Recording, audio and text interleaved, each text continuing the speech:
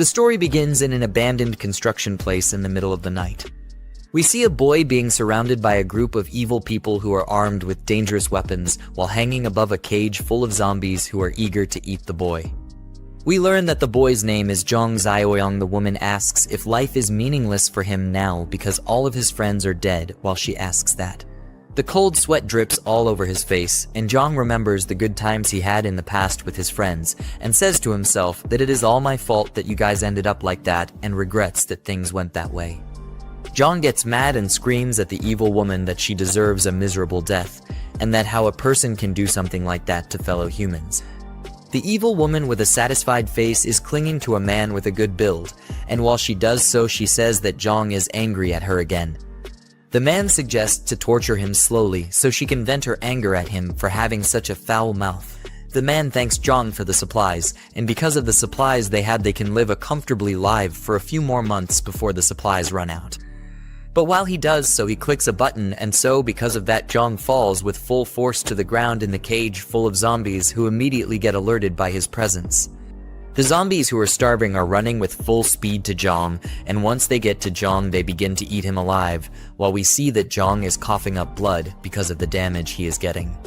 Jiang thinks to himself that if he had another chance to live again, he would make better use of it, and that he would make them pay for what they did to him and his friends so that he would never experience something like that again in his life. Jiang, who wakes up again after experiencing something terrible, gets called upon by the same evil woman who betrayed him in his previous life, and while the woman screams that he didn't put her name to the house deed, he couldn't grasp the situation he is in right now because he thought to himself that he had died just a second ago.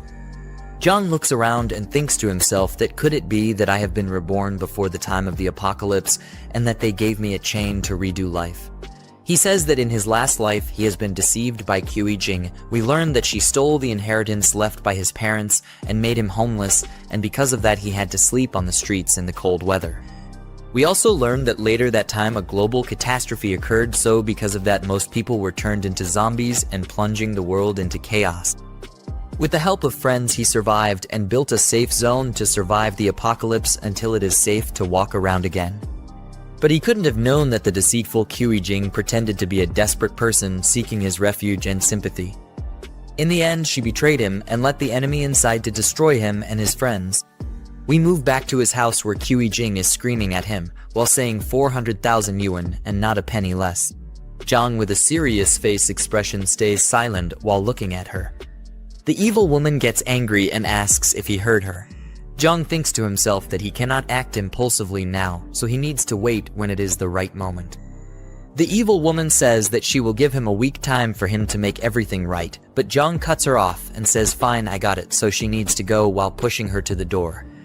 This shocked the evil woman a bit and thinks to herself that when did Jiang become so assertive, and asks if he wasn't her lackey before.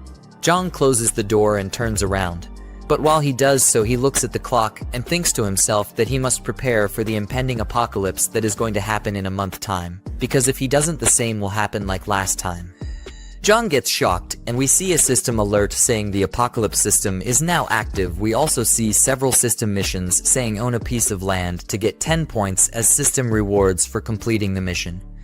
Jiang asks in a surprised tone what those points can be used for once he completes a mission, and how he will be able to use them. We learn that there is a system store displaying different types of items which can be bought with system points he earns from mission rewards. We learn that in his previous life, he saved every penny he got to save up for the evil's woman bride price, which left him malnourished. Jiang picks up his phone and gets a message saying, "Are you full?" and he thinks to himself that the zombies will be everywhere in a month's time, so he should eat good food until that happens. We move to an expensive-looking building. We see nice-looking food on the table, and Jiang asks to himself if this is the legendary Michelin 3-star expensive takeaway. He wonders what a 300 yuan braised pork tastes like.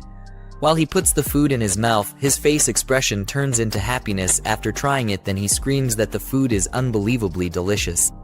We see that the neck is enjoying his food like a pig, but gets surprised to hear a message from his phone when he is just enjoying his food. We see that he is being called by the friend of the evil women. He thinks to himself if that manipulative woman cried to her friend again, and sighs at the view of the name on the phone. The friend gets angry at Jiang for treating her friend like that, and says that she only wanted him to prove his love to her. She also says that if you can't give her property, how can you love her, which is the stupidest thing I have ever heard. She says that Jiang was testing him a little and that he failed miserable, but if he brings 1 million by the end of the day in cash to them, she might help him to get her back to him. Jiang gets angry at her and says, "Who do you think you are for testing me like that?" and that she needs to get lost. The friend is trying to respond, but Jiang ends the call before she can do so. Jiang lays back on the couch and thinks to himself that he will build the strongest fortress on this land where no one dares to come, but not only is it becoming defensive, it is also built next to a water source and forest, so he will not run out of water that easily. We move to a hall full of people who are walking where the Mig gets greeted by a woman while she asks what he is looking for. The Mig tries to respond to the woman, but gets cut off by a man who we learn is the real estate manager of this place. The real estate manager asks the woman to help the others move boxes in the back because they have a lot of toilet paper that needs to be dealt with. The woman tries to respond to her boss, but gets cut off before she could do so. The real estate manager asks if she has forgotten who taught her everything in this field of work, and with an angry tone sends her to the back to help. The manager turns around and says to the Mick that a broke loser in cheap clothes can't even afford a toilet, let alone a house to life in. The Mick, his face expression turns dark and gets angry, so he asks the real estate manager if he is looking down on people or if he is just an evil person. The real estate manager says that he looks down on dogs like him, and he further says that if the Mick can afford a toilet, he will live stream himself eating shit. Jiang says to the real estate manager that he will find some fresh, hot, steaming ones for him later to eat on stream. Jiang comes back to business and tells the lady worker that he is not here to buy a house, but to buy land for himself, saying this with a confident face. The real estate manager and the lady worker can't believe their eyes when Jiang pulls out a black pay card, and cold sweat drips from their faces. Every customer in the building is shocked beyond belief, so they are asking what Jiang means by buying land, and if he knows how much money it will take to purchase a piece of land. Another customer explains that he has never seen anyone buy land so easily. They exclaim that Jiang must be a wealthy person to buy such expensive land. The lady worker still cannot believe her eyes and asks Jiang to please follow her because she will give him the best detailed introduction available.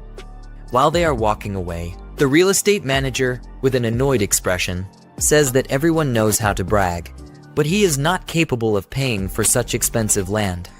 Jiang takes a seat on a chair provided by the lady worker, who further explains that these are the land pieces they currently have available, so Jiang needs to look carefully at which piece of land he wishes to buy. Jiang explains that there is no need to do so, and that he will just explain what kind of requirements he needs for his land. After that, she will need to look for the land that fits his requirements. Jiang further explains his requirements, such as proximity to mountains and water, so he has a water source. He also specifies that it needs to have convenient transportation and should have large buildings on top of it. The lady worker thinks hard before she answers, but is interrupted by the real estate manager, who adds that there is a piece of land in the East District that fits Jiang's requirements. The lady worker asks in a surprised tone why he suggests the East District, as there are still unfinished factory projects there and they cannot sell such land to a client. The real estate manager becomes angry and says that this broke loser's requirements are outrageous and that he is not here to buy an expensive piece of land, but to cause trouble for them. Jiang is surprised to hear that there is a piece of land that fits his requirements and asks the lady worker for confirmation. She responds positively but further explains that there are still unfinished factory projects because the construction team leader ran off, and there is no one to finish the work in time. Jiang thinks to himself that it is a great location because it fits all of his requirements. He further says that if he puts up barbed wire, it will be easy to defend, and the unfinished factories will also save him a lot of money. Jiang tells the lady worker that he will take that piece of land and would like to make a contract now so he can pay right away. The lady worker takes the papers back from Jiang and says in a scared tone that they are sorry for offering something like that. However, after she hears his response, she gets a shocked expression on her face and asks Jiang if he really plans to buy land with unfinished projects. Jiang confirms that he does and says that someone is waiting to eat some fresh poop later, so they should hurry with the contract and down payment, while the real estate manager is sweating cold drops of sweat. A while later, we see the real estate manager holding a receipt and saying that it is impossible. He further says with a dumbfounded face that he really paid a $300,000 down payment and questions how someone can buy such expensive land with unfinished projects on it. Jiang explains to the real estate manager, who still cannot believe his eyes, that he made the down payment and that it is up to him to perform in front of the camera, so he should at least enjoy it. Having had enough, Jiang walks away, while other customers tell the real estate manager that they have turned on the live stream, so he needs to hurry up. Another customer adds that his stomach doesn't feel good, but promises that it will be fresh for him. Jiang thinks to himself that he has spent all the bride money on buying that piece of land, but now he needs to figure out how to get money to stockpile supplies for himself. As Jiang ponders, a fat man walks past him and wonders if that was indeed Jiang. The fat man continues to his destination, but is surprised to see the real estate manager being forced to eat poop after making a deal with Jiang. The real estate manager, in a state of shock, protests that he doesn't want to eat poop, but the people ignore him and keep putting the poop in his mouth. The fat man, now angry, exclaims about what the hell is happening in his absence. We then move to the evil woman, who is meticulously doing her nails. She receives a call from the fat man and answers, greeting him and asking if he remembers her. The fat man cuts her off, asking if she knew that Jiang went to the real estate company to buy an expensive piece of land. The evil woman gets upset and asks how a broke loser like Jiang could afford something so costly. The fat man explains that it was a $300,000 down payment, so he must have used the bride money. The evil woman becomes even more upset, fuming about how Jiang could use her money, but the fat man calms her down and tells her she needs to figure out what's going on with him. The evil woman says that she will expose Jiang online for using her money, and for doing so behind her back. We then return to Jiang, who thinks to himself that buying supplies and building a base requires a lot of money, and he doesn't know where he can get such an amount when he's broke. Suddenly, there's a loud bang on the door, which surprises Jiang. It turns out to be the evil woman with her friend. Jiang asks what they are doing there, but the evil woman cuts him off, accusing him of spending her money behind her back. Jiang is dumbfounded and asks what she means, but the evil woman insists that she knows everything, including how he used her bride money to buy a piece of land, and since it was her money, the land now belongs to her. Jiang becomes angry and asks if she has suddenly gone crazy. He explains that he has plenty of money while slapping her with a stack of cash. As the evil woman looks on in disbelief, Jiang makes it clear that he will never give her anything and asks if he's dumb for knowing that she has been having an affair with the fat man for a long time. The evil woman begins to sweat coldly, wondering how Jiang found out about the affair. Her friend jumps in, saying that it's just a misunderstanding between a couple and that they need to take it easy. Jiang interrupts, stating that there is no misunderstanding and that a cheating woman like her is not his girlfriend. He tells her to go back to the fat man and, irritated by her presence, slams the door in their faces. The evil woman, left outside, thinks to herself about how Jiang knows about the affair since they were very discreet when booking rooms. The evil woman and her friend start to leave, but the friend stops her and asks if Jiang told the truth about her affair with the fat man and why she didn't mention it before they confronted Jiang. The evil woman uses the excuse that they only booked a room a few times. The friend, concerned about how everything has spiraled out of control, suggests that they should go back and come up with a plan to handle Jiang. The evil woman agrees, saying that it is the only thing they can do at the moment. However, the friend thinks to herself that since the evil woman messed up with Jiang, she now has a chance to claim Jiang for herself. After all, they are good sisters, but she's not holding back. We then move back to the construction site where Jiang has bought the land. Jiang is asking a middle-aged man how long the renovations will take to complete. The middle-aged man, clearly perplexed, asks Jiang what kind of force he has offended to require such extensive renovations. Jiang explains that he doesn't need to know the details and that asking too many questions isn't helpful. He then inquires about the cost to complete the work within a month. The middle-aged man tries to explain that it's impossible to finish in a month, but is cut off by Jiang, who says that if he doesn't want to do it, he'll find someone who will. The middle-aged man reluctantly agrees, but clarifies that his concern isn't the timeline, but the cost that will need to be paid. Jiang asks what the price will be, and the middle-aged man explains that because the construction needs to be expedited and the work intensity will increase, the cost will need to be at least this amount. Jiang, surprised, asks if $20 million is enough.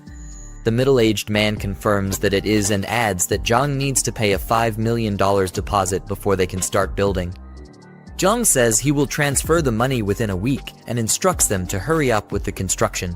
The middle-aged man tries to respond, but is cut off by Jiang, who adds that if the deposit isn't paid, the land will be his, so the man shouldn't worry about the payment. The middle-aged man agrees and acknowledges Jiang's terms. Suddenly, the friend of the evil woman calls out to Jiang. He turns around with a confused look on his face. The friend clings to Jiang's arm and asks him what he is doing there. As the crazy witch's friend clings to Jiang innocently, she asks him what he's doing there. Jiang looks down at her in anger and remembers that she was the one who persuaded the crazy woman to swindle him out of his family's property in his past life. He swore to pay her back twice the misery he suffered, with his face still filled with rage. The friend, on the other hand, was still asking what he was doing there while trying to act like a good girl. She asked him if this was the land he bought and complimented the scenery, calling it a very nice place. She then asked if he planned to build there, while desperately squeezing her melons against his arms. Jiang pushed her away and told her that whatever he was building had nothing to do with her. The girl was completely shocked at his actions. She didn't think a pathetic loser would have the mind to push away a hot chick like her. She asked herself what was going on and didn't understand why Jiang was acting so weird that day. In a normal circumstance, just touching her hand would make him blush and his heart race. But now he was completely irritated by her presence. Even after deliberately caressing his hands, he still had no reaction towards her.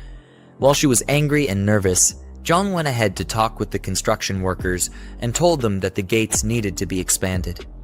The crazy girl's friend called out to him, but he just ignored her like a piece of garbage.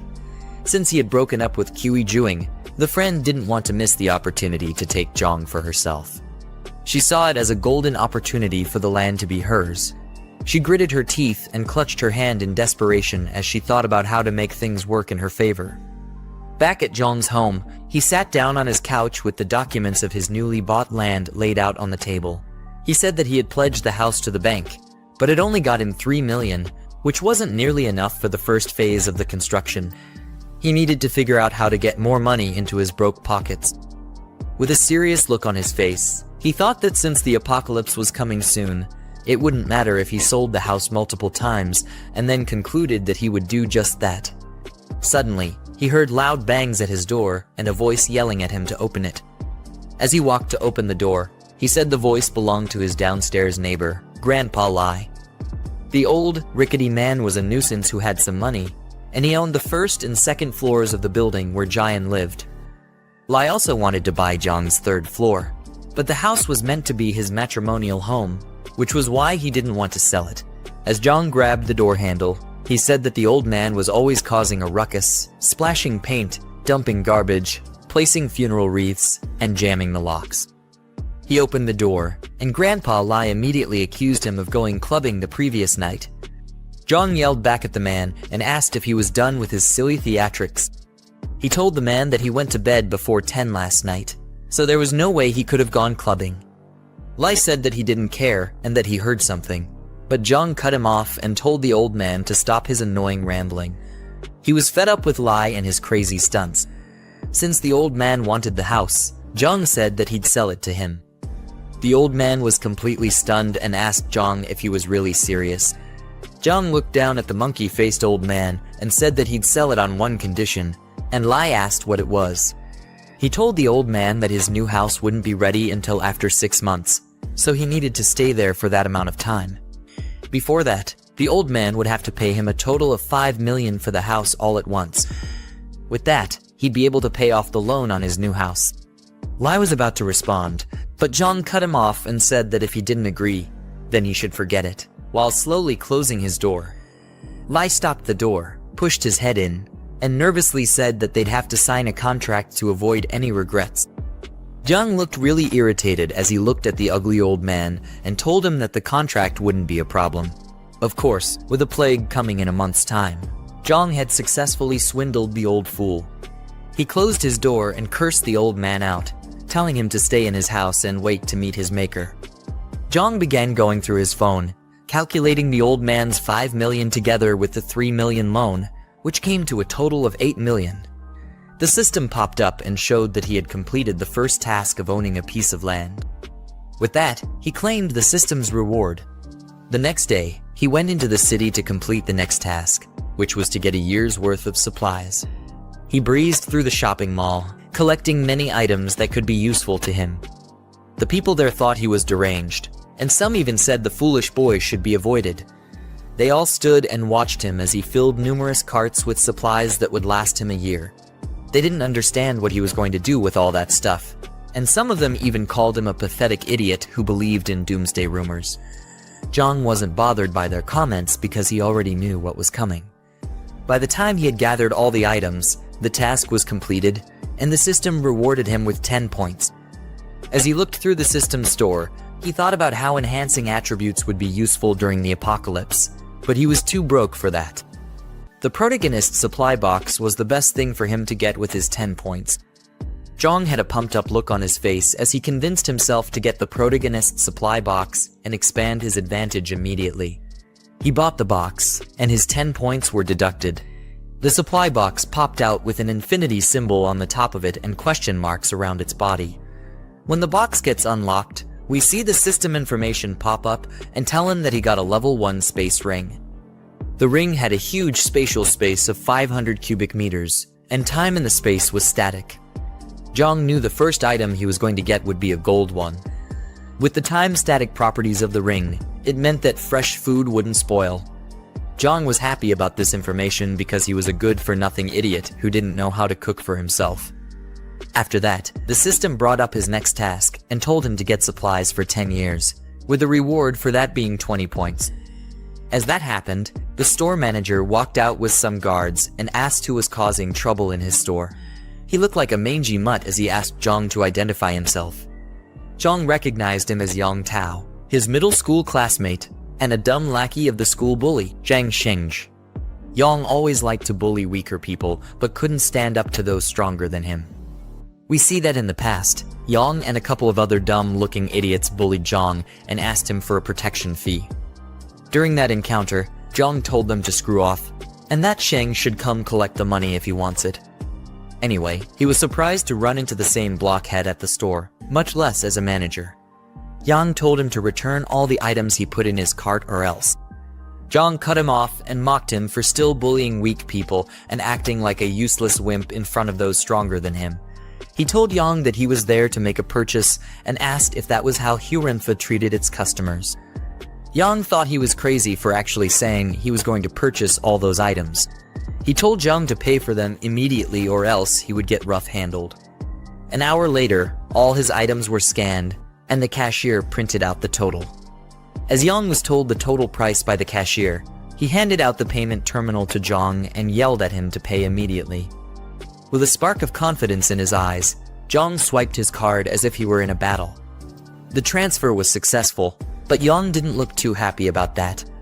As he walked away with his guards, Jiang called him back. Yang was already pissed off enough, and he asked Jiang what he was doing.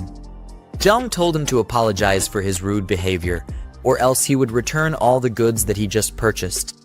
The store manager felt insulted and told Jiang not to push his luck, but the other customers interrupted him and told him to apologize. They told the blockhead that an apology wasn't much, and if he didn't, they wouldn't let it go. One of them had even started recording and was ready to make Yang a famous piece of shit. Jiang told him again to apologize, and if he did, Jiang said he would buy 10 times the amount of items he had already bought. Yang didn't believe his words, so Jiang told him to bring the POS machine so he could show his balance. He swiped his card on it, and Yang was shocked to see that the pathetic weakling he knew had over 7 million. It was an amount that he had never attained in his wretched life. Once again, Jiang told him to apologize. With no choice, Yang bowed down like a peasant and said he was sorry. As he bowed, Jiang patted him on the head and told him not to be so reckless in the future and to leave room for others. Yang had an utterly defeated look on his face, but he couldn't retaliate since it would only bring more trouble for him. He asked Jiang what he was doing with all the things he bought, and the mix said he was planning a big venture. Yang told him that the supermarket's inventory wouldn't be enough for his venture and that he needed a wholesaler. Jiang turned back his head and asked Yang if he knew some wholesalers since he worked at the store. Surprisingly, the wholesaler he knew was Sheng, the dumb bully who always extorted Jiang in school. Yang quickly called Sheng and told him that he had found a big client. Jiang looked disappointed at the fact that Yang was still Sheng's useless slave. He wondered how much gray income the two of them could have made in the supermarket. After that, Jiang and Yang went to a warehouse. A badass car swiftly drove in and nearly turned Yang into a cadaver. Jiang was angry at how arrogant the driver was. The driver, Sheng, stepped out of the car, smoking a cigarette and puffing the smoke clouds in the air. Yang introduced him to Jiang and asked if he remembered him from their high school days. Sheng proved that all the smoke had clogged up his ears as he made Yang repeat himself.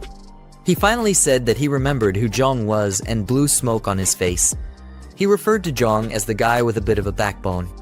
He tugged at Jiang's hoodie drawstring and called it a fake designer brand. Sheng said he hated people like him who pretended to be rich when they weren't. Jiang replied by saying that he didn't know if it was a designer brand and that he just bought it from a random store. Sheng grabbed Yang's head and yelled at him for bringing such a useless guy as a client. He told Yang that his time was wasted with Jiang's presence and kicked him in the butt. Yang tried to explain that his client was a really big one, but Sheng didn't believe the idiot's words. He said that he could tell who was rich, and he wasn't because he had been in the business for many years. But it was obvious that his brain and eyes were also clogged up from his rubbish cigarettes. Jiang felt his aura wasn't working and said that he couldn't intimate illiterates like Sheng, who looked down on people. Sheng arrogantly grabbed him by the collar and told him to repeat what he just said. But Jiang wasn't fazed by the fool. Jiang repeated himself and said that he looked down on people, but Sheng focused on the part where he was called illiterate. Jiang took it that he didn't mind being told that he looked down on people. Yang then tried to calm down the situation and said that Sheng's sore spot was when people called him illiterate because he really was one, and he hated being called that the most. Sheng kicked him to the side like a trash can and told him to shut up since he could talk so well.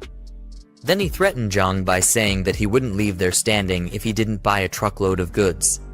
Jiang whipped out his phone and told the dumb bully to stop tugging on his collar and show him the account he was going to pay to. Seconds later, he wired $1 million to Sheng, who was surprised to see such an amount of money. He looked completely baffled as he read the transfer details on his phone. Jiang let him know that there was no other reason for him to be there.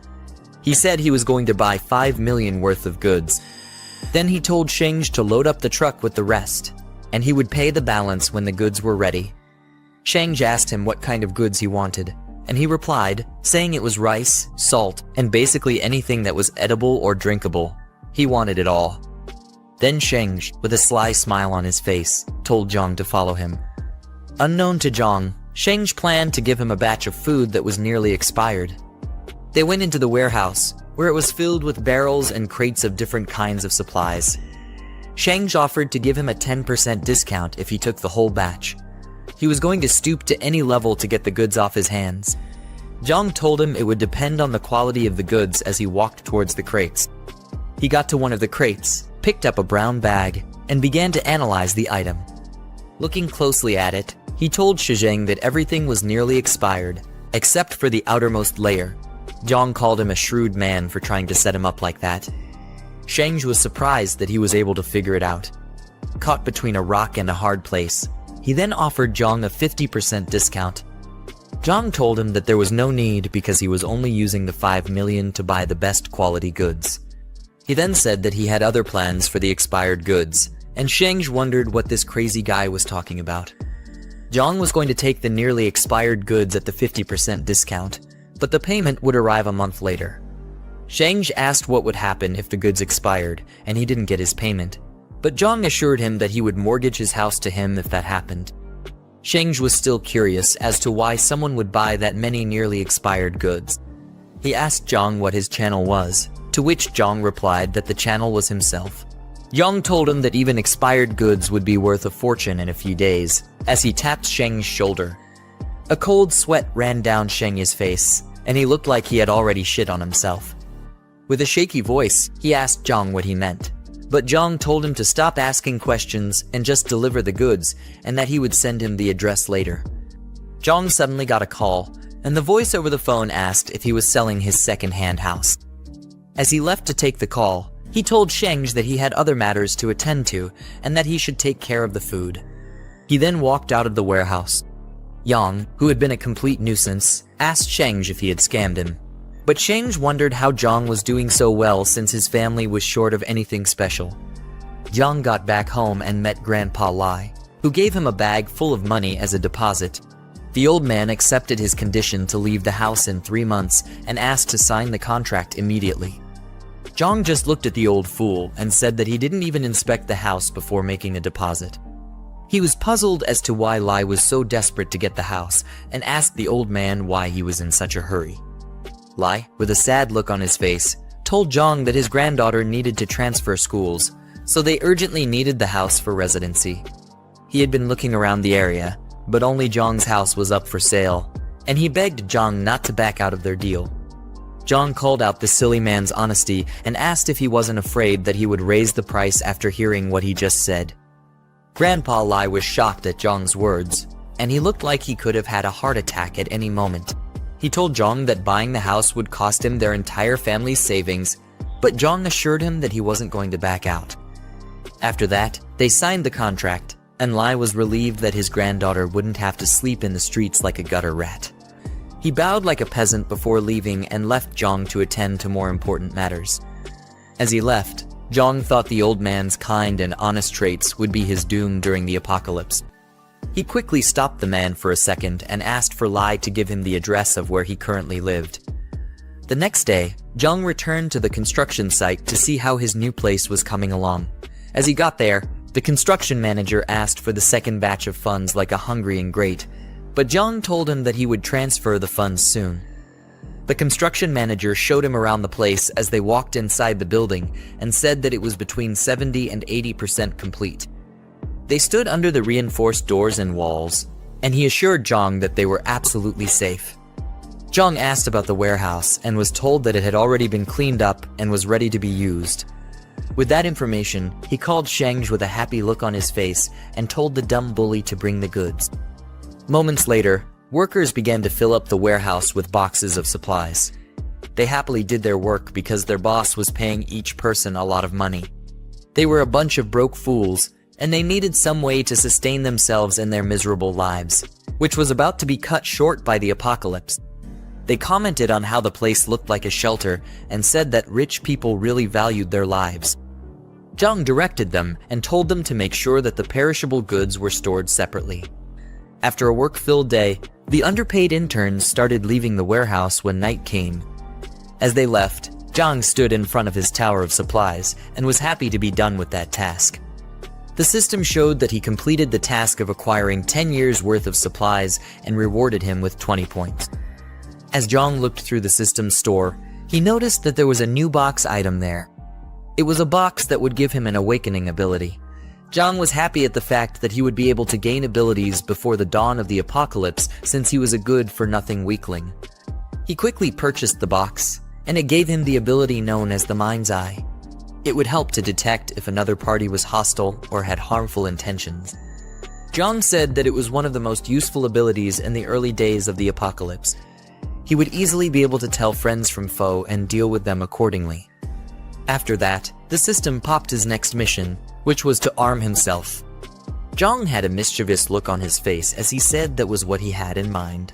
It was nighttime at the market, and all sorts of vendors and customers could be seen prancing about, looking for the next best rare item to purchase. For a bunch of fools who were clueless about the apocalypse, everyone there seemed to be eager to get something important. Jiang walked through the streets of the market as he listened to the idle chatter of everyone around. Customers were trying to determine if items were real or fake, and the vendors were tired of dealing with annoying idiots. They all had stern looks on their faces, as if they were all trying not to be intimidated. Jiang's attention was caught by someone who was trying to haggle like a thief.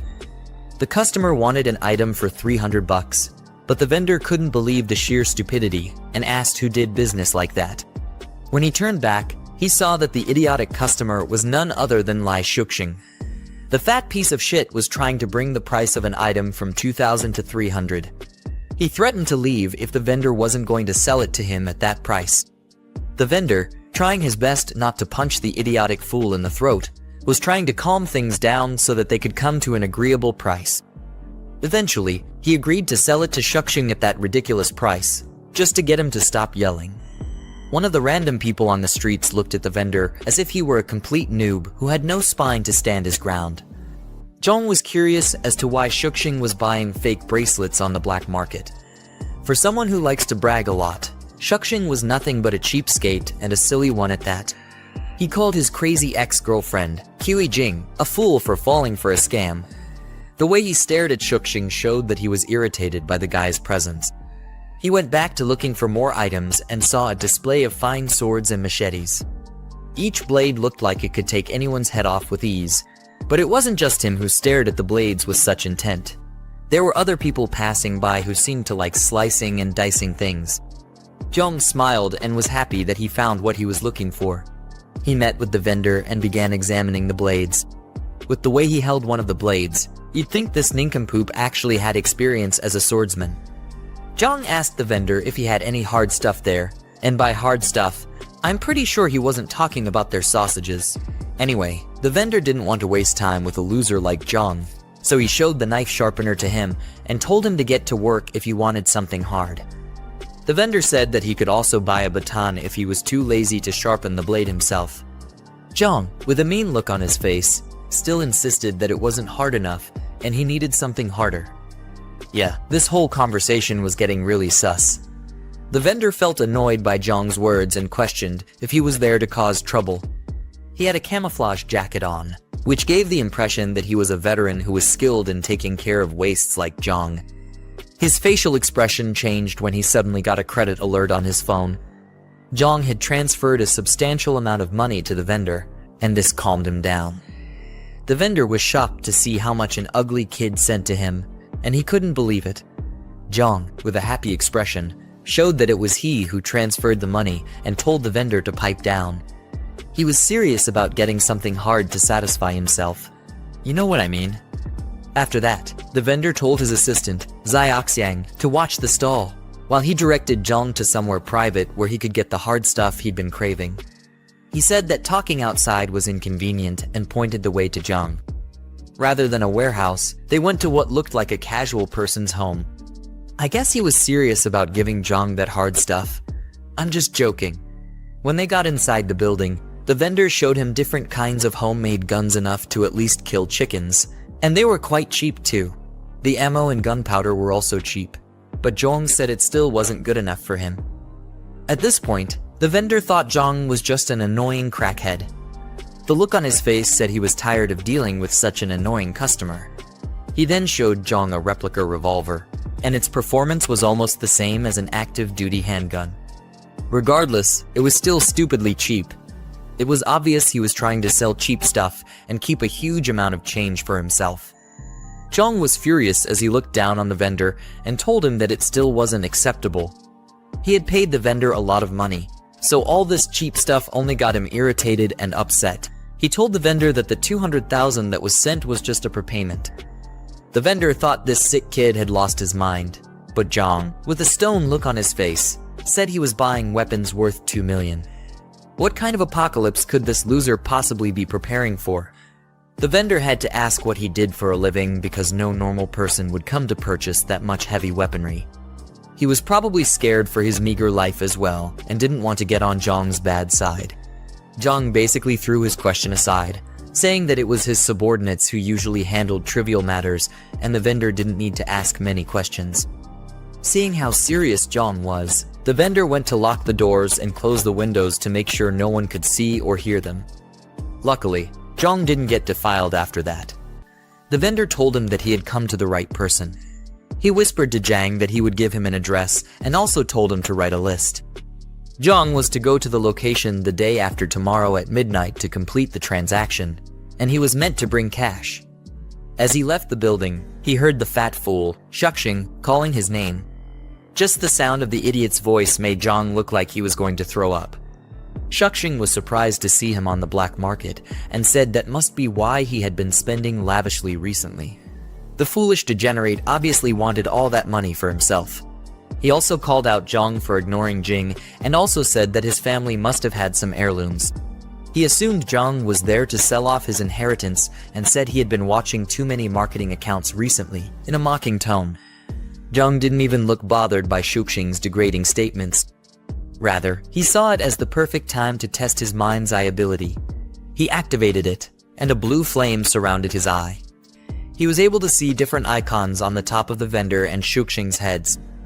The icon on the vendor's head looked friendly, while that of Shuxing showed he was definitely an enemy. Jiang was glad that the ability worked as expected. He turned back and began to mock the fat piece of garbage, saying that he must have tricked Ku Jing by buying fake and second-hand goods in order to clap her cheeks. Jiang said that she was just his second hand, who was worth the fake items. Shuxing was infuriated by Jiang's words, but he made no attempt to deny that he was a broke loser who had to buy cheap items to clap a girl. The vendor asked Jiang if they knew each other, and Jiang said that the fat fool was an enemy. Thanks to the money he was offered, the vendor began acting like Jiang's silly lackey and said that he'd handle Shuxing, while Jiang went ahead to handle other matters. The rest of his dumb friends came out to tag along in the drama, and Jiang told him not to kill the fatso since he still had plans for him. Shuxing was already shaking like a chihuahua as the goons slowly walked toward him. He tried to put up a tough attitude, but it was no use. The arms dealer swung out a baton, which made Shuxing try to negotiate with them. The proud fool was now a sacred wimp, and he had probably pissed on himself. The arms dealer and the rest of the goons gave Shuxing the beating of a lifetime. Laying defeated on the floor, Shuxing swore to get back at Jiang for humiliating him. 2 days later, in the dead cold of night, Jiang unveiled his new guns, which were delivered in a truck at his warehouse. With his new arms acquired, his task was complete, and he was awarded 10 points by the system. As a bonus reward, he was also given 2 physical enhancement potions. Rather than an actual potion, it was basically just a syringe, which meant that the system was obviously forcing this guy to do drugs. Anyway, Jiang noticed that the potion's effectiveness was as good as the one in the store. He brought out one of his hands and lifted the other in the air as he got ready to inject it into his body. As he used the potions, he gritted his teeth in pain, and his eyes went completely white. It was either he was feeling ecstatic like a junkie who just got his daily dose, or this idiot was about to die. Luckily, his second chance at life wasn't about to be wasted so easily. According to him, the average adult male had a strength of 5, but with the added 2 points from the potion, he got a 40% increase. He rolled up his fists as if trying to get a good feel of his new strength, but he still looked like the same old useless loser. Still, it wasn't enough for him. Jiang opened up the system's store and looked through the 2 items that were left. He decided to maximize his advantage by buying an extra physical enhancement potion. While injecting himself, he winced like a little girl who was getting touched inappropriately. The extra potions brought him to a total of 8 points, and he had 60% more power than the average person. All that was left was to find a punching bag to test his new powers on. He looked to the wall by his side and saw some bags of cement and a couple of rods on the floor. As he picked up one of the rods, he looked like he was still unsure about his new powers, but there was only one way to find them. He pulled out some sweet Bruce Lee moves as he kicked the rod, bending it and sending it flying towards the wall, which also cracked the wall. With his new strength, Jiang felt like a big bad boss who was not to be messed with in any way. He was sure that he would be able to easily handle early-stage zombies when they showed up. After that, he decided to store the guns in the space ring since they wouldn't take up much space there. The weapon crate shrunk and flew into the ring as if they were being sucked in by a black hole. The day after tomorrow was going to be the first day of the apocalypse, so Jiang was trying to make sure that there was nothing else he had to do. Flashing through his mind was the memory of Grandpa Lai, telling him about his granddaughter and how they needed his house for residency. Jiang felt stupid that he couldn't completely ignore the old man's unfortunate situation, even after suffering at the hands of human treachery. He decided to send the man some essential supplies for the apocalypse, but it was up to the old fool to survive or become a tombstone. Jiang said it was going to be his repayment to the old man for funding his apocalypse plan. The next day, a black call pulled into what looked like an abandoned neighborhood. Jiang stepped out of the car and said that whoever was going to look for this filthy slum definitely needed some kind of GPS. He had to walk all the way to the top floor where Grandpa Lai was staying so that he could deliver the supplies. From the looks of it, the old man was a broke fool, and Jiang said he had a screw loose in his head for living in such a cheap place. Before knocking on the door, he remembered to take out the supplies from the space ring first, so he wouldn't have to get into a long explanation with the old man. After setting out all the boxes, he knocked on the door, and Lai crawled with his rickety legs to open it. As he opened the door, he already started saying that he would pay his rent by next Monday, but he had no idea who he was talking to at first. It was obvious that there were barely any working brain cells left in the man's head. Seconds later, his eyes sparked open, and he recognized that the person in front of him was Jiang. He was even more surprised to see the huge number of boxes that surrounded Jiang. It's as if his eyes finally started working well, and he asked Jiang what all the boxes were for. Jiang said he'd explain later and asked the man to help move all the boxes into his home. They had to be discreet about it so that the nosy neighbors wouldn't think they were doing something illegal. Jiang ended up doing most of the moving because the old man was an incompetent piece of garbage. Lai wished he was like the young folk because of how much stamina they had. He said young folk like Jiang could move so much stuff in one go without being out of breath. But I'm pretty sure moving just one box nearly sent him 6 feet under. When they were done, check the room and the door to make sure it was sturdy enough. While he was still looking around, he told Lai to listen well to what he was about to say. The old man's eyes and memory were barely working well. He was definitely expecting too much if thought that Lai's ears would be working normally. Jiang told Lai that he should use the supplies wisely and that they would last him for half a year. Then a picture caught his attention, while the old man was telling Jiang to keep the supplies in his room because they would be moving in soon. Jiang didn't even pay any attention to the old man's words. He had given him the supplies, so if the old man wanted to continue being a fool, Jiang wasn't going to be bothered. The photo that caught his attention showed Grandpa Lai and a very beautiful, brown-haired young lady.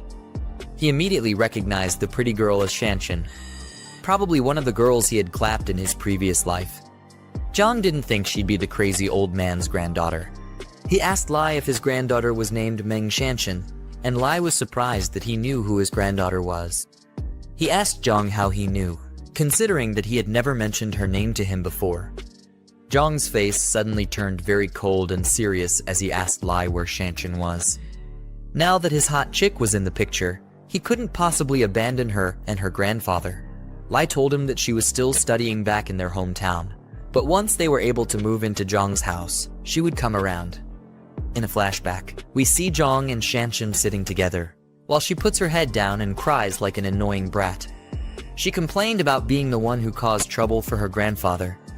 Jiang had a sad look on his face as the scenes flashed through his mind. He remembered that in his past life, Shanshan said her grandfather risked his life to rescue her from the captured high school.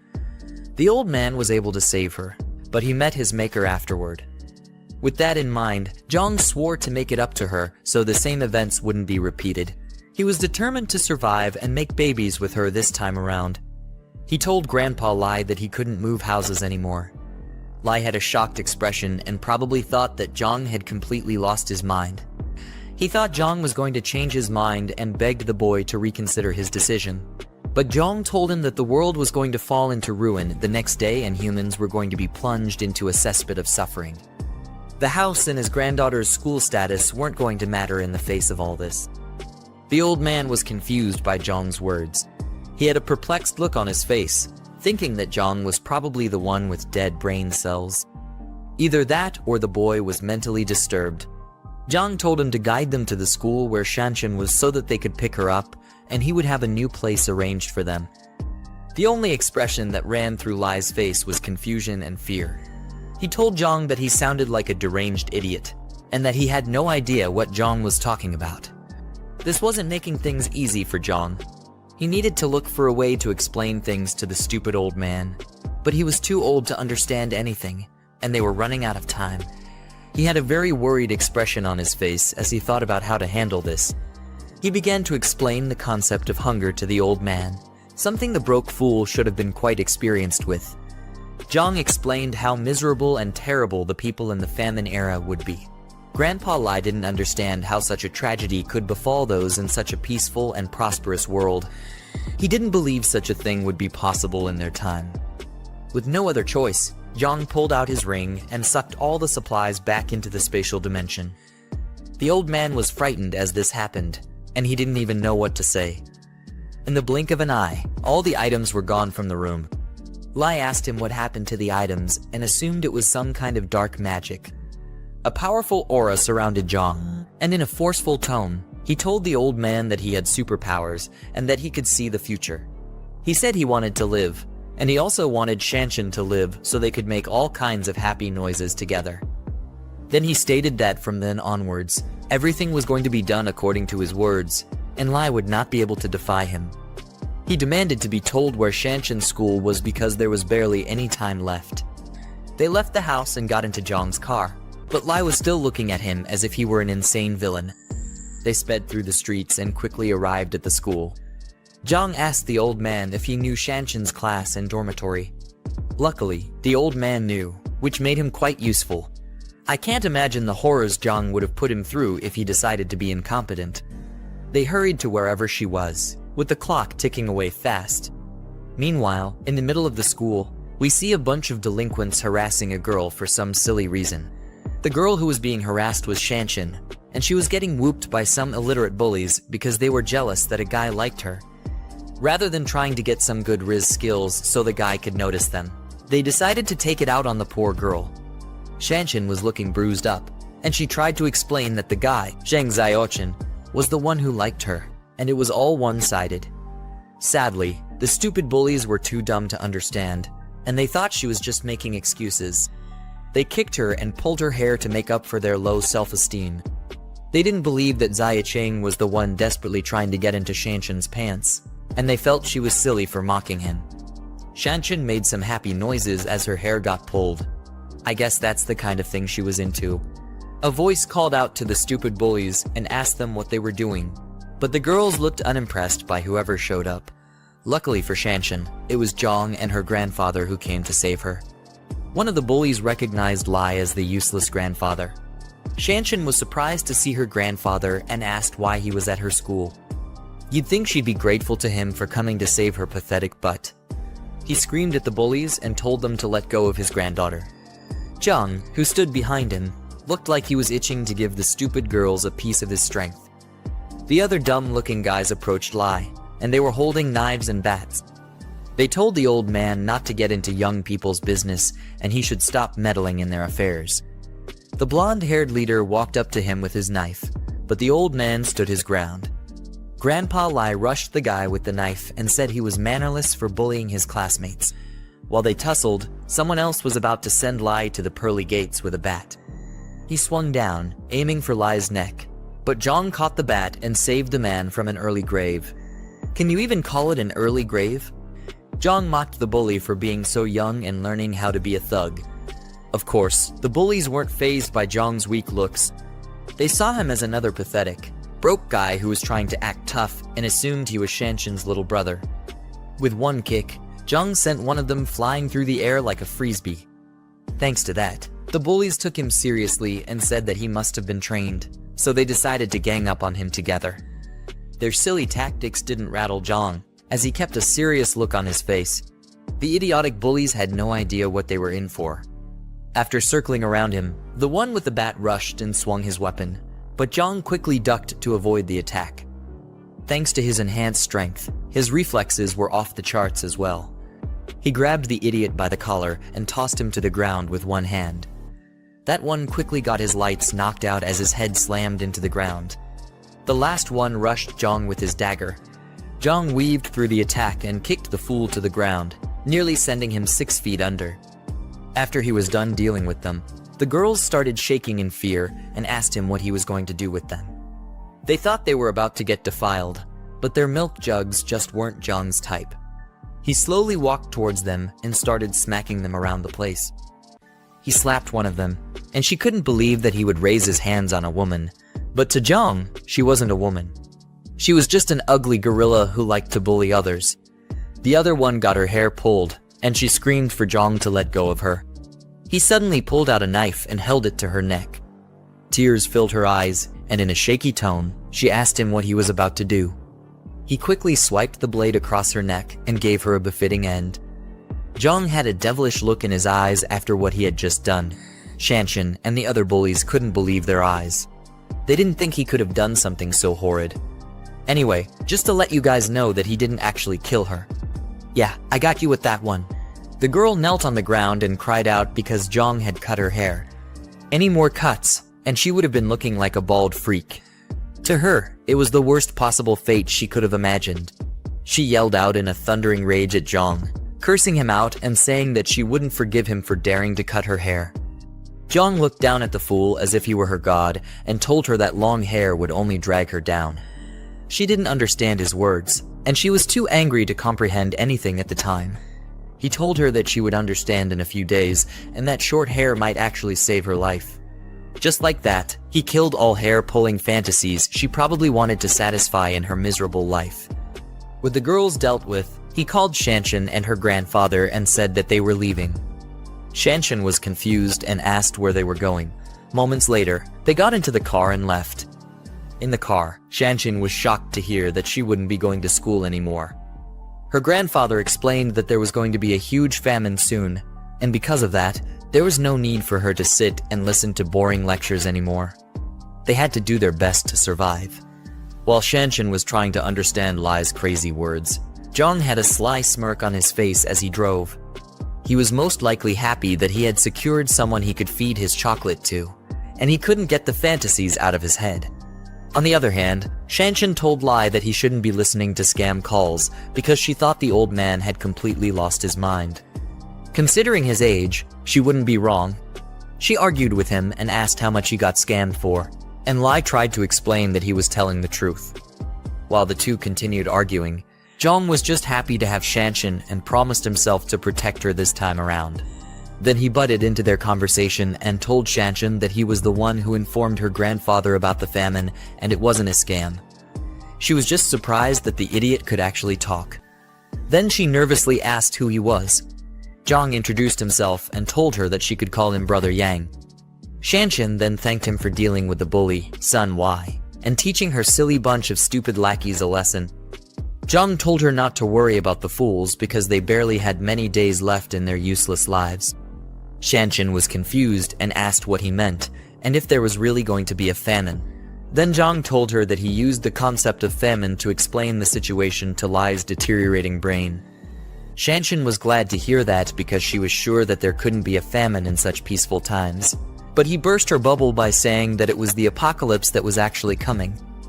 Now, she was even more nervous as she exclaimed the word apocalypse in confusion. Jiang claimed that the time was right and told her to check her for short videos and the news. He said if nothing unexpected happens, she should start seeing signs of the situation. Shanshan quickly picked up her phone and came across the news of someone with rabies who was biting others like a mad dog. From her phone, you could see some officers trying to hold down the despicable zombie-like person as he struggled to break free. More news came up about a strange smog, and they highlighted that it had a strange smell. Kinda like Jiang, considering that the piece of garbage hasn't showered since the beginning of this book. More screams could be heard from Shanshan's phone as people complained about getting bit by others. Her face was struck with fear. She couldn't believe the horrific events that had started to take place and thought it must have been a dream. She was completely shocked to hear Jiang say that these were all expected events and that they were signs of the beginning of the apocalypse. This idiotic girl still stupidly asked if there was really an apocalypse, even after seeing the signs on her phone. I guess stupidity runs in her family. The next day was going to be the first day of the apocalypse, and the toxic smog would cover several provinces, including Province B. The unknown toxic smog was going to affect all living creatures, and chaos would be slowly unleashed in the world. Slowly, a significant portion of humans would be turned into repulsive, brain-dead zombies, and everything would fall into ruin. People would try to run for their meager lives, but their efforts would be completely useless. Eventually, the zombies would catch up to them and turn them into a McDonald's Happy Meal, eventually turning the innocents into filthy zombies as well. Jiang said that Shanshan should obviously know what zombies were. She obviously did, But the whole story was still too unbelievable for her. Being popped out of school to being told about an apocalypse was the last thing she expected in her life. While they were stuck in a traffic jam, Jiang told her that she would believe everything in the coming weeks. By then, she would cling onto his sausage like a desperate ex-girlfriend because he would be her only saving grace. Jiang was pissed about the traffic jam and noticed that even the emergency lane was stuck as well. Grandpa Lai was worried, so he asked Jiang what they would do if the zombies caught up to them in the traffic jam. But Jiang said that it wasn't that urgent yet. But he started to think about it and the possibility of a small outbreak occurring while they were trapped there. While he was thinking about it, some crackhead driver tried to cut in front of his car. Jiang blocked him but suddenly slammed the brakes, nearly sending the old man and Shanshan flying through the windshield. Jiang was angry that the reckless driver was trying to cut into the emergency lane without a turn signal. He wasn't going to let the idiot get away with such tomfoolery, so he started driving like Vin Diesel in the Fast and Furious movies. The car kept trying to cut into the lane, but Jiang wasn't about that life. The stupid driver pulled up beside him and started yelling and cursing him out, but Jiang ignored the foolish ingrate. Lai tried to advise Jiang to let it go because the idiot looked like a rich and powerful person, but Jiang was ready for the worst. If the driver eventually wanted to step out and cause trouble, he was ready to beat him to a pulp. The traffic was over, and the cars finally started moving after being stuck for almost an hour. Shanshan noticed the reckless driver from before was still trying to cut in front of them, and she told Jiang to watch out for the fool. At this point, Jiang was enraged, and he was ready to send the idiot to the deepest depths of hell. The two of them got into a crazy road rage, and Lai begged Jiang not to stoop to such a foolish level. With the apocalypse already approaching, Jiang wasn't bothered about traffic rules anymore. He said that there was no need to be lenient with a stupid, reckless driver. He eventually broke free, causing the driver to nearly crash by the side of the road. The ugly fool got out of his car, cursed him out, and called the police, telling them to find the plate number of Jiang's car. He was probably another spoiled rich brat who loved to spend daddy's money recklessly. He swore to get back at Jiang and teach him not to mess with certain people. At nighttime, Jiang got back to his new safe house. As they stepped out of the car, Grandpa Lai and Shanshan were amazed at how massive the place was. Shanshan even said the place was a bit too much. It definitely won't be when she and Jiang finally get down and dirty. Jiang told them to get some rest because the following days were going to be a whole lot tougher. The next morning, Jiang was standing in front of his huge window while sipping a hot cup of coffee. Shanshan stepped out of her room, yawning and stretching, while stating that it had been so long she slept so well. She finally didn't have to wake up like she was at a boot camp and get ready for morning classes. Jiang looked glad that she was able to rest well. I guess he couldn't satisfy his urges yet since her grandfather was still with them. He then asked to go with him so they could check out the fortress together. You'd think they'd finally have some alone time, but Lai the Great Fool just had to tag along. As they took a tour of the place, Jiang told them that the walls were made of reinforced concrete and the remote-controlled gate was also made of pure steel. The only way to break through was with heavy weapons, so neither zombies nor regular humans could easily get in. He reminded them that without his permission, no other person was allowed into the fortress except the three of them. Shanshan asked whether they were going to let survivors who made it to the fortress just die like a bunch of wastes. He ignored her question and told her to follow him like a lost puppy. He explained how people's true intentions would be unpredictable during the apocalypse. Being too kind would get them swindled, and humanity's dark side would fully show itself when the events begin to unfold. They walked to the back of the building and came to a place he called the buffer zone. They were shocked at how huge the place was. We could see some lined up crates and a small building that was to serve as a shelter. Jiang told them that if survivors came while he was away, the buffer zone could provide them with temporary shelter, but they would not be allowed into the fortress until he returned. Next up, he said he would take them to the food storage, which was the most important thing in an apocalypse. If they weren't able to find food, Jiang and Shanshan might have to start eating themselves, not in the way your dirty mind was thinking about. He said he'd show them the areas of food that would be distributed sparingly. As he led them into the food warehouse, he suddenly stopped to look back at them. He activated his mind's eye ability to make sure that Lai and Shanshan were truly on his side. The two of them looked confused because they didn't understand what he was doing. Jiang saw two happy emojis at the top of their heads and figured it was a sign of trust. It was his first time seeing it, which meant that the old man and his granddaughter completely trusted him with their lives. Jiang brought out a weapon crate from his ring and told them that weapons were the most important thing during an apocalypse. Isn't it supposed to be food?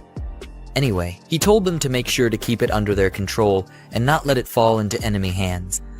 The two of them were shocked as they picked up a shotgun and a crossbow. It was as if they had slowly started realizing how serious things were. Lai, with a stupidly dumb look on his face, agreed to keep the weapons under control. With that done, the system popped up and showed Jiang that he had completed the task, which was to reunite with Shanshan. It then told him to find and rescue his former companion, Zhang Kai.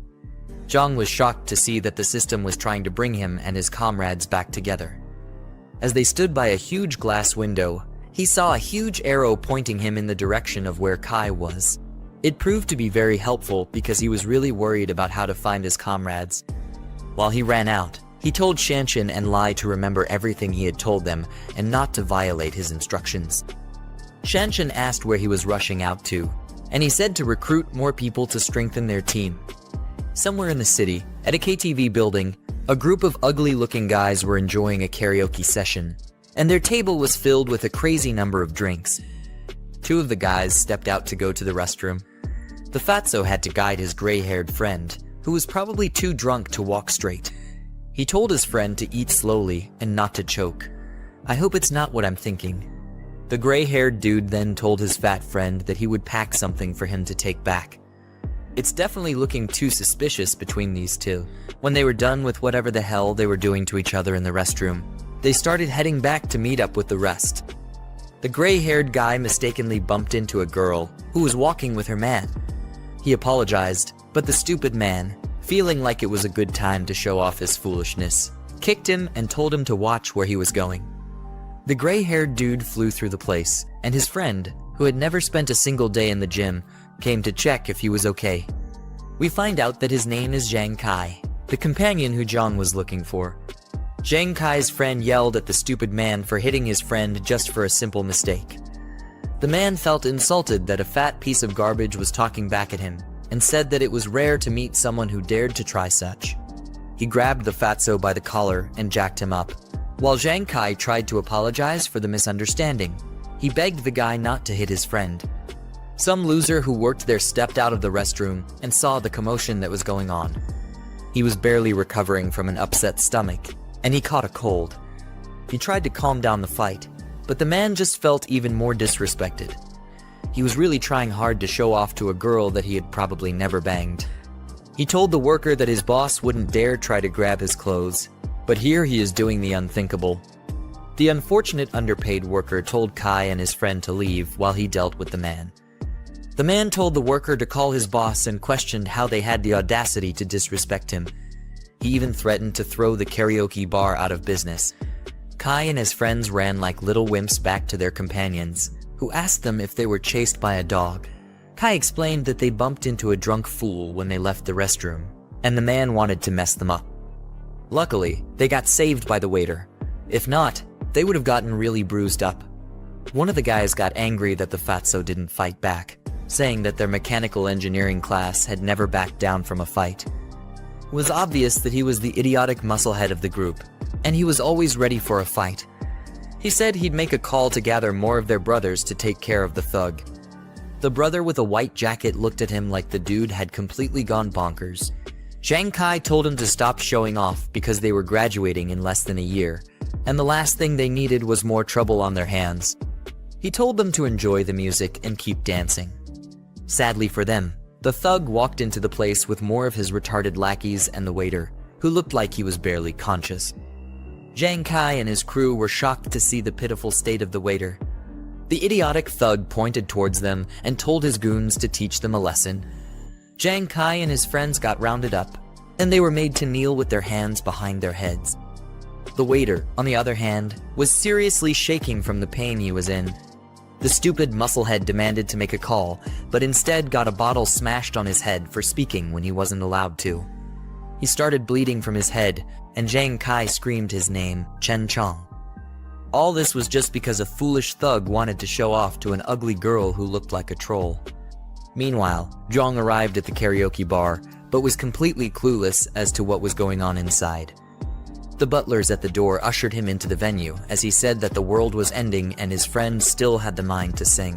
While the music was going on and the lights of the club were still spinning, Chong was bleeding from his head like a waterfall after one of the thugs smashed his head with a glass bottle. The thug still held the broken bottle as if he were prepared for another round, while Jiang Kai called out to his bleeding friend.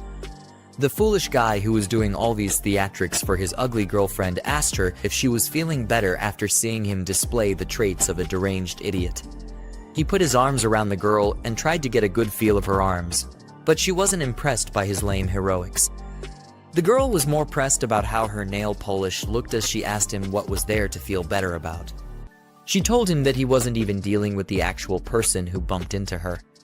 The thug, with the brain of a buffoon, turned his attention to Jiang Kai. He held the broken bottle to Jiang's face and slowly approached him. The girl still showed no signs that she was the least bit impressed with all this tomfoolery. Meanwhile, Chong was slowly getting up and trying to recover from his bleeding head. Out of anger and frustration, he quickly reached for an ashtray and wanted to use it to make the thug pay for nearly sending him to his maker. He tried to smash it on the guy's head, but the other goons held him back. One of the brain-dead thugs called him a little punk and mocked him for being foolish enough to try and fight back, given his unfortunate circumstances. Chong struggled to break free, but it was no use because he was too much of a weakling to them. The thug, who was nothing but a simp, felt irritated and angry that Chong was bold enough to try and fight back. He didn't expect him to have so much guts, and he gritted his teeth fiercely in anger. As the other goons held Chong down, their leader smashed another bottle on Chong's head.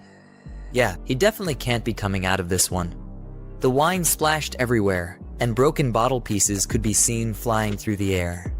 Chong was knocked out cold, and he slumped to the floor like a sinking rock. Jiang Kai and the rest of his friends were completely shocked at the horrid event they just witnessed. You could see the anger on one of the friends' faces, while the other two tried to call out to their friend. At this point, there wasn't any need for them to hold back anymore. They had tried their best to be calm and respectful, but it ended up quite bad for them. Jiang Kai and the fatso rushed towards the leader of the thugs to send him 6 feet under, while the last guy stood at the back, holding a baseball bat. On the other hand, one of the waiters was hiding in the corner and shaking like a pathetic coward. In the background, you could hear the thugs calling Jiang Kai a punk, and they were furious that he just wouldn't back down. Things got out of hand, and everyone was ready to go all out. Lao Si was told to grab one person and make sure that they never see the light of day again. While everyone was brawling and being a nuisance to the club, the waiter was in a lot of pain, and he groaned as a lot of cold sweat ran down his body.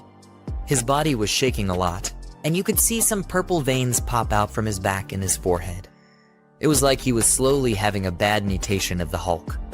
At the same time, Jiang Kai was dishing out knuckle sandwiches to all the idiots who tried to mess with him and his friends. He swung hard at one of the goons, but the guy was quick enough to dodge, while another person was coming at him from behind. The waiter, who was shaking like a junkie earlier, now looked completely possessed, with blood dripping from his eyes. His eyes had gone completely white, he was sweating profusely, and he was drooling like a hungry beast. As he looked at the bunch of fools who were fighting, all that ran through his mind was how good they would taste once he got a bite.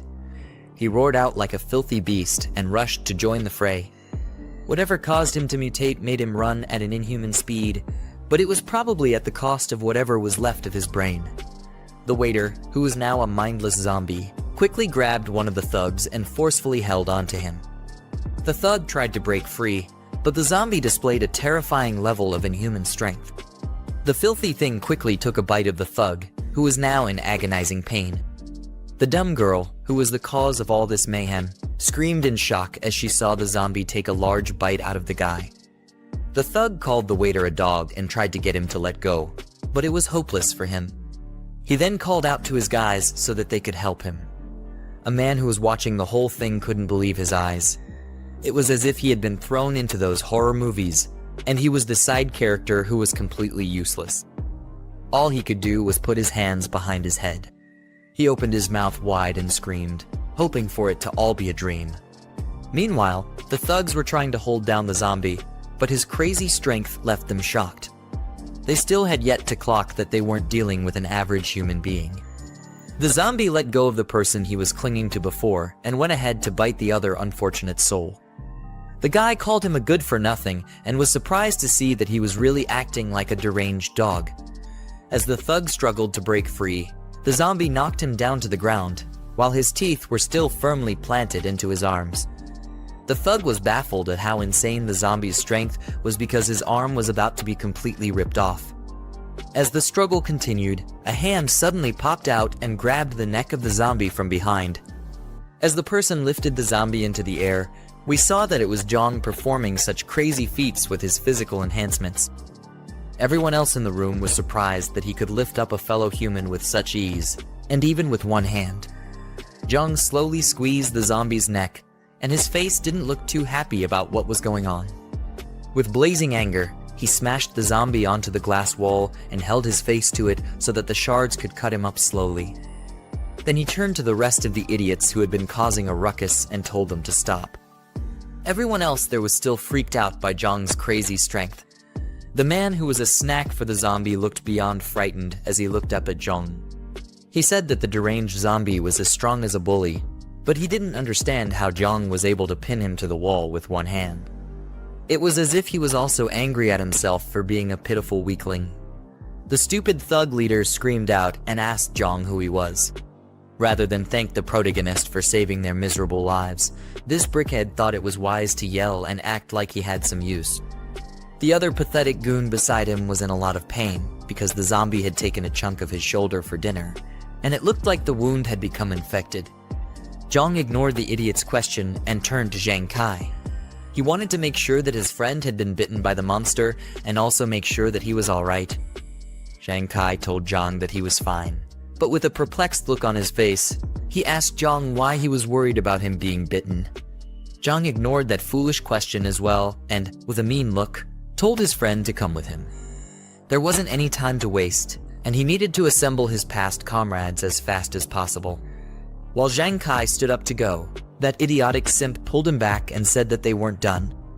A literal zombie just wreaked havoc in their midst, and his men were severely wounded, but he was more bothered about how much he had to impress some ugly girl, who he had probably never laid before. Anyway, as he was being stupid, one of his goons, who got bit on his shoulder, suddenly started coughing and complaining about his spinning head.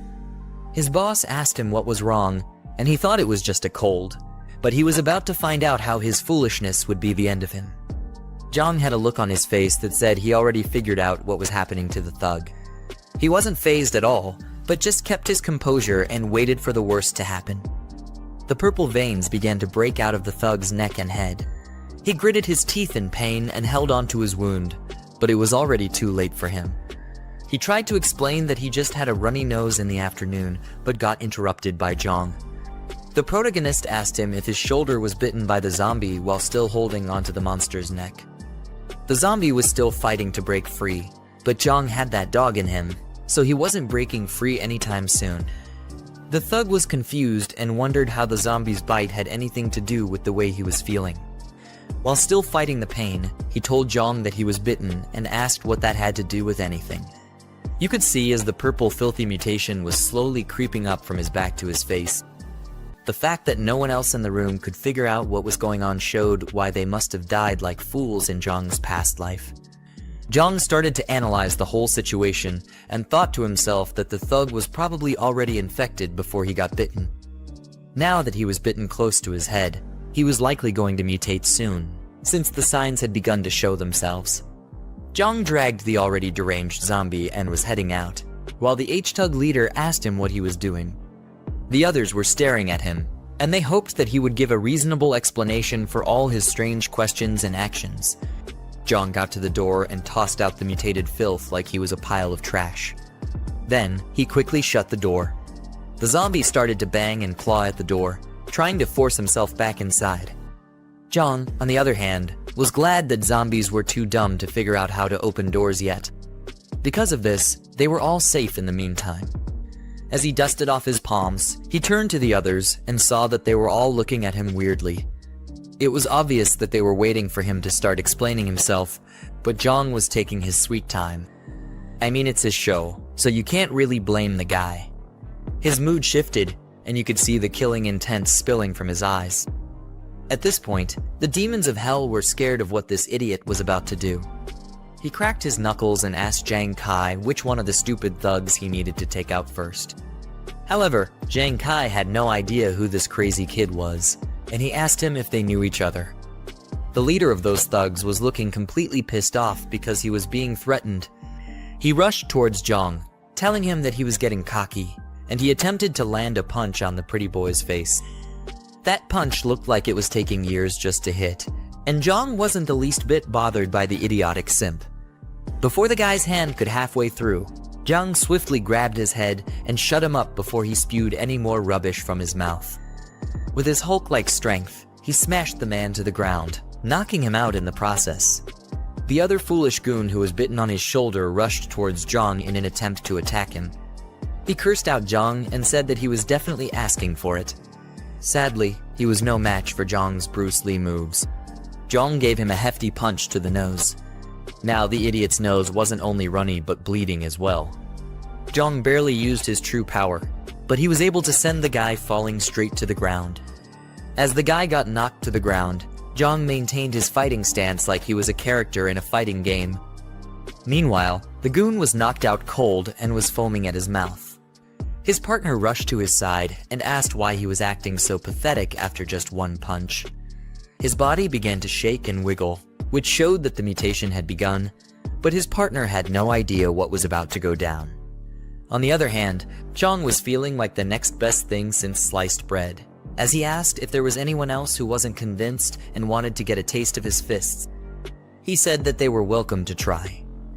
After everything, he told Jiang Kai to take his friend and wait for him outside the private room. Jiang Kai wiped his chin and proceeded to do as he was ordered. He and the fatso slowly lifted Jiang and carried the pathetic guy out of the room. The thug leader and his goons attempted to leave as well. His lackeys carried the injured one and helped him to the door. As they got to the door, Jiang told them to hold it, and he blocked their way.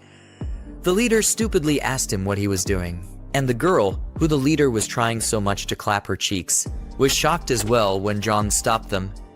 Jiang told him that all the drinks must have gone to his head and made him forget his own name. He told the man that he almost got his brother killed, but the leader only looked more irritated and scared at the same time. The leader told Jiang to stop spouting nonsense and ordered him to get out of his way. Jiang was fed up with the buffoon's arrogance, and he pushed him back. His eyes were blank, making it look like he had gone into feral mode. The leader cursed him out and said that he was going to die after what he just did. I guess the drink really did clog his head because he quickly forgot that Jiang held up someone by their neck with just one hand.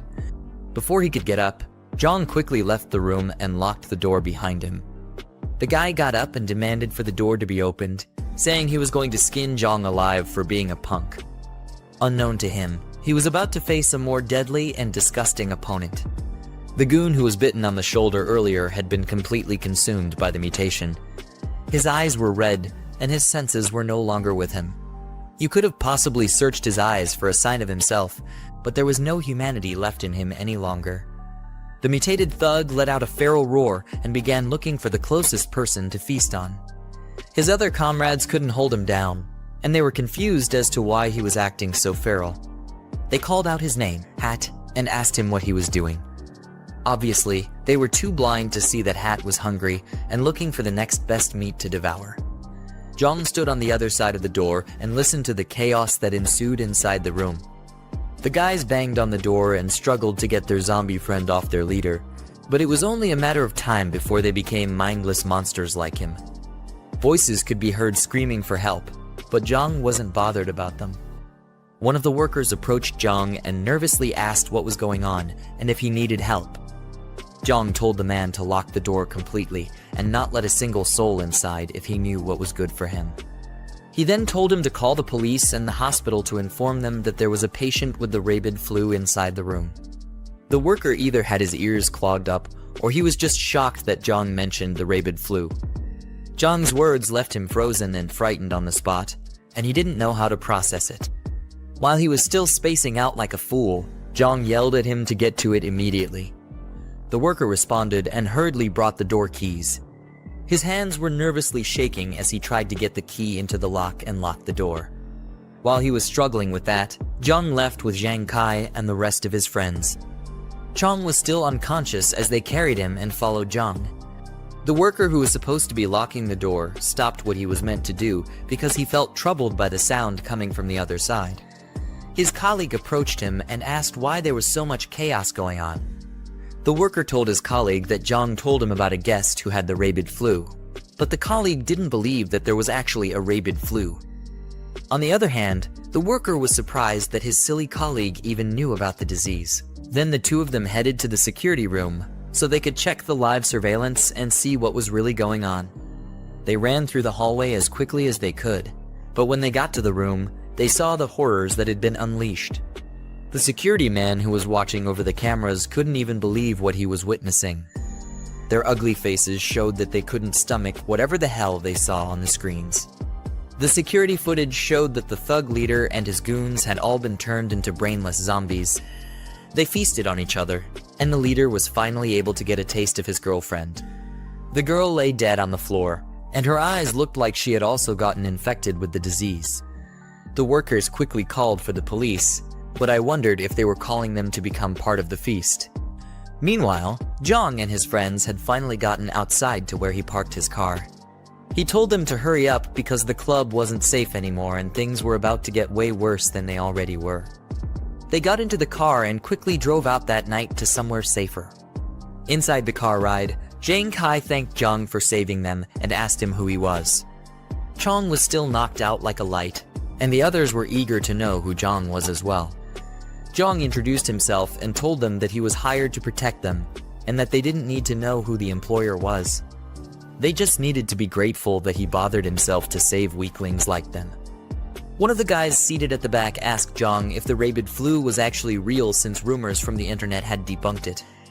Jiang turned back to answer him and completely abandoned the fact that he was driving. Maybe his powers also gave him eyes at the back of his head. Anyway, he acknowledged the idiot's stupid question and asked him if he thought everything that they just witnessed back at the club was all an illusion. The second-hand Choji realized he was telling the truth and nervously asked if there was any cure for the said flu. Jiang told him that the disaster wasn't about to go away anytime soon and the world was already at its wit's end. It was only going to get worse, and they needed to be prepared for anything. They suddenly heard someone scream from outside the car, which made them confused as to what was going on.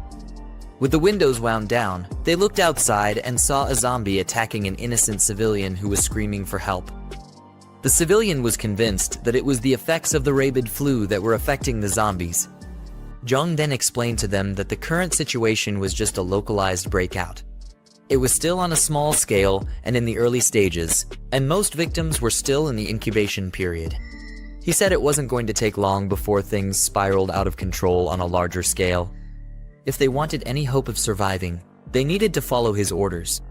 In unison, they all agreed to do whatever Jiang said, except for Chong, who was still doing God knows what in his dreamland. With his new comrades secured, the system popped up and notified Jiang that his task was complete, and it awarded him an extra 20 points. He couldn't wait to check out the new items in the store and further enhance himself. Bear in mind that this guy is still driving with all this going on. It's ridiculous. Anyway, he opened the store and looked at the list of items that were available at the moment. Looking closer, he noticed that a box known as the post-apocalyptic cultivator box was still there. He decided that he either had to buy it or refresh the store to get rid of it. Seeing that all the boxes would be useful to him, he decided to get all of them when he got back to his fortress. After he was done with that, he looked at his new comrades and figured it was going to be a serious issue to gain their trust. Zhang Kai and the others looked unbothered as they stared out the window, hoping to make sense of everything they had just experienced. In a flashback scene, we see Zhang Kai crying like a wimp and blaming someone who he once treated as a brother. Jiang explained that in his past life, Zhang Kai's entire dorm was killed by zombies because one of his brothers betrayed them. Jiang was the only one who ended up surviving the tragedy. Because of this, Jiang was trying to figure out who the culprit was so that they could deal with the person early on before it was too late. Later on, in an apartment in the city, we see our good old crazy witch talking with someone sweet over the phone and asking the person how things are on their end. It was probably another fool that she had managed to charm with her looks. She asked the person when the supplies they mentioned would be delivered and said she was scared to go to the market because it was so chaotic outside. The person on the phone assured her that he would send it as soon as he was done with what he was doing. Suddenly, she exclaimed when she heard a loud bang on her door. The guy over the phone was worried and asked her what happened. She said there was a crazy knock on her door, and she had to hang up. She looked through the hole and was relieved to see her friend, who was trying to suck on Jiang earlier. Jing said that she was scared to death because of the frightening knock, but her friend didn't even care to know. She just told the crazy witch that someone known as Old Liu, who lived on the first floor, was taken away that morning. They got inside the room, and Jing was shocked to hear the news. She asked her friend how that happened, and the girl told her that the police and an ambulance had come to take the person away. With a nervous look on her face, Jing figured that was why it was so chaotic downstairs earlier in the morning. Her friend was convinced that it was because of the rabid flu, and she was sure that it wasn't just useless rumors anymore. She asked Jing if Xuxing had delivered the supplies he promised, but I trust that pathetic piece of shit to be completely useless when he's most needed. Jing's friend told her that these men weren't any good for her. She told her to call Xuxing and let him know that Jiang had a large stockpile of supplies. With how much he had, Jiang was sure to become the next Elon Musk with how much wealth he would acquire. Jing asked her how she knew about this, and her friend said that she told one of her lackeys to keep an eye on Jiang the last time she got kicked out of his place. She found out that every few days, trucks would come to his fortress to deliver a lot of supplies for him. Jing looked pissed and assumed that Jiang probably knew about the pandemic in advance. Her friend persuaded her to call Xuxing and seal the deal while they still had time. She also told her to convince the desperate man to give them a bigger size of the cut when he made the money. The car speeds into the fortress, and Jiang along with his friends steps out. Zhang Kai couldn't hide how amazed he was with how large the fortress was. Jiang said that was the usual reaction everyone had when they saw the fortress for the first time. At the same time, Shanshan and Grandpa Lai stepped out to welcome them. Lai was glad that Jiang was finally back, and Shanshan asked if he was okay. Jiang told them not to worry about it because he was alright, and then he proceeded to introduce them to the new members. Zhang Kai and his classmates were then introduced, and Jiang said that they would be their companions from then on. Shanshan happily welcomed them because she felt that they were trustworthy since Jiang had chosen them to be companions. Jiang then told Grandpa Lai to show their new comrades around the area and explain the rules and regulations to them, to which Lai agreed. One of Zhang Kai's friends, the fatso with glasses, felt really nervous and said that the fortress felt like they had come to northern Myanmar. The dude with the white jacket then called for everyone's attention. He asked Jiang to give him and his classmates weapons as well, so that they could contribute to defending the fortress. The audacious request made Jiang very skeptical about whether the guy could be trusted. The guy's classmate then calls him Yiming and tells him not to be so eager to get weapons. They had just gotten there, and they needed to earn Jiang's trust first. Jiang then told them not to be worried because they would get weapons within a few days. Noticing that Jiang was still unconscious, Jiang said that they should have him checked in the medical room first since his injuries were still severe. Zhang Kai and his brothers went inside the building and proceeded to freshen up themselves. Yinming then asked the fatso, who's known as Fourth, why he stopped him from getting weapons earlier. He said that if he hadn't been stopped, they would have had weapons by now, but Fourth was just confused. Yinming told him that given their current situation, they were being protected, and at worst, they were practically under house arrest. Fourth wasn't pleased with his words and told him to stop talking like that because, after all, Jiang saved them. Nevertheless, Yinming still wasn't okay with their condition. He asked Zhang Kai what his background was, to which Zhang Kai replied by reminding them that Jiang said someone hired him to protect them. Yinming was still displeased. He wanted to know who could have hired Jiang and said that it was possible that Jiang wasn't telling them the truth. To top it off, he told them to look at the way Jiang was being treated. Despite the fact that Jiang's injuries were being monitored in the medical room, Yinaming said that the room was more secure than a prison. He felt that Jiang might have been planning to harvest Chong's organs there and told his brothers that they needed to strike first. Fourth tried to reason with him by asking what would happen if they were wrong about Jiang, and if that wouldn't be like betraying their savior. Yinaming told him that he would rather betray the world than let the world betray him. If what Jiang told them was true, he planned to take over the fortress and seize control. Yinaming was too far gone in his head, and there was no going back for him. He had a sinister look on his face, while he said that besides them and Jiang, the only other people in the fortress were Grandpa Lai and Shanshan. If Jiang happened to be away, he planned to use the opportunity to capture Shanshan and her grandfather. He also said that the girl was cute and suggested that they could have their fun with her. Jiang Kai and Fourth couldn't even believe the words that were coming out of this guy's mouth. They just stood and stared nervously at him and couldn't come up with what to say. Yinaming then tried to play off his sinister plans by telling them to relax because he was just playing with them. He told them not to take it seriously, but they would be wise if they did. Jiang Kai was relieved to hear that he was joking and told Yinaming not to scare him like that. The apocalypse hadn't even started yet, and he was already thinking about lawless deeds. Fourth also told him that if Jiang really wanted to harvest their organs, he would have locked them up already, especially since he had guns. As Jiang Kai and Fourth left the room, Yinaming said to himself that they were not worth plotting with.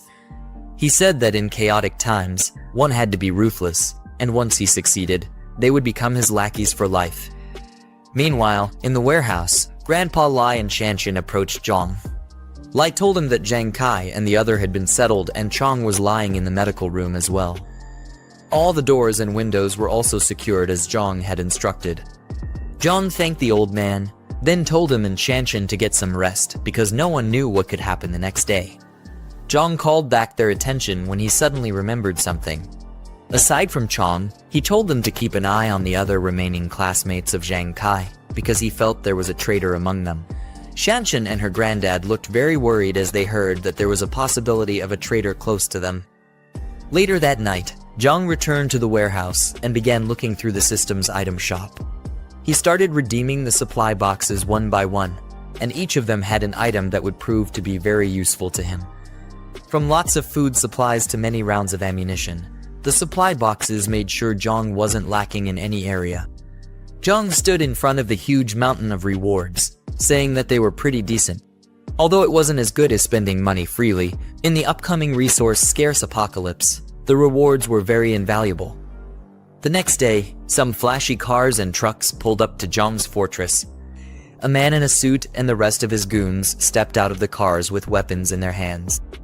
The man was talking with someone over the phone and wanted to confirm if he was at the right address.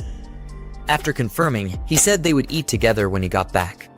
As the man orders the goons to break down the door, he's revealed to be the crazy driver from earlier who Jiang had a little road rage fight with.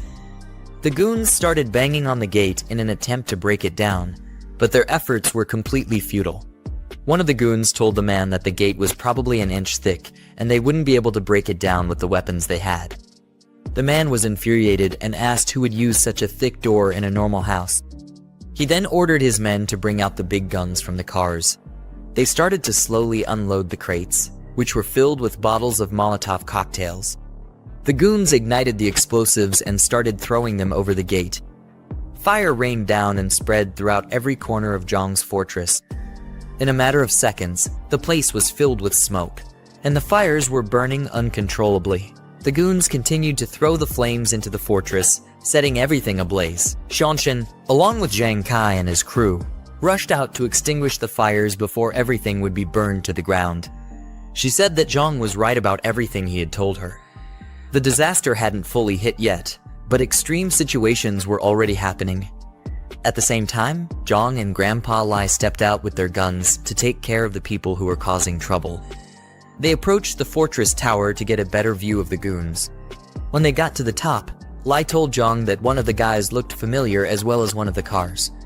His memories clocked it, and he recognized the man as the crazy driver who had a road rage incident with them earlier. One of the assailants noticed some strange movement in the tower.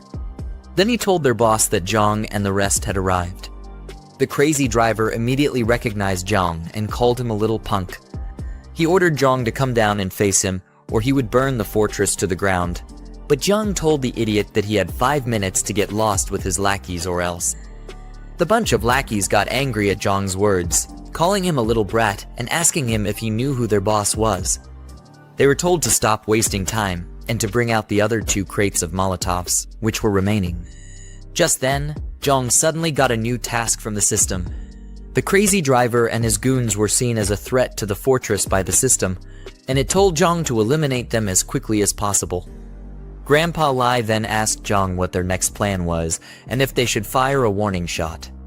Jiang thought the idea of warning shots was a joke.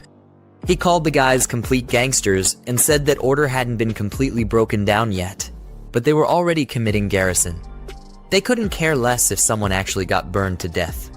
As he got ready to fire his rifle, he told Lai that leaving the guys alive during the apocalypse would only harm more innocent people and endanger them. After that, he opened fire on them. Before the gangster boss knew what was happening, his arm was shot off cleanly. He then screamed out in pain and held the wound down. Jiang, on the other hand, was upset that he missed his shot, saying that he had gotten rusty after living a peaceful life for so long. Meanwhile, the goons noticed that Jiang's forces had a lot of guns, and they all decided to retreat. The boss tried to get his goons to cover for him as they all ran towards the truck. Jiang got prepared to fire another shot and told himself to finish what he started that day because he hated waiting. He opened fire like a maniac and obliterated some of them before they could escape. The boss and a few lackeys were able to get into the truck, and he hurried the driver to kickstart the engines before it would be too late. Lai was worried that the rest were trying to escape by car, but Jiang told the old man not to worry because that was why he picked the automatic rifle. Jiang reloaded his gun and rained bullets on the jeep that was about to escape. Lai looked at Jiang as he fired the bullets and couldn't believe how proficient the boy was. The way Jiang hip fired and reloaded so smoothly was way better than how he was when he served. This made him wonder about who exactly Jiang was. The sounds of their screams could be heard as the bullets tore through their bodies, but there was no one who could save them. By the time Jiang was done, the front of the fortress was filled with dead bodies, and cars were up in smoke. After the job was done, he told Lai to call Zhang Kai and ask the rest to come out and clean up the mess. Suddenly, a thought popped into his head. Since they were still in the early stages of the disaster, he thought about letting the goons turn into zombies so that he could use them as practice for Zhang Kai and Shanshan. He then turned to Lai and told him that there was no need to rush. The old man asked if they were just going to leave the dead bodies on the road, and Jiang told him that he had other plans for them. Later on, we see 2 cars speeding down through the road. Shuxing was inside, and he asked if they were almost at their destination. Seated at the back were Jing and her friend, who told him that they should arrive at the next intersection. Jing was disappointed in her friend and said that every time Shuxing was around, she would put up an act. She knew what her friend was up to, but decided to play it cool. When they got to the fortress, Shuxing said he would park outside and then told Jing to message him once she got inside. As Jing stepped out, she told Zioya to tag along with her. Zioya was surprised that she had to follow her friend as well. Jing told her that she was obviously coming and asked how else she would know the factory to go to. Zioya told her just to walk straight ahead, and she'll recognize it right away. Her shoes were killing her, and if she walked 2 more blocks, she would be done for. Nevertheless, Jing wasn't listening to her silly excuses. High heels or not, she told Zioya that she was coming along as she dragged her out of the car. Zioya screamed that her phone was in the bag, but Jing told her to leave it in the car because she already had her own phone with her. As the 2 girls walked, Shuxing looked at them until they got far enough. Then he picked up his phone and told the person on the line to get everyone ready. He told them to follow him as soon as he started his car. The car behind him was filled up with a lot of thugs, waiting for the right moment to give Jiang hell. Their leader confirmed Shuxing's orders and waited for the signal. Meanwhile, Zioya asked Jing why she dragged her into this. Jing told her that she was an old fox and asked if she really thought that she would fall for her silly tricks. Zioya tried to play innocent by saying that Jing got it all wrong. She got all dressed up to make sure that she could hook Jiang since he already knew about Jing and Shuxing. Jing noticed something off and got nervous as she asked what was going on up ahead. As they got closer, they saw the dead bodies and wrecked cars in front of the fortress. Zaoya wondered if a shootout happened there or something crazier. The girls got scared when they noticed that the bodies were dead. Zaoya suggested that they go back, but Jing was still analyzing the scene. She said that, judging by the blood, the guys had been dead for a while. Then she wondered if two groups were fighting over Jiang's supplies. She thought that Jiang didn't make it out alive, but his death didn't matter to her. All she wanted were the supplies, and she wondered if they were still there. Unknown to the girls, the trunk of the car behind them opened up, and that crazy driver was slowly crawling out. They decided to head back and let Shuxing's people handle the situation, but they were completely clueless about the guy who was slowly mutating into a zombie. Jing and Zaoya walked up to the huge gates of the fortress and thought about how they would get in. They were really nervous because of how exposed they were in the open. Zaoya said that they couldn't see anything inside because of how tightly the gate was shut. Seeing how reinforced and tight the security was, Jing wondered if Jiang was okay. While they were still fiddling with the gate, a voice called out to them, and they panicked. Looking up, they saw Shanshan with her crossbow, and she asked them who they were and how they knew about the fortress. Zaoya said that they were friends with Jiang, and Jing told her that she was Jiang's girlfriend. Quite the audacious statement. Shanshan didn't trust the two girls, so she called out to Jiang and told him that there were two witches outside his gate. She also told him that one of them claimed to be his girlfriend, which she highly doubted. Jing was pissed off and felt that Jiang suddenly changed his attitude because he found a new girlfriend, whom she thought was Shanshan. Zaoya told her to calm down and not to show any displeasure because they still had important matters to handle. She asked if Lai Shuxing would be able to handle the ambush, considering that Shanshan had a crossbow in her hands. Jing told her friend that Lai Shuxing would be able to handle it because he brought a few pistols. She was confident that he would be able to take down Jiang once the gates were open. But her expression showed that she was very angry that Jiang had another girl that he was taking care of. Jiang finally came out and questioned the girls from the top of the tower. He called them by their names and asked what they were doing at his fortress. He was obviously disgusted at their presence. Jiang quickly activated the Eye of Insight ability to check if they were really friends or foes. Zaoya said that they were friends and asked if it was a bad thing to come check up on him. She tried her best to play the role of an innocent girl, saying that things were very chaotic at the time and they were worried about him. Zaoya then asked Jiang if he didn't care about them anymore. Despite her attempts to act friendly, Jiang's ability already showed him that they were definitely planning to harm him. Without a moment's hesitation, he called their bluff and laughed at the idea of them being worried about him. He already suspected that Lai Shuxing was probably nearby already, and he asked the girls how many people he brought and what weapons they had. Zaoya and Jing were completely speechless. They couldn't even defend themselves, and they wondered how he already knew about their plans. Before the girls could think up the words to say, Jiang fired at them with his gun, and he made it obvious that he fired a warning shot. They thought he had gone completely insane for actually shooting at them. The two girls couldn't fathom why Jiang had become so hostile towards them. Zaoya tried to get Jing to speak calmly because Jiang was still the one pointing a gun at them. Jing, being an idiot, asked what there was to be afraid of. She wanted to know if Jiang would actually shoot her dead. Jiang laughed at them and said that it would be too easy to shoot them dead. Left to him, there were more treacherous things that could have been done to those girls. Their situation only got worse when they turned back because they started hearing strange noises. From the truck behind them, the mutant zombies had started slowly approaching them. Jing questioned if they were rabid flu patients. The zombies had their eyes fixed on the girls, and it was only a matter of time before they became repulsive creatures like them. Zaoya wondered if the rabid flu was able to bring dead people back to life. Jiang looked at the horrible situation they were in and said that he would let the girls die at the hands of the zombies. The mindless zombies roared furiously and rushed towards the poor girls. As they dove to tackle Zaoya and Jing, the girls were able to escape and started running for their lives. The girls ran as fast as they could back to Lai Shuxing's car. They yelled his name as they got closer to the car, and he wound down the windows to figure out what was going on. Tears and sweat dripped down from their faces as the zombies got closer to them. Jiang yelled for Lai Shuxing to come to save her, but it was looking like it was the end of the road for them. They weren't expecting the tables to turn on them so drastically. Lai Shuxing panicked as he saw how terrible the situation was. He asked how it was possible for the rabid flu patients to have been outside the fortress at that moment. He spoke to his goons over the walkie-talkie and yelled to them that she turn around as quickly as possible.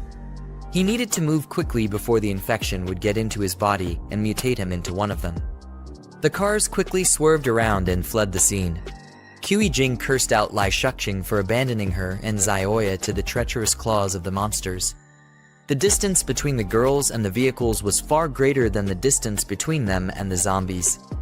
There was no hope for them, and the situation called for desperate measures to be taken. Just when it looked like the curtains had closed on them, Jiang said that she didn't want to die as she raised her handbag.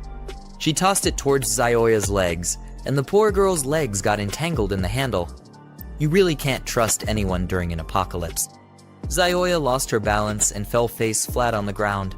She screamed out in pain as her face hit the cold, rough road. That was how Xiaoya's life flashed before her eyes. She became an easy target for the vile creatures, and they quickly piled on her before she could get up. Her eyes were filled with fear, and her heart beat so fast that it could have probably broken through her rib cage at that moment. She told the zombies to wait, but she forgot that she wasn't talking to people who could be reasoned with. Her blood was spilled, and sounds of bones being crunched could be heard as the zombies feasted on her. Her vision quickly turned red, and all she saw were mindless creatures eating her up like a McDonald's Happy Meal. In her last moments of consciousness, she looked toward Jiang with boiling rage and rained curses on the girl for setting her up like that. She called Jiang all kinds of names, but it did little to help her already sealed fate. Choking on her blood, Xiaoya swore that Jiang would never die a good death. No matter how long it would take, the crazy witch would definitely get what she deserved. Jiang chose to ignore all the words hurled at her as she fled the scene. You could see the cold sweat dripping from her face and the deranged look she had. Jiang told herself that Xiaoya deserved every single thing that was happening to her at that moment. She kept repeating the words to herself in order to feel better about the atrocity she had just committed. Meanwhile, Jiang and Shanshan watched the gory scene from the top of their tower. While Jiang was unfazed by what he was looking at, Shanshan was deeply disturbed, and she couldn't believe her eyes. The system then awarded Jiang 10 points for taking care of the threats that befell his fortress. With that done, it quickly gave him a new task, which was to clear the area of the infected monsters who were lurking around his base. Shanshan then turned her attention to Jiang and was shocked that all those people had mutated into zombies just like that. The thought of it caused her mind to become very troubled, and she wondered what the future would look like if this was just the beginning of the apocalypse. Jiang remained very calm and told her that the apocalypse had officially begun, with a large amount of alien infection sources in the air. The dead who were exposed outside would quickly mutate into zombies, but it didn't just stop there. Anyone who was injured and those with weak constitutions among the living were also at a high risk of getting infected. Shanshan found it hard to grasp all the information Jiang was giving her, but she eventually understood that things were like that for them. After that, Jiang told her to call everyone together for a meeting. She looked at him and was baffled at how someone could remain so calm in such trying times. Moments later, everyone in the fortress gathered in a room. Shanshan locked the door, while others sat down and waited for what Jiang had to say. Yinming, who was obviously still very hostile, refused to sit and decided to stand while the meeting went on. Jiang then told them that they had to remain indoors for the next 2 days, except it was absolutely necessary for them to step out. He said that they had to keep the doors and windows tightly shut in order to let their bodies gradually adapt to the infection source. From his words, it seems the body is able to fight it when it's introduced slowly as opposed to when the virus takes the body by full force. Anyway, Jiang said that it would greatly reduce the risk of them getting mutated if they adhered strictly to the rules he stated. Zhang Kai, on the other hand, was very worried about his friend, Chong. From the expression on his face, it didn't look like Chong's condition was getting any better. Later that night, in the infirmary, we see Chong lying on the bed, and he looks to be in a lot of pain. Part of his face and body were slowly turning purple. This was a sign that the mutation was slowly taking over his body, and if push came to shove, they might have to send the poor guy to his maker. It had spread all the way to his arms, and the veins were really bulging out. Cold sweat ran down his forehead as he gritted his teeth and tried to fight the pain, but only time would be able to tell what fate had in store for him. A chaotic scene in front of a tall skyscraper with dark smoke swirling around its facade. People in business attire are seen panicking and running away from the building, suggesting an emergency or disaster situation, as one man shouts in distress while others flee towards a yellow taxi. Shang's a worried expression looking out of a window, shouting, "It's complete chaos out there." He's observing a tumultuous or dangerous situation unfolding outside. In a tense moment, Shang's urgently tells a woman and child, "We have to go to the warehouse tonight and bring back the remaining supplies," he instructs. "Zio Lai, you and Shuai stay at home. No matter what, don't open the door for anyone except me, understand?" This suggests an urgent and possibly dangerous situation, emphasizing the need for caution and safety. Shang's looking determined and tense, is preparing to leave while the woman holds the child protectively. Shen posture and expression convey urgency. Suddenly, someone knocking on the door. Shang's face displaying a serious and tense expression as he looks towards the door. A tense moment where Shang's, with a serious expression and a finger raised to his lips, signals for silence. The woman looks anxious while holding the child close, who covers his mouth, reflecting a situation that requires them to remain quiet and alert, likely due to an imminent threat or danger. Shang's cautiously opening a door while holding a golf club, indicating he is prepared for a potential threat. Someone calls out, "Brother Ji, are you home?" suggesting he is looking for someone. Shang's exhaling in relief, saying, "Ong Tao, it's you," while still holding the golf club. His expression suggests that he was initially tense and ready for confrontation, but recognizing Yong Tao has eased his worries, indicating he found the person he was searching for and no immediate danger is present. Shang's hand, gripping a door handle, opened the door. Suddenly, Shang's is being kicked in the chest, causing him to fall backward with a pained expression. In shock and anger, he shouts, "What the hell?" Shang's being restrained and attacked by a group of individuals. He is on the ground, struggling against multiple assailants as more people rush towards him, emphasizing a coordinated assault. Shang's pinned down forcefully by one of attackers. He struggles against their grip. Yang's dressed in suits loom over him with stern expressions, emphasizing their control and dominance in the situation. Shang's in a state of shock and betrayal as he yells, "Yong Tao, what the hell are you doing? I treated you so well." His expression shows disbelief and hurt, emphasizing the emotional impact of being betrayed by someone he trusted. Yong Tao responding with a mocking smile, saying, "Say that again, treated me well in your eyes? I'm just a lackey." His defiant posture and words reveal his resentment and bitterness, as Shang says, "Do you have any conscience? Without me, would you have been able to save up for your house down payment?" Yong Tao, standing confidently and expressing his indignation, saying, "Yes, he made a bit for the down payment, but you earned enough for several houses." He demand his warehouse keys and the address.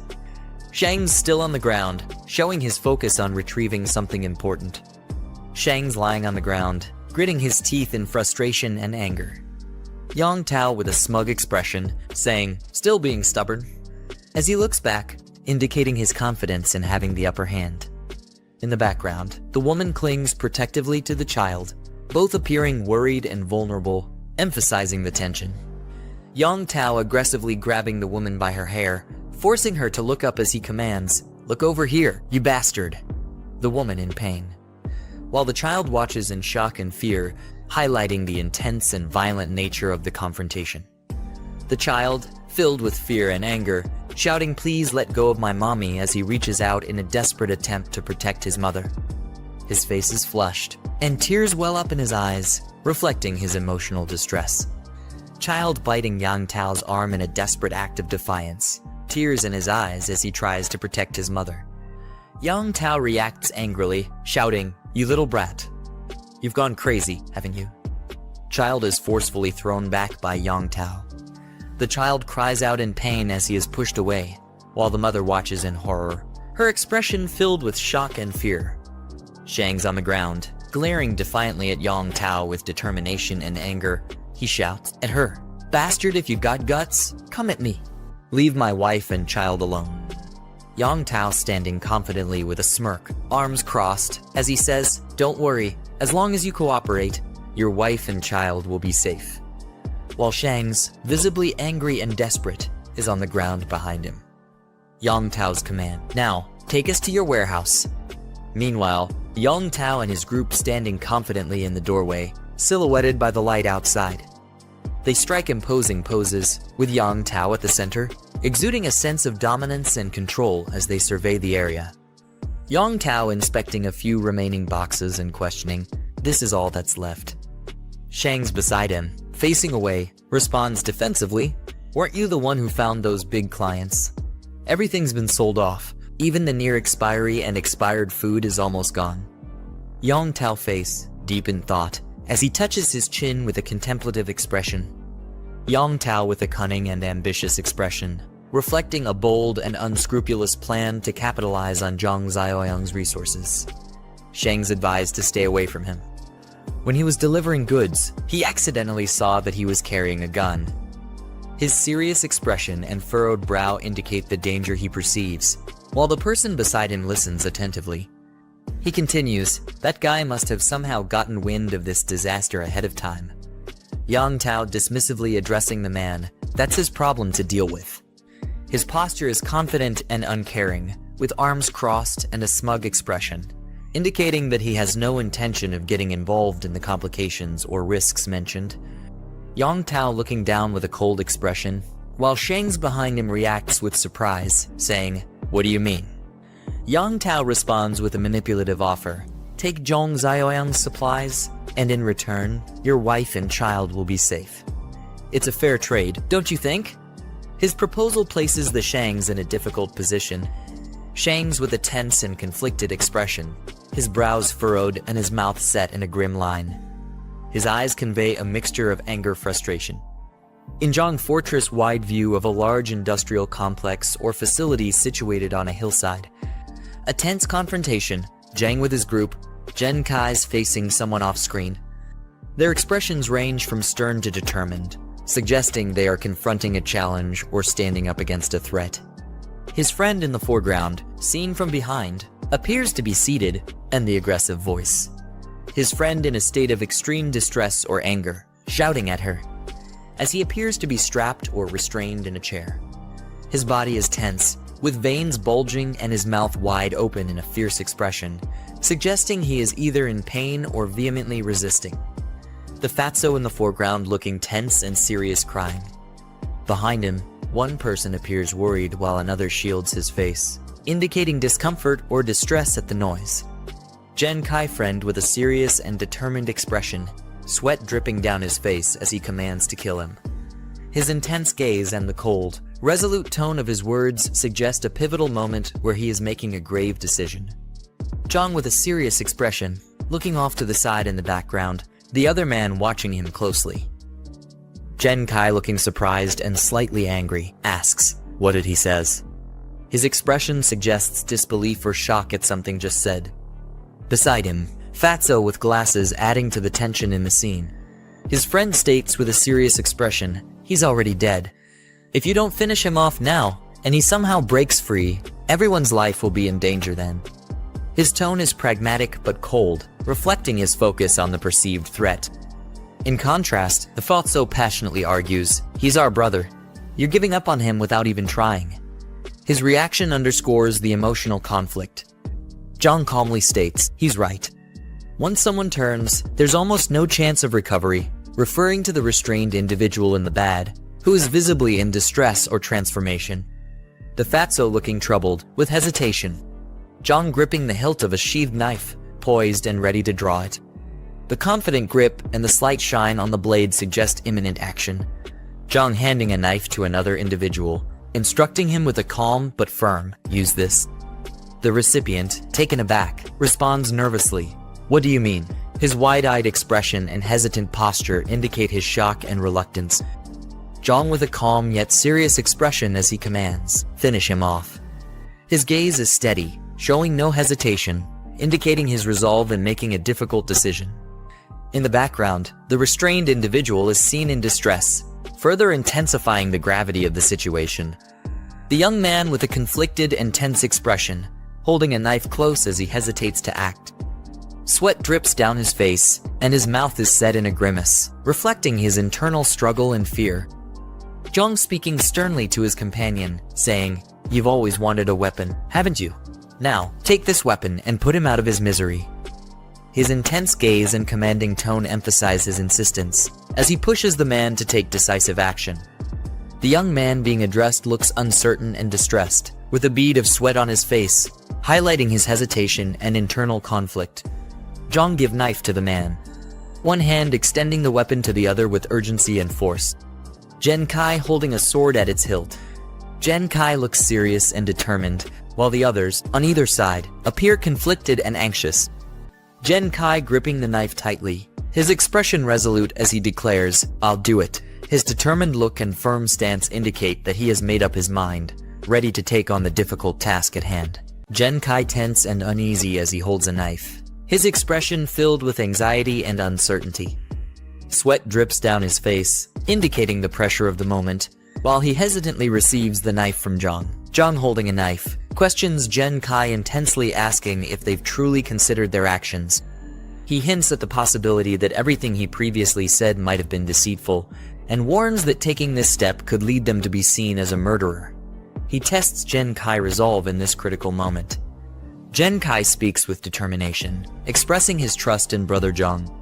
Behind his friend looks on with a mix of concern and unease, reflecting the high stakes and uncertainty surrounding their decision. Jiang stands with a confident, smug expression, responding with a casual, "Oh!" Behind him person appears to be in distress, lying in a hospital bed with a pained expression. Jen Kai stands over his friend who is lying in bed, visibly distressed. Jen Kai grips a knife tightly, his expression filled with determination, while the man in the bed reacts in fear, screaming as the situation escalates. Jen Kai, filled with rage, raises a knife high above his head, ready to strike.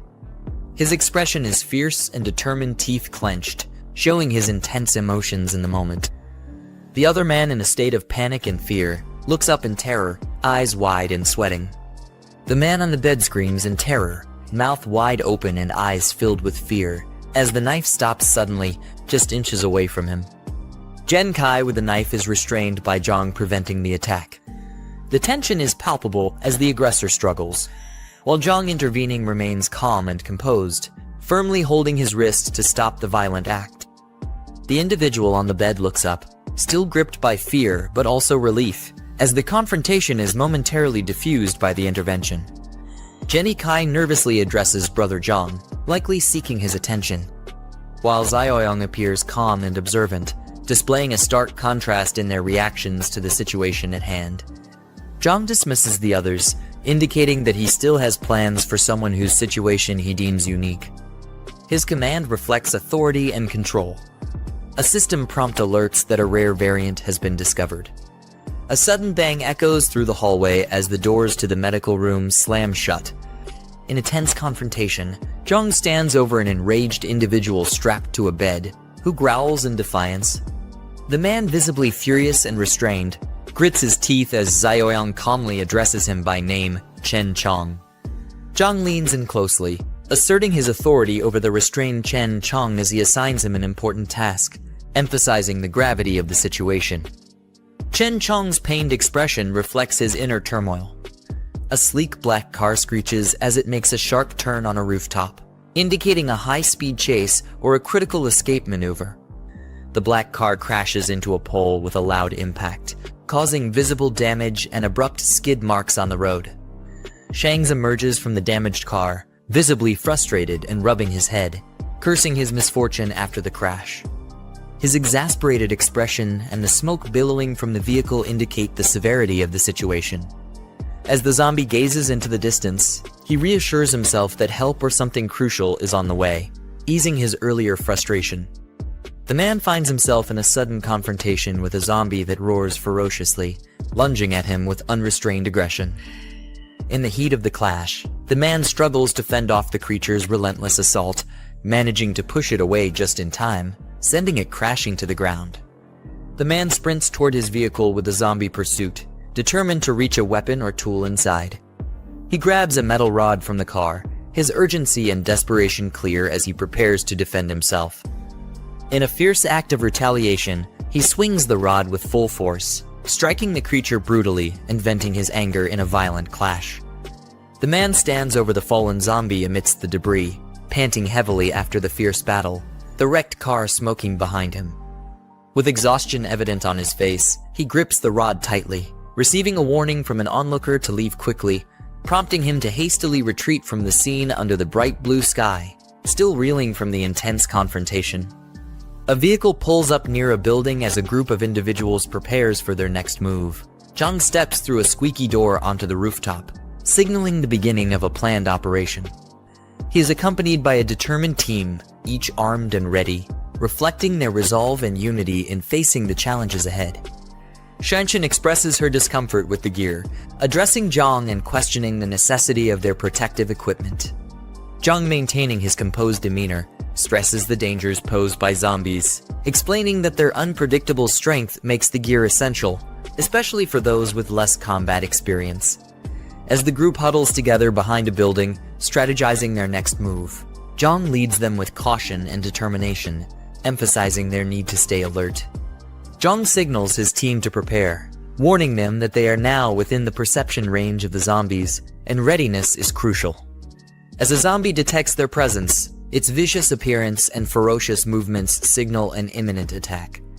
Jiang shouts reminders to his team, urging them to maintain distance and watch out for one another as they brace for a fierce confrontation against the relentless zombie threat. A zombie pounces aggressively toward Jiang, but he narrowly evades the attack, keeping his focus sharp. Jiang quickly instructs his team, emphasizing that the moment a zombie misses is their best opportunity to strike, targeting the temple and the back of the neck for maximum effectiveness. One of the team members, driven by Jiang's guidance, steps up with determination, ready to deliver a decisive blow as he shouts his attack command. A powerful blow lands on the zombie's head, sending shockwaves of impact, but causing the creature to react violently, showing its resilience. The attacker yells in pain, realizing that striking the hardest part of the skull was a mistake, as Xiaoyang critiques from a distance, highlighting the error as a lesson for the group. As the zombie roars back, it aggressively counters, grabbing and pushing the attacker, demonstrating the peril of misjudging these relentless foes. In a desperate cry for help, the team member calls out for Jiang Kai as the zombie closes in with menacing intent. Jiang acknowledges a correct defensive move, urging Jiang Kai to step in as teammates rally to assist. With precise timing, Jiang Kai swings a bat, delivering a powerful strike to the zombie, turning the tide of the battle in their favor. The zombie takes a powerful hit to the head from the bat, staggering but still standing, showcasing its resilience. Jiang, watching the group's effort, urges them to keep attacking, emphasizing that one hit won't be enough to take the zombie down completely. One of the team members, filled with adrenaline, turns to Xiaoyang with a proud yet anxious expression, asking how they performed, eager for feedback on their teamwork and combat skills. Jiang smirks confidently, unfazed by the approaching zombie as he casually dismisses the danger with a nonchalant attitude. Jiang Kai urgently shouts a warning for Jiang to be careful, clearly alarmed by the zombie's rapid advance. The zombie lunges with a fierce snarl, closing in dangerously close, its gaping maw aimed directly at Jiang.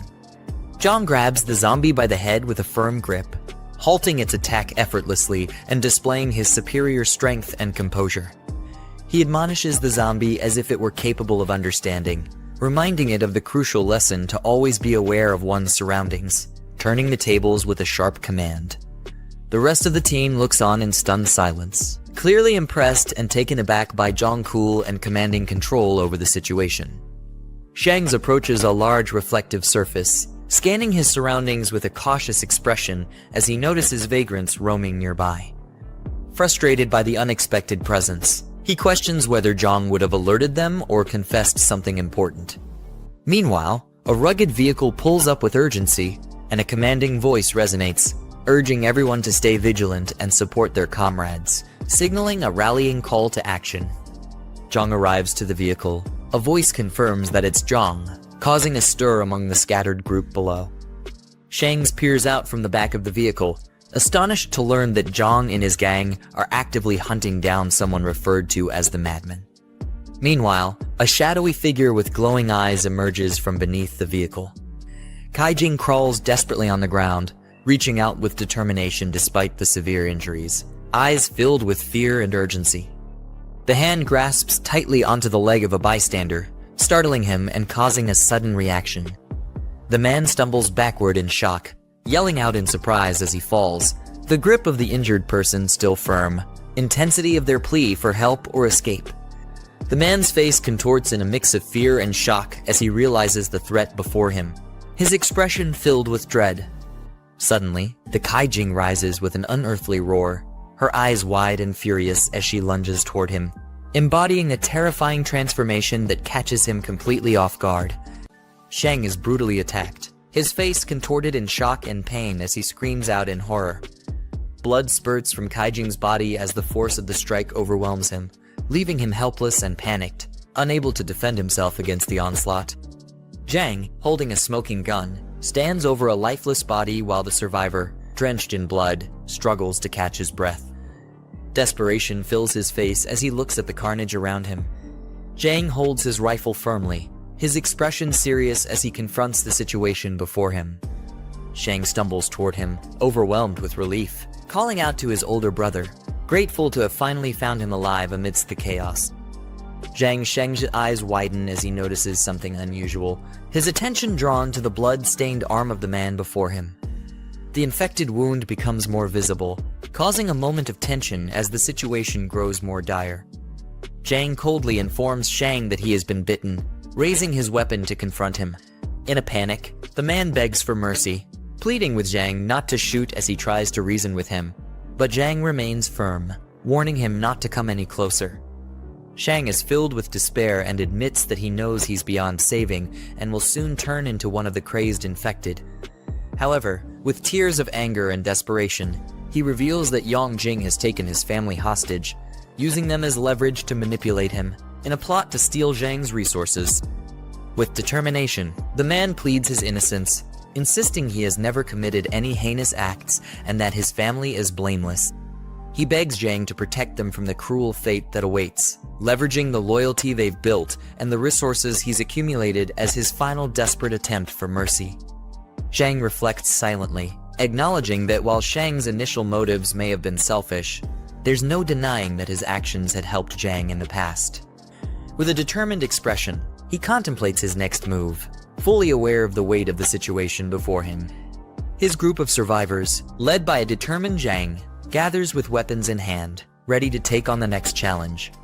Jiang smirks, realizing that the added incentive of rewards for completing tasks has only strengthened his resolve to move forward.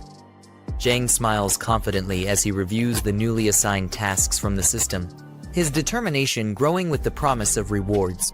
His mission is clear: to rescue his wife and eliminate any infected lurking outside the base, with every success adding to his reward points.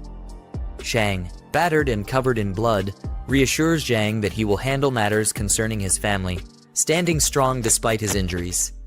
In an emotional display, he falls to the ground, declaring his undying loyalty, swearing to repay his debt even if it means serving in another life. The man kneels before Jiang, urging him to take action, his desperation evident. He hesitates, but Shang pleads for him to end it, not wanting to become a threat to his family in the future. Jiang, holding a gun and deep in thought, remains silent as he weighs his decision. Shannon, nearby, orders someone to fetch a bicycle for him, signaling a change in the situation as the older man looks on from behind. Jiang, with firm resolve, instructs Shang to leave and go somewhere far from the crowds, as time is running out. Shang, realizing the gravity of the situation, expresses his gratitude with a solemn smile, thanking the younger man for his final act of kindness. He speeds away on a bicycle, racing against time as the desolate streets blur behind him. With fierce determination, he calls out for his wife and child, pushing himself to the limit in his final act of desperation. Shang, now overwhelmed with emotion and tears, presses forward despite the pain and fear as his eyes glow with determination. Meanwhile, Jiang stands in front of a group of defeated enemies, his rifle slung over his back, commanding respect and authority from those around him. A petrol bomb smashes down with tremendous force, taking out another enemy in a brutal display. At the same time, a lighter ignites, signaling the start of something dangerous and possibly destructive. A massive fire erupts as the group of survivors stands in silence, watching the destruction unfold before them. The leader coolly evaluates their progress, reminding them that with their current skills and teamwork, future challenges should be manageable. Shannon, with sharp eyes and determination, expresses her concern about facing larger hordes, noting that their current abilities might not be enough. The group listens in silence, with the weight of her words causing them to reflect on the looming dangers ahead. Jiang, resolute, commands the group to follow him as he strides ahead with purpose. The group approaches a large, imposing door, preparing for whatever awaits them on the other side, with the tension in the air thickening as they get closer. Jiang acknowledges a man named Shenbo and informs him about the warehouse. Handing over the key, he entrusts the safety of their weapons to Shenbo, knowing he'll protect the armory while the leader heads into the city for a mission. Shenbo expresses concern about the chaos in the city, questioning whether it's wise for Jiang to venture out alone. However, Jen Kai enthusiastically volunteers to accompany him, rallying the others to join the mission. Jiang insists that his companions stay behind, as they are not yet ready to face the dangers ahead, entrusting Shenbo with the responsibility of their safety. As he drives off, determined and focused, his weapons rest beside him, ready for the challenges awaiting him in the city. The system display shows empty options, frustrating the young leader as he notices that the marketplace hasn't been updated with anything useful. Annoyed, he contemplates spending points to refresh the system, hoping for better supplies for the mission ahead. With no other choice, Jiang presses the refresh button, knowing the difficulty of the upcoming mission. After spending his points, the system reveals several supply crates that might give him the edge he needs to succeed. He notices that the cost of manual refresh has increased, making him realize he'll need to be more cautious with his points. Satisfied with the rare item he obtained from the refresh, he contemplates the value of his decision as he prepares for the challenges ahead. The system confirms the successful exchange of points for the black tech supply crate, reducing his score significantly. Jiang speeds off in his car. The streets are quiet, but the tension lingers in the air as he drives toward his destination. The black tech crate reveals a powerful energy-enhancing serum, boosting the leader's physical strength. With a smirk, he consumes the serum, feeling its effects immediately as a bright surge of power courses through his body. Jiang is surprised by the strength of the +5 energy serum, realizing its significant impact. Without hesitation, he injects the serum into his arm, immediately feeling its powerful effects surging through his body. He feels an intense surge of power, clenching his fists as his body is pushed to its limits. The system displays his new stats, showing his attributes boosted to an extraordinary level, far beyond that of an ordinary person. The scene shifts to a tall residential building, identified as the home of Shang. A mother comforts her scared child, reassuring him that his father will handle everything and keep them safe. Meanwhile, two menacing figures burst into the room, their serious expressions signaling trouble as they confront the family. The mother, alarmed, demands to know what the intruders plan to do. One of the men cruelly grabs her, mocking her fear and implying that they're there to cause serious harm. The mother struggles against the intruders, pleading for them to stop as they begin to assault her, terror filling her face. Despite her resistance, the men continue their attack, leaving her defenseless. A woman is forcefully grabbed by two men, her cries for help ringing out as she struggles to break free. Behind a young boy watches in fear, unable to intervene in the escalating confrontation. A figure steps into the room, towering over the scene as one man is thrown to the ground. A confident man enters the scene, his expression stern as he questions the chaos unfolding before him. His calm but commanding presence immediately shifts the atmosphere, as if he holds control over the situation. The man with a stern expression is approached by an accomplice, who calls him over with a sly grin, seemingly unfazed by the situation. Despite the apparent lightheartedness, there's an underlying tension as they exchange words about how to handle the woman. The man smirks, his expression showing confidence as he dismisses the situation, hinting that this isn't the first time he's dealt with such matters. The man with the ponytail expresses frustration, warning his accomplices about the potential consequences if things go wrong with the woman. He asserts his authority, making it clear that they need to handle the situation carefully if they want to avoid drawing unwanted attention. The man grins with a confident smirk, taunting his targets as if he's toying with them, showing no fear of the situation. Meanwhile, in the shadows, the woman clutches the young boy tightly, both trembling in fear as they brace for whatever danger might come next. Under the eerie glow of the crescent moon, chaos unfolds in the city streets as shadowy figures scramble in panic, surrounded by wrecked vehicles. Jiang calmly grips the steering wheel, his enhanced abilities sharpening his focus and reaction time. With double the physical capacity of an average person, he's fully in control, prepared for whatever lies ahead on the road. Jiang speeds through a crowded highway, effortlessly dodging cars as flames trail behind, leaving chaos in his wake. Moments later, under the ominous night sky, the city is in disarray, with zombies scattered across the road, unsure of what just tore through the streets. He's stepping out of the car as its headlights illuminate the deserted road ahead. With the city just beyond, he realizes it's time to leave the car behind and continue the mission on foot, his gaze sharp and determined under the moonlight.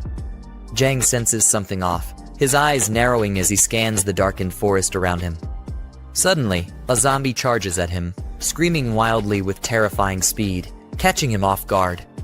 Jiang swiftly dodges the attacker's strike, countering with a precise and forceful movement. His fist connects solidly with the opponent, showing his superior strength and skill in a swift, decisive blow. With explosive speed, Jiang delivers a powerful blow to his opponent, catching them off guard and sending them flying back. The force of the attack leaves the enemy reeling, as the protagonist prepares to strike again, showing no signs of slowing down. Jiang calmly extends his hand, digital energy materializing into a weapon, its sharp edge glowing with power. As the enemies approach, he stands unfazed, gripping the newly formed sword, ready to face them head-on under the ominous night sky. Jiang dashes forward with lightning speed, his eyes locked on his target as he closes the distance in an instant. With a swift and powerful strike, his blade clashes in the darkness, leaving his enemies defeated under the moonlit sky, marking the end of the confrontation. Jiang stands over his fallen foe, reflecting on his superior strength and reflexes, knowing that his enhanced physical abilities have given him the edge. Sensing danger, his heightened awareness kicks in, alerting him to a new threat surrounding them as a tense realization spreads. Jiang gazes into the distance, calculating the distance ahead as the city looms under the night sky, determined to continue his path. Suddenly, a system notification appears, alerting him to an unexpected mission that has been triggered, surrounded by cautionary markers. Zombies find themselves surrounded, panic setting in as they desperately try to defend against the incoming threat. Inside the store, quick orders are given to barricade the entrances, with others scrambling to bring heavy objects to fortify their defenses. A young boy, desperate and terrified, cries out to his father, fearing that they won't make it out alive.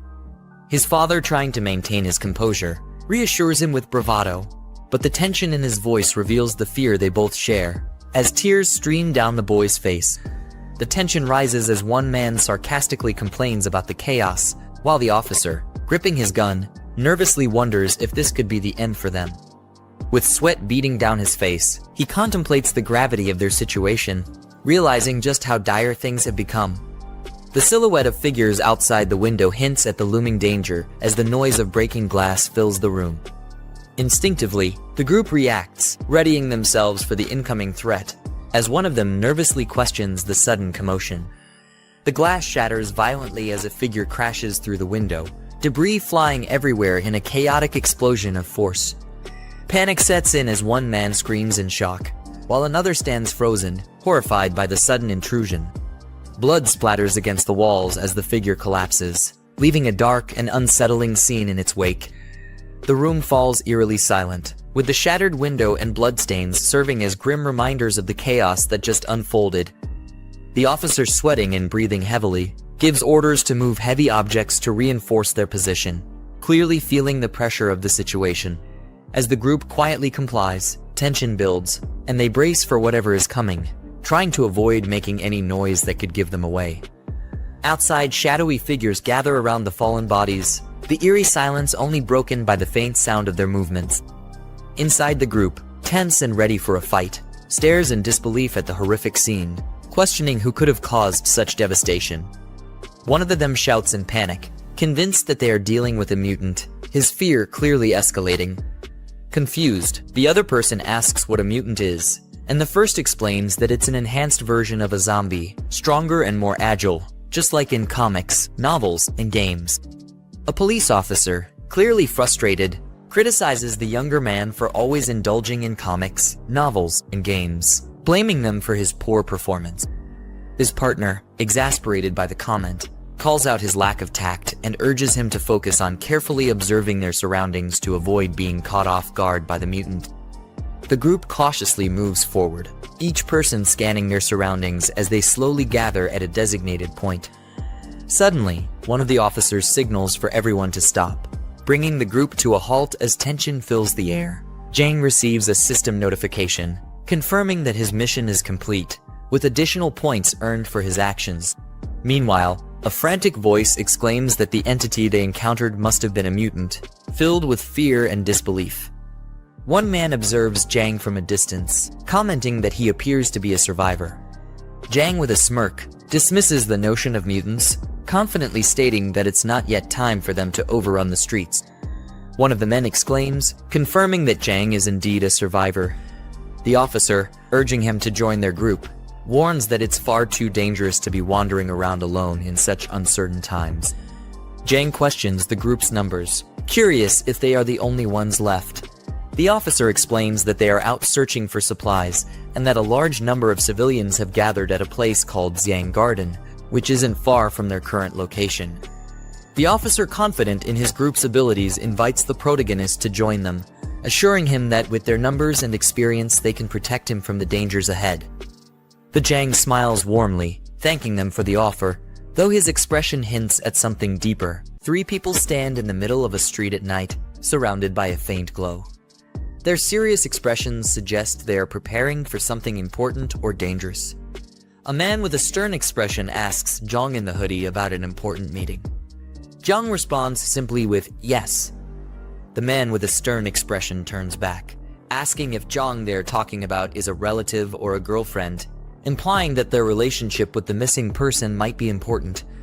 The man confronts Jiang, reminding him that this is the apocalypse, and whoever he's looking for is probably already dead. He tells him to prepare himself mentally for that reality. The man angrily explains that even if someone isn't killed by the crazed attackers, they could still run into a dangerous crowd of survivors. His frustration and concern are evident as he warns about the different threats in their world. Jiang looks surprised and repeats the phrase, dangerous crowd of survivors? He's either confused or concerned. The man explains with a serious expression that a brutal group in the eastern part of the region will do anything to survive, even attacking other survivors without hesitation. He recalls that they encountered this group once before, losing companions to their violent actions. The man smirks and warns that whenever you come across other survivors, you should always stay alert and cautious, no matter what. A younger man yells in shock, warning, "Uncle Lai, watch out," as he sees something dangerous approaching the older man. The man engages in a struggle with a zombie, both of them fighting over a gun as the man tries to defend himself from the attack. The man fires the gun at the zombie, neutralizing the threat in the midst of the struggle. The man stands over the defeated zombie, breathing heavily, and curses out loud in frustration, relieved that the danger has passed. A group of zombies turns their attention toward the man, drawn by the sound of the gunfire. Their aggressive expressions show they are ready to attack. The man realizes the danger and tries to stay calm, gripping his gun tightly while quickly assessing his next move as more enemies approach. The man spots something in the distance and shouts, "I've got it," as he notices a bus that could be their means of escape. The group runs toward the bus with urgency, as the man yells for everyone to get inside quickly to avoid the approaching danger. Jiang reflects on their decision, noting that while running might attract more zombies, the bus is an ideal place to defend themselves. He also realizes that once they're inside, there will be no turning back. Calmly assessing the situation, he gives himself a score of 70 for his quick judgment in this crisis. The man urgently calls out to Jiang, telling him to hurry up as he runs toward the bus while a zombie chases him closely. Jiang barely makes it onto the bus, jumping inside just as the man helps pull him in. The man quickly closes the bus doors and warns Jiang to carefully check every seat to make sure no zombies are hiding inside. The boy responds, panicking as he notices that the zombies haven't given up and are still outside, crowding near the bus.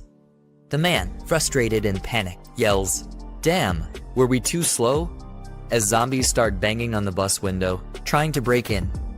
A group of zombie hands reaches for the bus, aggressively pounding on the side as they try to get inside. The zombies crowded around the bus desperately reach out, as one of them mumbles something ominous, indicating their relentless desire to attack. The man struggles to keep the door closed as a zombie tries to force its way in, shouting that he's losing control of the situation. The man looks surprised as Jiang places his hand on his shoulder, signaling something urgent while a zombie continues to try and break in from behind. Jiang pushes the man back with sudden force, surprising him as he reacts quickly to the dangerous situation. The man, startled by Jiang's strength and decisive action, questions just how strong Jiang is in disbelief. Jiang calmly tells the man that he can no longer hold the door closed. He suggests they rally the team and break the windows to counterattack the incoming threat. The man coughs and gathers his strength while Jiang stands ready, as both prepare to fight back against the incoming zombies. The zombies start breaking through the windows of the bus, shattering the glass as they move closer to attacking the group inside. A crowd of zombies reaches for the bus, trying to climb inside through the broken windows. One of the zombies screams as it makes its way toward the bus, the darkness of the situation closing in. The man fiercely attacks a zombie, yelling, "Die," as he drives his weapon forward in a life or death struggle. A couple of survivors help pull someone inside the bus as the man keeps his gun ready, protecting the group. The man checks his gun, realizing they are running low on bullets, and worries that they don't have enough ammo to deal with the large number of zombies. The man is startled when someone hands him an unexpected item, saying, "Use this," while he looks on, confused and unsure of what it is. Jiang, now armed with a crossbow, looks surprised and questions, "Where did this come from?" as he prepares for the next action. The man responds that he grabbed it without thinking during the chaos, now holding the crossbow firmly, ready to use it. Outside, the zombies scream in frustration as they continue their relentless assault on the bus, determined to break through. The survivors on the bus begin shooting down the zombies from above, yelling insults as they fend off the horde. The survivors stand in front of the bus after successfully fending off the zombie horde, surrounded by fallen bodies as they regroup. One of the younger survivors holds his weapon and exclaims that surviving 2 dangerous situations in a row is no coincidence, claiming they must be the chosen ones of this apocalypse. Jiang calmly advises him to remain cautious and avoid becoming overconfident in these dire circumstances. Under the crescent moon, a distant view of a peaceful-looking Jiang mentions, and someone expresses hope that everything is going smoothly on the other side. The group is walking down a hallway. One of the men volunteers to take the night shift, showing his readiness to help. Another man with glasses looks surprised and asks why the first man is suddenly being so enthusiastic and proactive today. The man, clearly annoyed, snaps back, insisting that he's always been this way and tells the other man to mind his own business. The man with glasses, now confused and a bit nervous, wonders why the first man is overreacting so much to his question. An old man instructs the group to rest, telling the man to be cautious and wake everyone up if there's any trouble during his watch. The man assures him confidently, "Don't worry." The man sits outside at night, gazing up at the moon, and remarks that it's already late, and everyone must be asleep by now. The man stands on a balcony, deep in thought, mentioning that things could get worse and they need to resolve the situation before Jiang returns. The older man is shown peacefully asleep, unaware of what's happening, with his radio communicator resting on the pillow beside him. The older man continues to sleep soundly, unaware of any disturbances or the situation around him.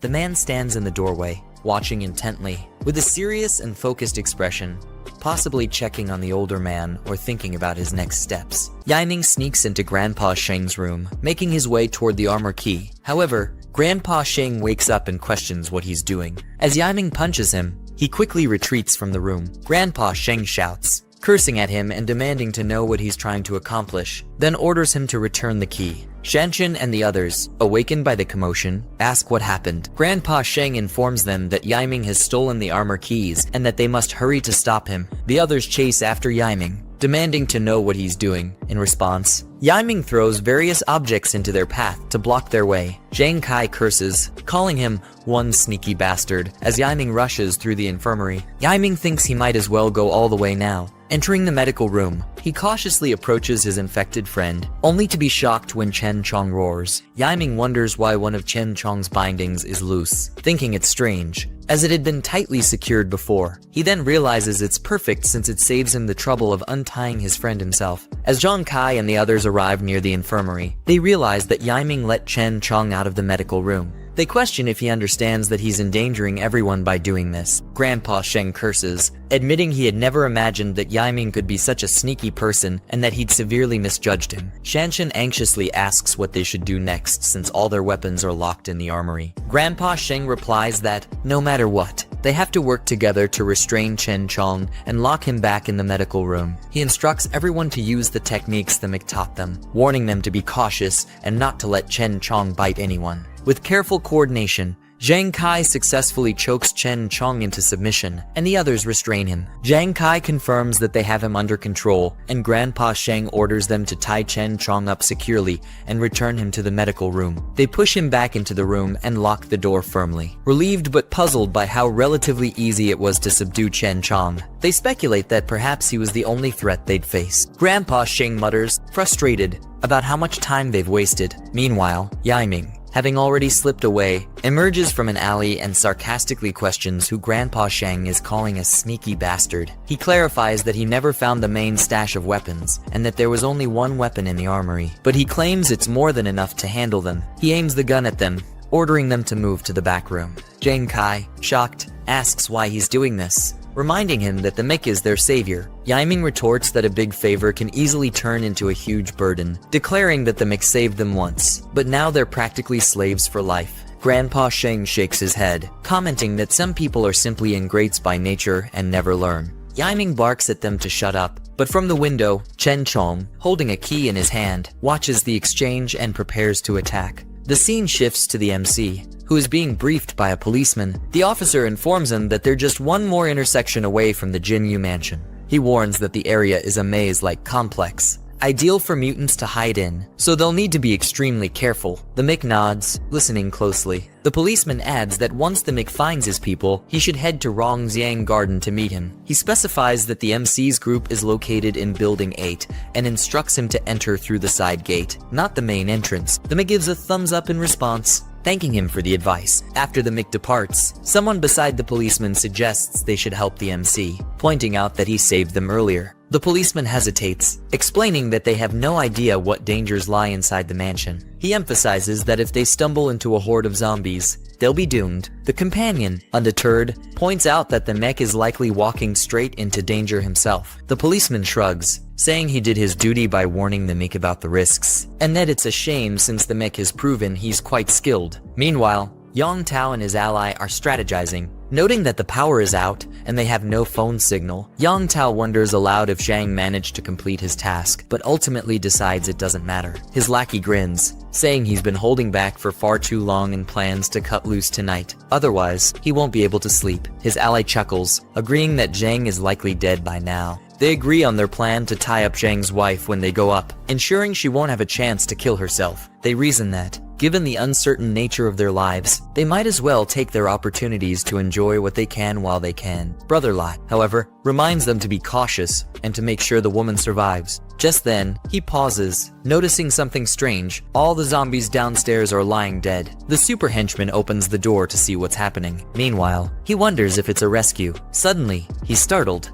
An extremely fast blade passes through his neck. Before he can react, the man coughs up blood as his head separates from his body. Meanwhile, the men approach Jiang Shen's wife and child. The poor mother orders everyone to leave. Two men smile maliciously. Soon after, one of them says enough and stops, pretending. The woman cries out in despair, "What are you doing? Let him go." Meanwhile, her poor son is pulled away. The wretch slaps her across the face as the boy flies away. The devil on earth states that they are the target. The boy, kneeling, says he will fight with all his might to defend his mother. Suddenly, a man is thrown out the door. The boy reprimands the men and, desperate, yells that they are bad people and asks them to let his mother go, as his father will not forgive them. Suddenly, one of the henchmen, headless, is thrown into the room. The boy screams in fear as he observes the mangled body. The boy continues to be afraid and, staring at a shadow in the doorway, asks, "Who is it?" Then Jiang Xiaoyang finally appears and asks the boy if Jiang Xian is his father.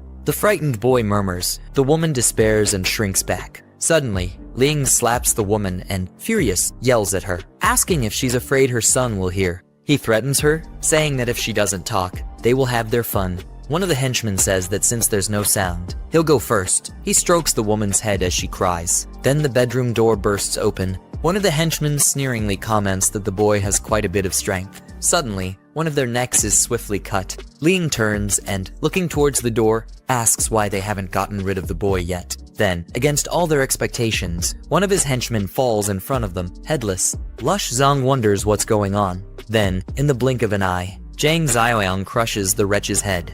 The wretch flies backward until he hits the wall. Luch Chong, as he receives the impact of our protagonist's blow, spits up blood. One of the henchmen asks our hero who he is. Well, our hero delivers the best kick this guy has ever received in his life. Now at the fortress, Ying holds his pistol and threatens to shoot if they don't get out of there. Shangbo orders the others to do as he says and go to the room he mentioned. He states that the wretch has a gun, and therefore, for now, they will do what he says as they need to think of something. Yiming smiles maliciously and says they think they can plan something, but if he doesn't show some cruelty that day, he will never establish his dominance. The traitor, smiling, says that old Dong will die first. Then he points the gun at the old man. Shan Shan and Zheng Chai cry out desperately. "Grandpa!" Ying observes the infirmary door. Meanwhile, he asks what that sound was. Surprised, he asks what's happening and how the infirmary was unlocked. The doorknob keeps turning. He wonders who's there. Suddenly, a zombified Chen Chong appears. They wonder if Chen Chong unlocked the door himself, but they state that it's impossible. Ying observes Chen Chong and, surprised, asks what's happening. Chen Chong, with glowing red eyes, advances towards Ying, drool dripping from his mouth. Ying points the gun at him. Then he says he can't let him live since a zombie used a key to unlock the door. Then he shoots, but to his surprise, the gun misfires. Ying despairs and exclaims that the gun is jammed. Chen Chong advances. Yiming, terrified, asks how this can be happening. The idiot cries for help as he is chewed on by Chen Chong. Then Chen Chong stands up after tearing Ying apart. Chen Chong carries him away in his own hands. The group wonders what's happening there. Zhengyi states that Chen Chong was so calm moments before. Everyone stares at Chen Chong in astonishment. Shangbo, seeing the absurd amount of blood, puts his hand over his mouth. Then the zombie approaches the doorknob with the key. Suddenly, he throws the key to the group. The key falls in front of them, and the zombie simply returns to the infirmary as if nothing had happened. Everyone looks at each other, dumbfounded. Jiang, in the foreground, wields a gun and opens fire with intense focus as he aims upward. Multiple men scatter and dodge in the background, caught off guard, with one lying dead on the ground. A man, gripping his gun tightly, lets out a loud, intense scream, his eyes wide open as a bullet hits his head, causing him to bleed. Another man hides behind a rock, peering out in surprise. In the background, yet another man is thrown backward, struck by a bullet. A man lunges forward, his face twisted in anger as he shouts, firing his gun with fierce determination. Jiang walks through an open area under the night sky as bullets hit the ground nearby. He stares ahead with a smug expression, his piercing blue eyes reflecting calm determination. A man, gripping his gun tightly, beads of sweat on his face, looks around in frustration. Behind him, Jiang aims his gun from a distance. Another man crouches behind a table, shielding himself as bullets ricochet off its surface with intense force. He braces himself, gripping his gun tightly, clearly caught in a perilous situation as the gunfire intensifies around him. The man shouts in frustration, sweat dripping down his face, angrily yelling, "What the hell is he doing?" He begs not to be shot. The man shouts angrily as he raises his gun, his face contorted in fury and determination. Behind him, another man sits by a concrete barrier. Jiang's eyes widen in surprise, his gaze sharply focused as he registers something unexpected. He swiftly moves his hand, firing his weapon with a focused and determined expression. A man recoils in shock, his face twisted with horror as bright red laser sights focus directly on him. He leans against the table, smirking with a sense of triumph as he grips his gun confidently. In the background, another man lies, blood dripping from his head. A man charges forward, his arm extended as he aims his gun, ready to attack. He stands face to face with Jiang, holding a gun pointed directly at Jiang's face. Despite the threat, Jiang remains calm. The man fires his gun. Jiang swiftly dodges the attack as a bullet narrowly misses his face. The man is shocked by his fast movement. Jiang lunges forward, disarming him with a fierce, determined look. The man is shocked and alarmed, caught off guard by the sudden, powerful move. Jiang brings his face close to his opponent's, staring intensely with unwavering confidence as he holds the gun firmly against him. The man is shocked, sweat dripping down his face. Jiang delivers a final shot with his gun. The man's face contorts in pain, his mouth open in a scream, blood dripping from his head. After the intense struggle, Jiang stands over his defeated opponent, who lies sprawled on the ground, motionless. With his gun slung over his back, Jiang gazes down. He kneels beside the fallen body, searching for anything useful. Later, Jiang enters a building, confidently walking into a dimly lit room framed by the open doorway behind him. 4 armed men stand on either side, preparing for an attack. He glances to the side with a piercing gaze, his expression calm yet filled with resolve. His intense blue eyes convey quiet confidence. Jiang stands calmly at the center as the armed men charge toward him from all directions, weapons raised in attack. Without wasting any time, he kills all of them. He stands with his back to the fallen bodies scattered around him, his posture calm and commanding as he addresses the group ahead. One of the dead men lies on the floor, blood dripping from his face. Jiang smiles calmly as a child excitedly compliments him, clearly impressed by his bravery and skill. Around them, the mother and police officers are shocked by the aftermath of his confrontation. A system window pops up, showing him a new mission with clear objectives. He reads the requirement to rescue 5 survivors, with a reward of 25 points upon completion. Jiang stands beside the officer and a child, all staring down at the defeated man on the floor. Surprised, he questions the identity of these fallen individuals. The officer, visibly tense with a drop of sweat on his face, explains about the Emerald Mountain area. Jiang listens intently, his gaze sharp and serious as he absorbs the information about the location south of the city. The officer calls out to Liu Keo and Chen Jai, who approach him wearing yellow uniforms with determined expressions. As they arrive, they acknowledge the guard, ready to discuss the situation regarding Emerald Mountain with Jiang. One of the men explains to Jiang that a sinister group, equipped with resources and weapons, controls the Emerald Mountain area. They mention that nearly all survivors from the southern part of the city have been drawn into this group's influence. Jiang stands silently in front of Liu Keo and Chen Jai. Jiang closes his eyes, thinking to himself, recalling past memories of a gathering place in the southern part of the city associated with Lai Shouxing and Qi Jing. He wonders if this current situation is connected to them. The man explains that while Emerald Mountain wasn't initially the only gathering place in the southern region, their possession of weapons has made them dominant. Other smaller groups lack the means to defend against their attacks, making resistance nearly impossible. He describes the brutal tactics of the Emerald Mountain group, stating they kill half the people in each gathering they attack.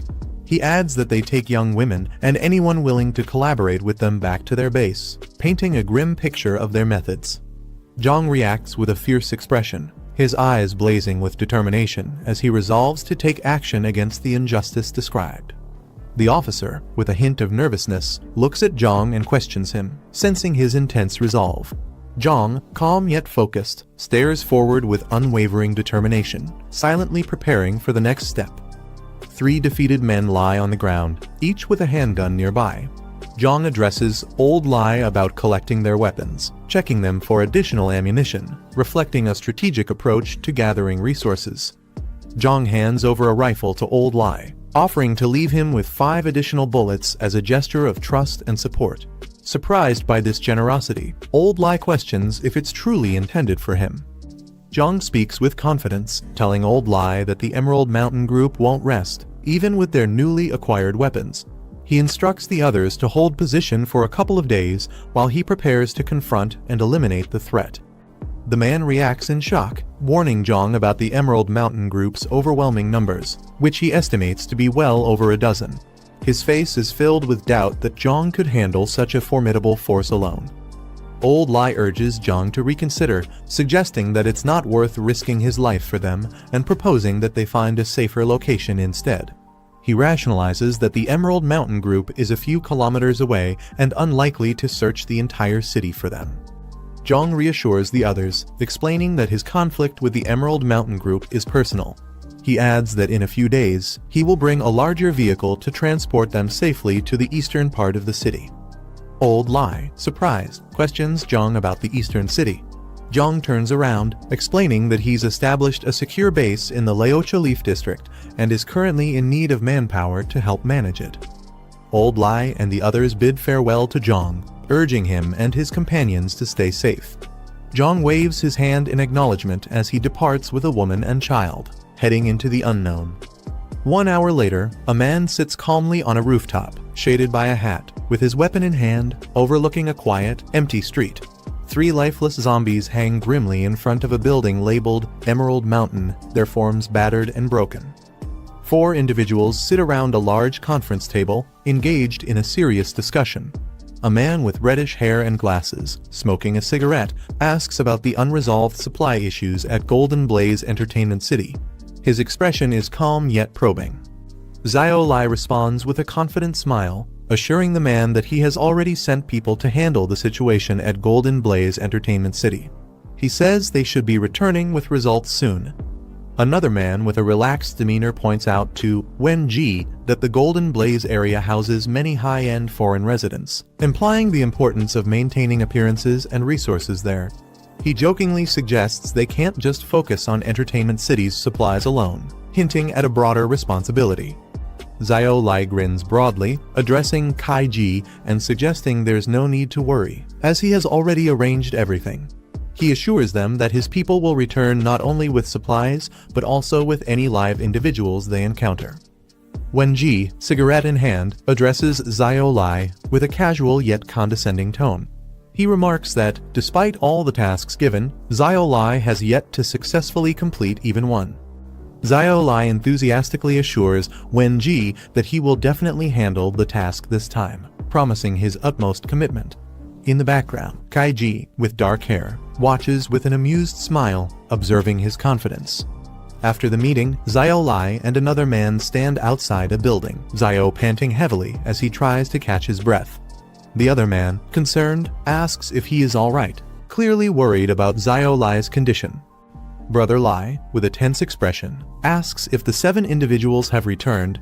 His companion, coughing weakly, informs him that he sent people to check an hour ago, but brings bad news, adding to the growing concern. Under the moonlit sky, Brother Lai reacts in shock upon hearing that all 7 were killed.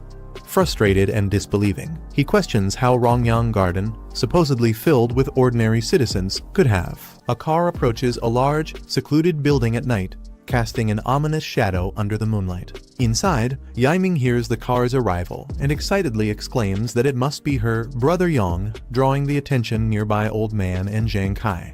As the car pulls up to the entrance, a system notification appears, marking the mission, taking responsibility as completed and awarding system points. As Yang steps out of the car, Yaiming eagerly greets him, relieved to see him return. The group gathers around, with one of them confirming Yang's identity as Lu Yaiming. Shocked, Yaiming realizes that they all knew his true identity from the start, leaving her visibly surprised and questioning what else has been hidden from her. He instructs Jiang Kai to escort their guests to their rooms before joining him in the infirmary, signaling a moment of rest and recovery for everyone. In the hallway, one of the group questions Yang's prior knowledge of Lu Yaiming's malicious intent, hinting at deeper suspicions. Yang responds cautiously, admitting that he wasn't entirely certain it was Lu Yaiming. Yang reflects on his suspicion, revealing that he was certain one of Jiang Kai's friends had ulterior motives. This revelation shocks Jiang Kai, who becomes visibly disturbed. As Jiang Kai holds a weapon with a startled expression, the weight of Yang's words begins to sink in, hinting at betrayal within their ranks. Jiang Kai inspects the bullets and realizes, to his shock, that they're rubber. This discovery unsettles him, hinting at deeper manipulation in their mission. Nearby, older man speculates about a kid in the infirmary, identified as Chen Chong. Yang explains that Chen Chong isn't an ordinary zombie. He's a rare mutant, introducing an element of danger and mystery tied to this unique being. Yang carefully tests Chen Chong's awareness by asking him to blink 3 times if he understands. Chen Chong responds as instructed, proving his comprehension. Yang continues the test with a simple math question, and Chen Chong blinks in response, confirming his ability to process commands and indicating a retained level of cognition despite his condition. The nature of rare mutants that emerged after the apocalypse.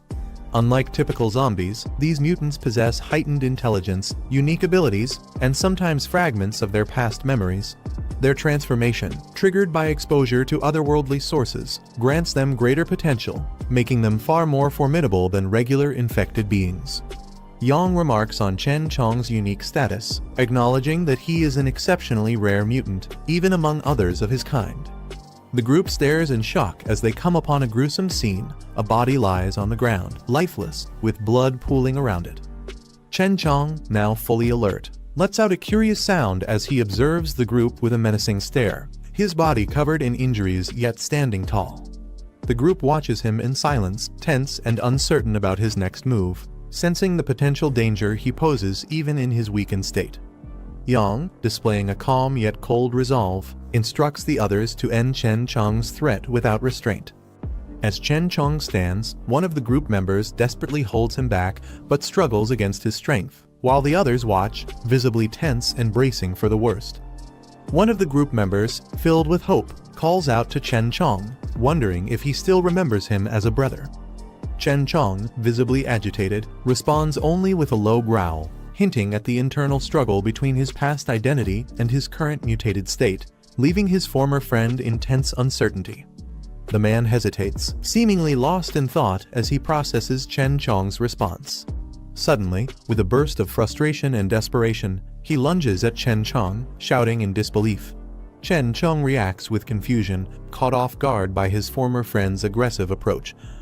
Frustrated, the man exclaims that Chen Chong, even in his zombie state, seems to remember his old habits of not keeping his hands to himself.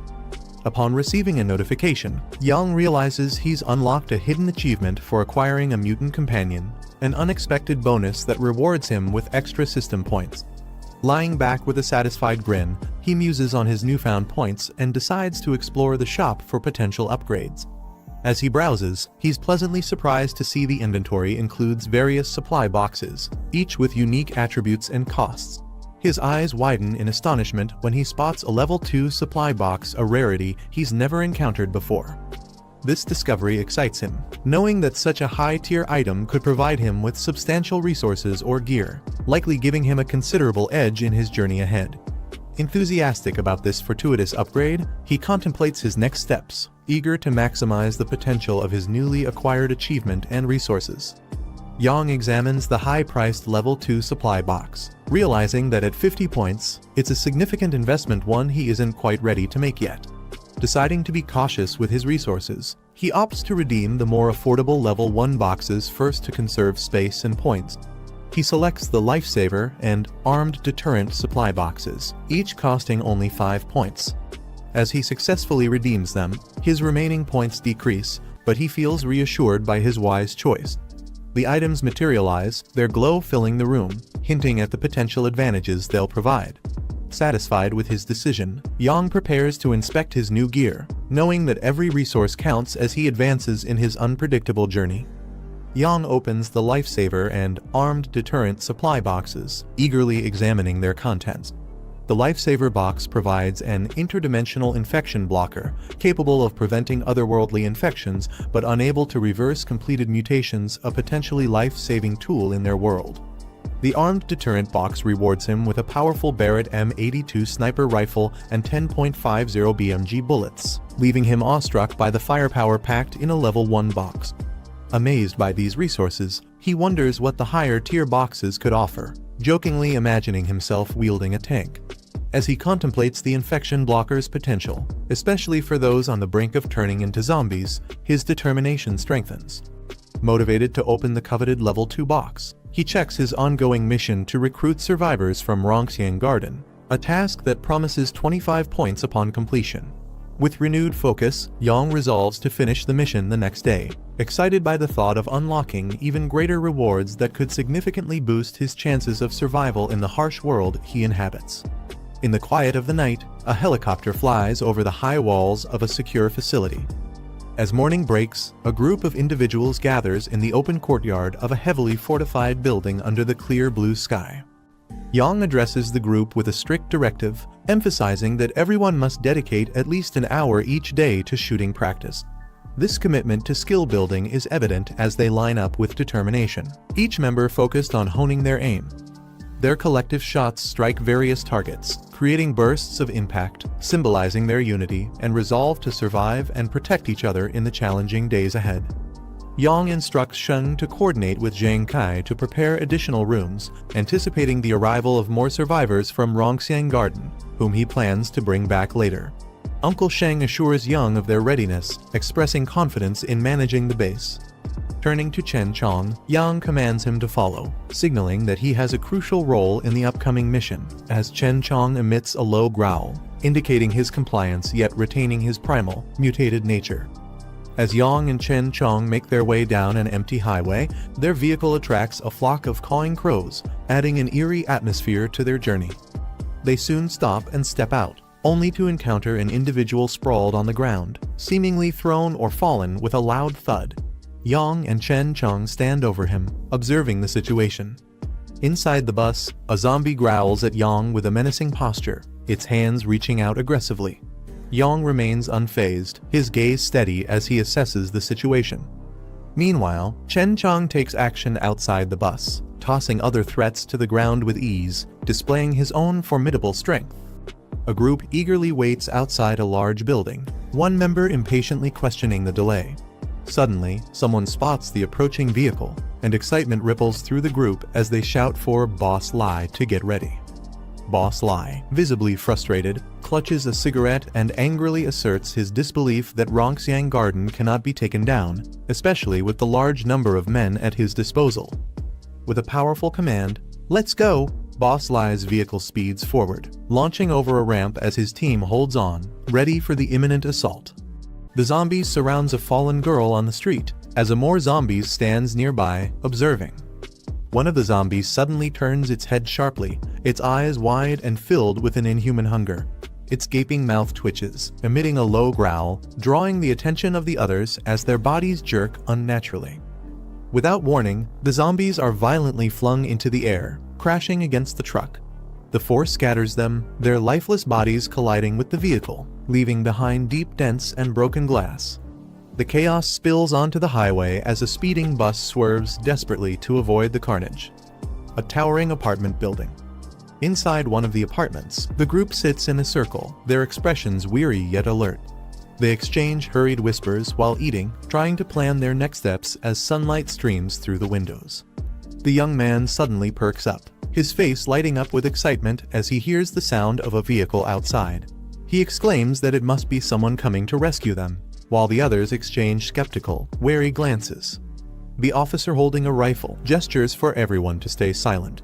He insists on checking the situation himself before anyone makes a move, his calm but firm demeanor keeping the group from acting recklessly. He peers cautiously out of the window, sweat dripping down his face as he scans the quiet street below. Outside, a group of armed men gather near a pickup truck, checking their weapons. They point toward the tall apartment building, identifying it as their next target, their intentions clear from their sharp movements and loaded guns. Brother Lai, commanding presence, shouts orders to his group, urging them to move quickly. The soldiers respond immediately, gripping their weapons tightly as they prepare for an assault. Back inside, the officer realizes the intruders aren't friendly. His face hardens as he declares their true identity, a gang of ruthless looters from a nearby settlement. His warning silences the room as fear spreads among the survivors. One man smirks confidently, pointing out that they now have firearms to fight back against the invaders. The officer steps forward, formulating a quick strategy to deal with the approaching threat. He insists that everyone take their assigned positions, while he prepares to head to the rooftop for a better vantage point. The invaders move closer, their vantage point allowing them to scope the building. One of them points out the distance, ensuring they are just within range to strike their targets effectively. With a commanding gesture, Brother Lai raises his firearm, signaling the group to prepare for an assault. The team aligns behind him, their faces devoid of hesitation as they aim their weapons at the building. Inside the apartment, the survivors spot the attackers from the window. Shouting in alarm, they quickly duck, narrowly avoiding the barrage of bullets that rains down on their position. The gunfire echoes through the air as the invaders unleash a relentless volley, shattering windows and tearing through walls. Their precision and firepower force the survivors into a desperate scramble for cover. The man invaders charges ahead, shouting commands as he dodges the shattered glass. His determination is evident as he leads the offensive, undeterred by the chaos around him. Moments later, he halts and issues new orders. He instructs his team to surround the building, warning them to fire at anyone who dares to show themselves. Standing in front of his crew, he raises a megaphone, preparing to deliver a chilling ultimatum to the survivors. As the leader speaks through the megaphone, a sudden gunshot pierces the air, striking one of his men in the head. The group is caught off guard, panic spreading as they realize they're under fire. Chaos ensues as one of the attackers collapses to the ground, his weapon falling from his hand. Brother Lai and his subordinates react quickly, scanning their surroundings for the sniper. Another shot rings out, hitting Brother Lai in the leg, and he stumbles backward in agony. His cries echo through the courtyard, urging his team to find cover as the sniper continues their assault. The officer retreat, their weapons still drawn, while the survivors inside the building press their advantage. The security guard at the window reloads his rifle, taking aim again with steady determination. Frustrated, Brother Lai growls in anger, realizing their intel underestimated the survivors' firepower. He clenches his teeth, vowing not to retreat even as his men waver in the face of heavy resistance. From a nearby alley, one of the invaders whispers to their leader, suggesting they retreat. Brother Lai reluctantly agrees, signaling his team to pull back while vowing to return with greater force. One of the invaders panics and begins running ahead, shouting in fear. The leader yells at him to wait for the signal. Moments later, the runner is struck by gunfire, collapsing lifelessly onto the pavement. His abrupt fall serves as a grim warning to the others as they hesitate, caught between fear and loyalty. Brother Lai clenches his fists in frustration and shouts to rally his group. He demands that everyone charge together on his count. With his signal, the group rushes forward, their movements chaotic yet determined. The tension thickens as bullets fly, leaving destruction in their wake. Amidst the commotion, he smirks confidently, realizing the survivors' defenses are dwindling. However, as he reloads his weapon, his mind races to figure out their next move. Gunfire erupts again, striking down more of his men. Brother Lai takes cover, dodging a close shot, as his frustration begins to show. He curses under his breath, realizing the situation is spiraling out of control. Despite the mounting losses, his resolve remains unshaken as he calculates his next step. The officer reloads his rifle calmly, keeping a sharp eye on the fleeing invaders. His composed demeanor contrasts with the chaos unfolding below. The invaders rush to their vehicle, shouting for the driver to start the engine. Their desperation is evident as they scramble to escape the hail of bullets from the survivors. One of the attackers, left behind, waves frantically as the truck speeds off. He yells for them to stop, but his pleas are drowned out by the sound of gunfire. A bullet whizzes past, knocking off his cap as he stumbles in shock. His expression turns to fear as more shots close in, forcing him to sprint for cover. The fleeing truck weaves through the street while bullets rain down on it. The attackers inside huddle low, trying to shield themselves from the relentless assault. A bus speeds through the highway, weaving between cars with precision. Inside the bus, Jiang sits behind the wheel, his sharp gaze fixed ahead. He mutters something under his breath. From an overhead view, another vehicle crosses paths with the bus at an intersection.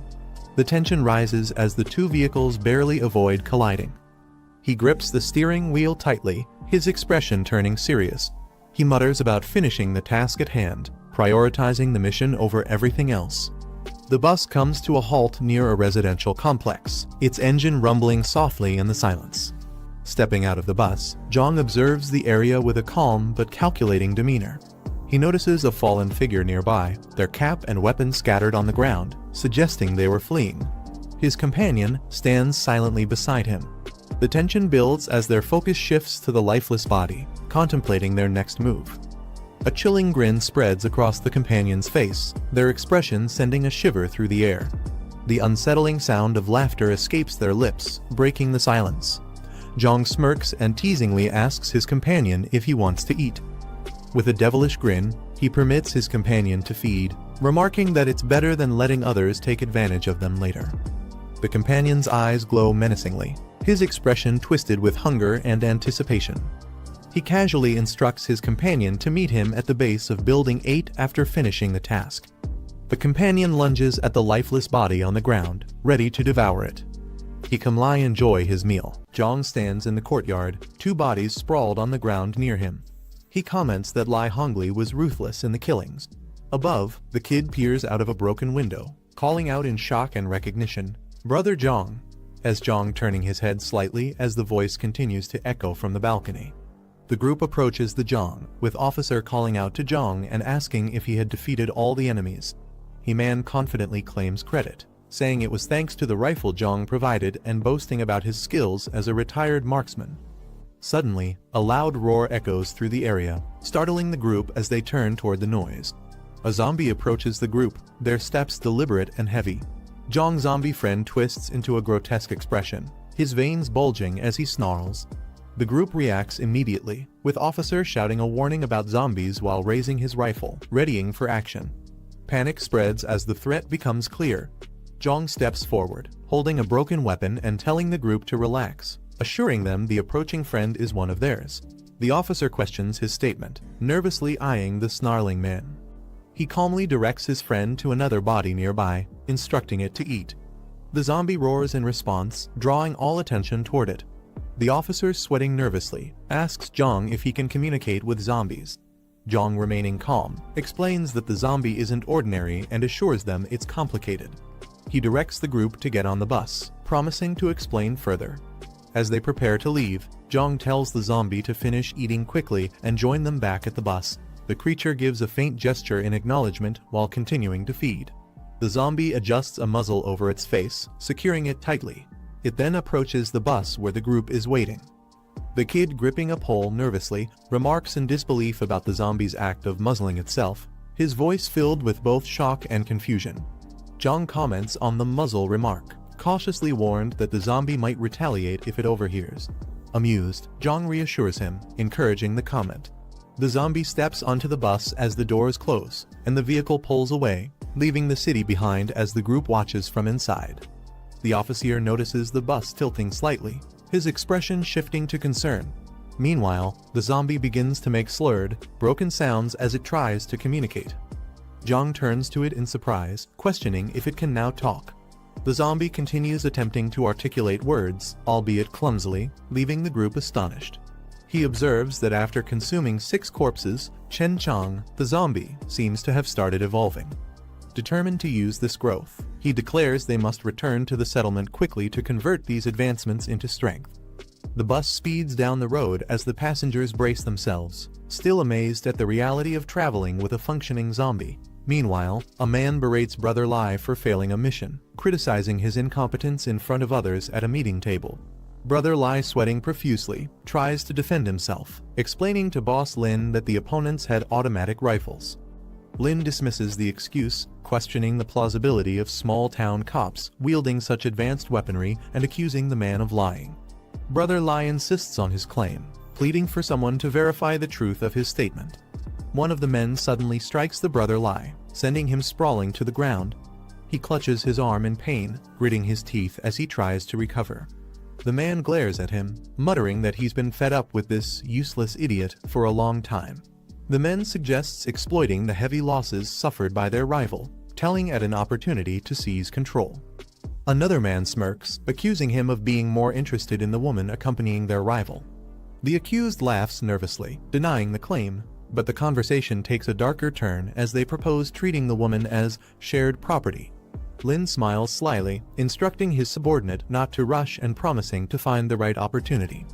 In the hallway outside the room, Brother Lai lingers, listening intently. His face darkens as he clenches his teeth, clearly distressed by the conversation he overhears. Meanwhile, on to the luxurious estate under a bright sky. Inside, Brother Lai angrily kicks over a chair, cursing in frustration. Kai Jing, startled, asks what's wrong. But he brushes off her concern, hastily instructing her to pack her belongings as they need to leave immediately. Despite his agitation, she tries to calm him with a reassuring. He urgently explains that the place will soon become unsafe, insisting they need to leave and plan ahead. He calls out to someone for assistance. Another subordinate enters, addressing him as Boss Lai and asking for orders. Brother Lai commands him to gather the remaining members, preparing for a crucial action to take place at midnight. Kijing stands quietly in the background, listening intently. His expression shifts to one of suspicion and concern, silently processing the urgency of the situation. Meanwhile, Jiang Group arrives at a secure facility, parking the bus inside his fortified compound. One of the group members steps out and looks around in awe, exclaiming that the location is truly a doomsday fortress, marveling at its defensive setup. Jiang checks his mission status, noting the completion of the survivor recruitment task and an exceeded target, earning bonus points. With his total points updated, he remarks on the reward system. He then informs Chen Chong that they'll be heading to the southern district the next night. The officer questions the reason for the trip. His curiosity piqued as Jiang remains confident and composed. Then he smirks, explaining that he has unresolved grudges to settle with the people at Bichui Mountain Villa. Later, he sits in his room, accessing a high-tech interface to unlock a level 2 supply crate using his points. He eagerly selects the crate, acknowledging it as his first level 2 upgrade, ready to discover its contents. He redeems the level 2 high-tech supply crate, deducting 50 points and leaving him with 16 points. Swirling energy surrounds him as the crate begins to unlock. With intense focus, he mutters, "Don't let me down," anticipating the rewards inside. Jiang opened the black tech supply crate level 2, and a radiant light burst forth, illuminating his surroundings. The reward materialized in front of him, a stamina enhancement potion plus 20. Without hesitation, Jiang reached out toward the glowing prize. He examined the stamina enhancement potion in his hand, impressed by the quality of the reward from the level 2 crate. He couldn't help but acknowledge its usefulness, knowing it would give him the extra edge he needed in the challenges ahead. However, moments later, Jiang injected the stamina enhancement potion into his arm, feeling the immediate surge of energy course through his body, as he let out a strained groan. After injecting the stamina enhancement potion, Jiang felt a surge of power course through his body. Glancing at his hands, he realized his stamina had reached an impressive 33 points, over 6 times the average person's full body capacity. A faint smile appeared on his face as he marveled at the sensation of his newfound strength. As Jiang adjusted to his enhanced stamina, a faint buzzing sound caught his attention. He turned, narrowing his eyes as a mosquito hovered near him. Without hesitation, Jiang swiftly pinched it between his fingers, crushing the insect effortlessly. Jiang froze as mosquito buzzed aggressively near his face, its reflection visible in his eye. Moments later, he casually flicked it away with precision, causing the insect to fall to the ground. Sitting comfortably, he glanced at twitching body with a confident smirk. As the sun set over the horizon, the fortress stood tall against the vibrant sky. Outside, Jiang and his group stood alert, with weapons ready and their focus unwavering. They prepared for the challenges that lay ahead. The officer turned to Jiang, confirming his assignment to head toward the south side of the city. Jiang nodded slightly. He was ready for the task ahead as the evening light cast long shadows across the fortress. Jiang handed over the task of training the group to Zai, recognizing his exceptional shooting skills. Jiang requested Zai to prepare the team for the upcoming challenges, trusting his expertise to strengthen their combat readiness. With a confident smile, Zai assured Jiang that training was his specialty and promised to handle it without any issues. He signaled to Chen Chong as they prepared to head out for their mission. Without wasting a moment, they boarded the vehicle, ready to face whatever challenges awaited them. The bus roared to life, leaving the fortress behind as it rolled through the gates, heading toward. Under the starry sky, Boss Lai glanced at the towering building and asked about King's progress, concerned about his position. Assured by his men that King was already in place, Boss Lai gave the command to move out. With a determined stride, he led his team forward, their footsteps echoing in the quiet night as they prepared for the next phase of their mission. As the headlights of a speeding vehicle illuminated the night, Boss Lai and his men shielded their eyes, momentarily blinded by the sudden glare. The unexpected interruption left them on high alert.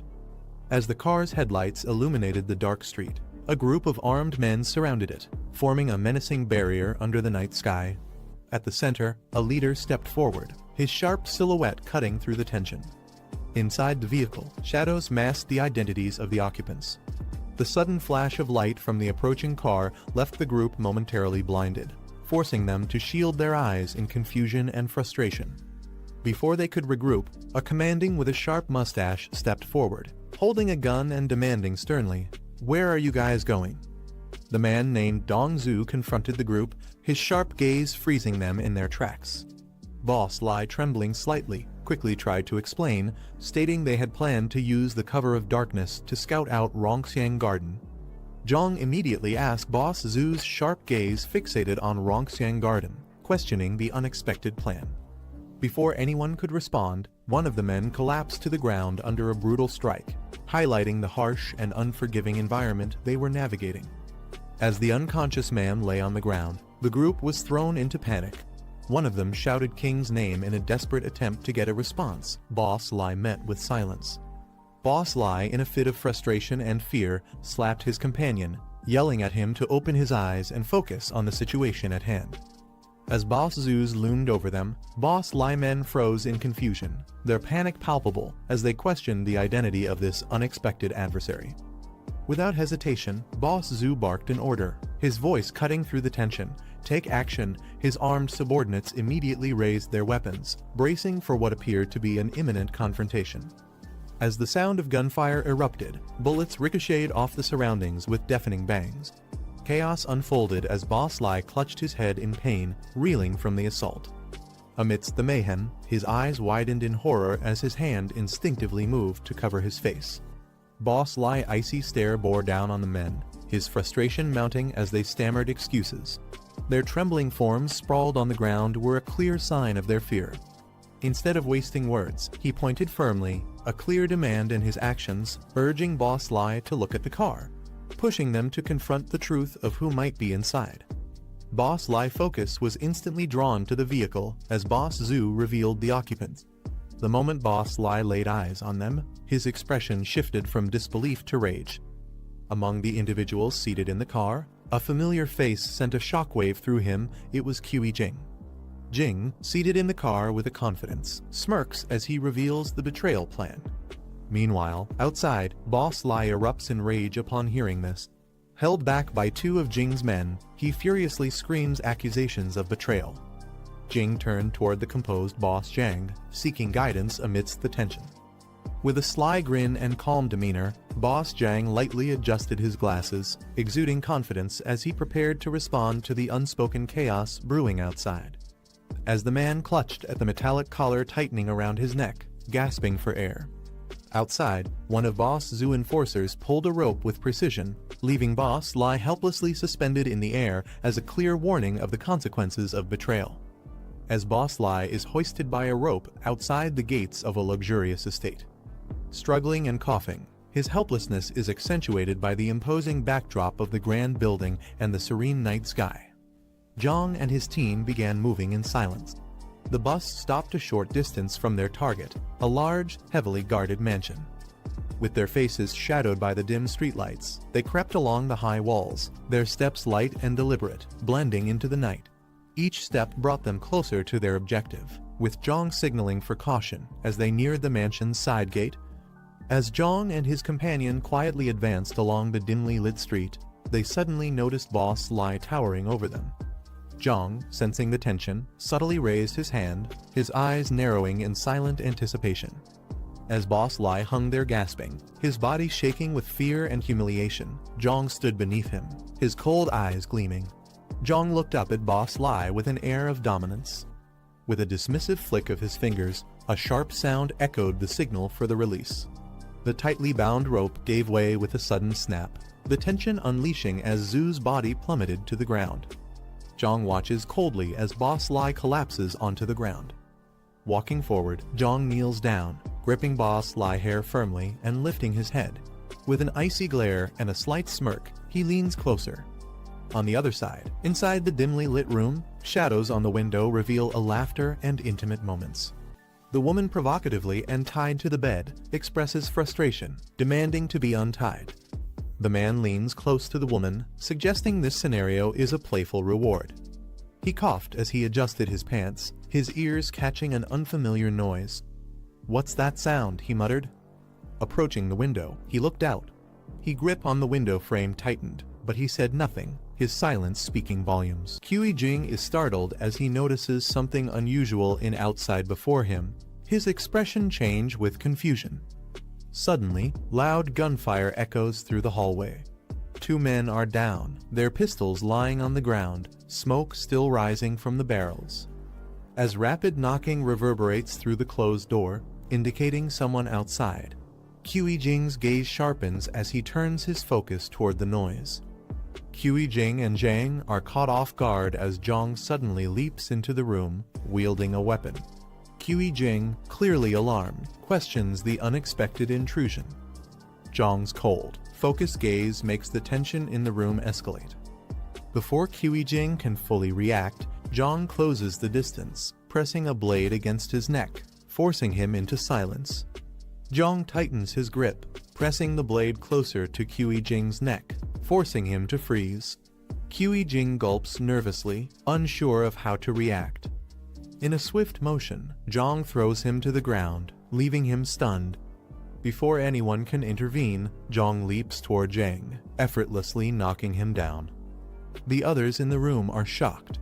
Jiang angrily shouts at Jiang, demanding to know who he is, while Kai Cheng recognizes him, calling out his name in disbelief. Jiang charges forward, throwing his knife with deadly precision. Jiang tries to dodge but is struck, coughing in pain as he collapses. Chaos erupts as Kai Cheng screams in agony, Jiang collapsing to the bed after being fatally wounded. Kai Cheng nervously addresses Jiang, asking what he wants. Jiang smirks, mocking the situation and sarcastically commenting on their predicament.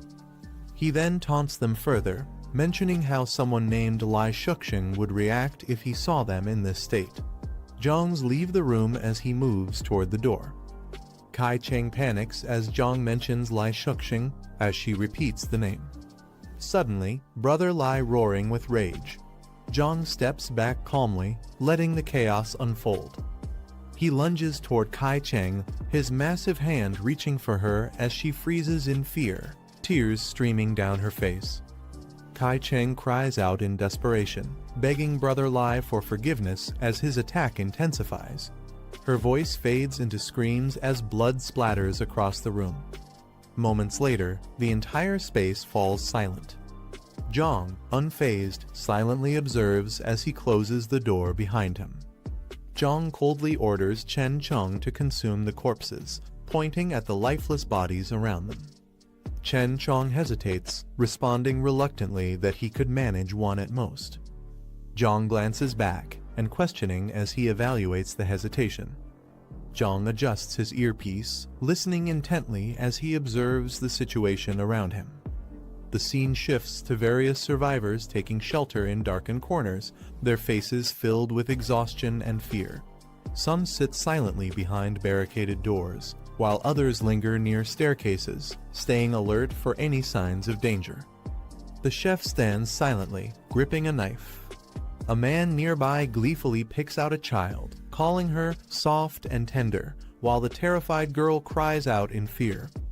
The chef, however, dismisses the choice, coldly stating the child is too skinny, his detached demeanor sending chills through the room as the tension rises. The chef coldly assesses the crowd and selects a child, pointing them out as the next victim. "This one's fat," he remarks, ignoring the desperate cries of the child's family. The child clings to their mother, but the chef pulls them away with a firm grip. When the mother tries to intervene, the chef strikes her down without hesitation, sending her crashing to the ground as her child screams for her. the mother collapses to the ground, pleading desperately for her son's life. Tears stream down her face as she begs for mercy, her voice trembling with fear. The crowd watches in silence, some averting their eyes, unable to help. The chef and his accomplice stand coldly, unmoved by her cries. A loud noise startles the group as someone yells, "Who's there?" One of the men exclaims in alarm, questioning who could still have such a weapon. The chef nervously replies that only the boss possesses one. Meanwhile, the mother clutches her son tightly, relief washing over her as she checks if he's unharmed. The room grows tense as the group aims their weapons at the door, unsure of what's coming. One of the men is ordered to check the situation. Hesitant and clearly nervous, he protests, but the command to move quickly shuts him down. With his gun in hand, he cautiously approaches the door, sweat dripping. As the man approaches the door, Chen Chong bursts through, grabbing him by the neck with inhuman strength. He lets out a startled cry before being thrown violently across the room. The others immediately recognize the threat, shouting, "It's a zombie," and opening fire in a panic. Gunfire erupts as the group shoots at the door, trying to fend off the threat. Shouts of "Over there" and "Careful" echo through the room. Suddenly, Chen Chong bursts through the barricade with a deafening roar, shattering the door and lunging forward with terrifying speed. The group struggles to react as the relentless attack begins. He lunges at the chef, who panics and tries to defend himself with his knife. Before he can react, Chen Chong grabs his face with a grip, silencing his screams. The force of the attack sends the chef flying across the room, shocking everyone as they scramble to avoid the chaos. The zombie rushes forward with incredible speed, knocking over everything in its path. Screams echo as people cry for help, their panic filling the night. Inside, the survivors watch in confusion as Chen Chong stands amidst the chaos. One whispers in disbelief, "It's not killing us." The survivors are baffled by Chen Chong's behavior, questioning what's different about it. Jiang casually praises Chen Chong, calling it Brother Chong, and remarks how fast it is despite its restraints. He even adds that it looks cooler this way, leaving everyone even more confused about his connection to the Chen Chong. The group stood frozen in shock as the woman, clutching the child tightly, trembled. She couldn't believe it, a zombie had talked. At the center of the room, Cheng in a gas mask stood silently. Everyone's eyes were fixed on him, uncertain of what to do. The woman holding the child and another girl nearby shook uncontrollably, overwhelmed with fear. Their bodies trembled, unable to process what was happening. Breaking the tension, Jiang stepped forward calmly. With a reassuring smile, he gestured toward the child and told them not to be afraid. He explained that Cheng wouldn't attack, trying to ease the fear spreading among the group. The girls trembled as she described Cheng a terrifying monster capable of killing without hesitation. Tears welled up in her eyes. Jiang, standing calmly, narrowed his eyes, trying to process what she said. Something about it made him curious. Without hesitation, he asked if she had seen creatures like this before. The girl nodded hesitantly, clutching tightly onto the woman beside her. Jiang's sharp gaze fixed on her as he pressed further, demanding to know where she had seen it. With a shaky voice, the woman finally answered it was at the East City Decoration Market. As Jiang processed the information, he muttered to himself that things were advancing faster than expected. He thought it would take more time, but the reality was far worse. It was happening now. Even more concerning, the East City Decoration Market was dangerously close to Old Tea City. Cheng, clearly unsettled, hesitated before asking Jiang what these creatures were. Jiang, maintaining his calm, responded that they were rare mutants. Unlike typical zombies, these beings retained some level of rational thought and memory, which gave them an edge, making them far more dangerous and efficient hunters. Jiang continued, explaining that their abilities stemmed from unstable mutations. Though powerful, this instability turned them into unpredictable threats. Most rare mutants were erratic, violent, and uncontrollable, far more dangerous than regular zombies. Cheng trembled as he questioned his own fate. "What about me?" His eyes widened with fear. Jiang placed a steady hand on his shoulder, reassuring him. He explained that the masked man was one of the rare, lucky ones, a mutant who retained his sanity. Jiang promised to keep him grounded, ensuring he wouldn't lose control like the others. Shifting the focus, Jiang asked if there were other survivors nearby. The group hesitated before answering. They explained that many people were still trapped in the sales office, while others might have sought refuge in the basement. Jiang's expression turned serious as he realized the scale of the situation. He silently prepared himself. More people needed saving, and time was running out. Jiang led the group down a dark, narrow staircase toward the basement, their footsteps echoing in the silence. Suddenly, a faint noise broke the stillness. Open doors stained with blood. Jiang's eyes widened as they entered the space. The others stood behind him, faces pale with dread as the scene unfolded. In the dim light, traces of blood and shadows hinted at a grim truth. Jiang's tone darkened as he explained what was happening.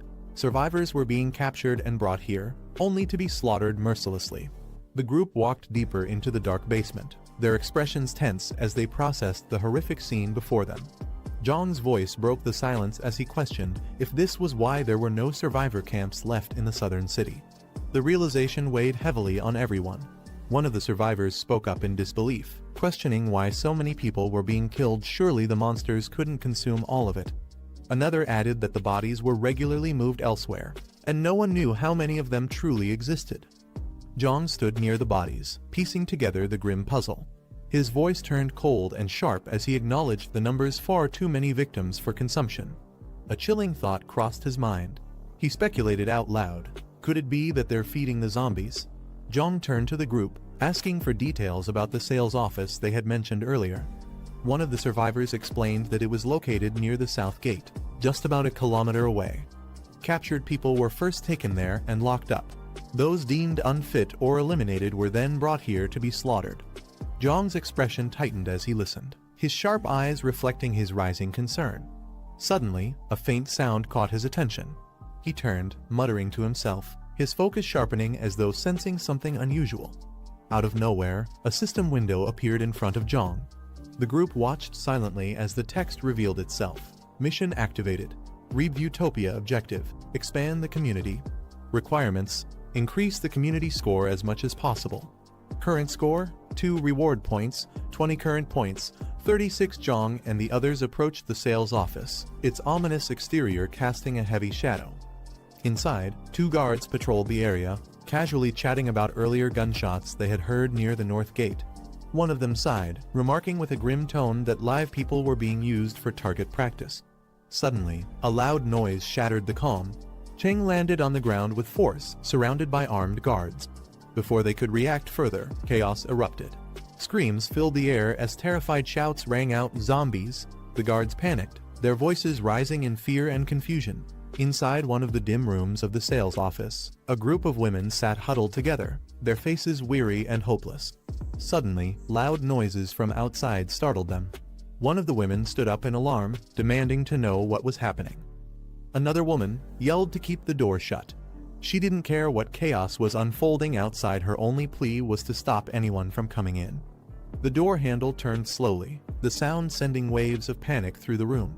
One of the women, her face drenched in sweat, screamed desperately, begging whoever was outside not to come in. Fear had pushed her to her breaking point. The door opened, and standing in the doorway was Jiang. His calm, composed figure contrasted sharply with the chaos inside. Stepping forward, Jiang addressed the group firmly, telling them to come out. The women, though hesitant, sensed something different about him. Slowly, they gathered themselves, following his command. With Jiang leading the way, the women joined the survivors, now part of a growing group.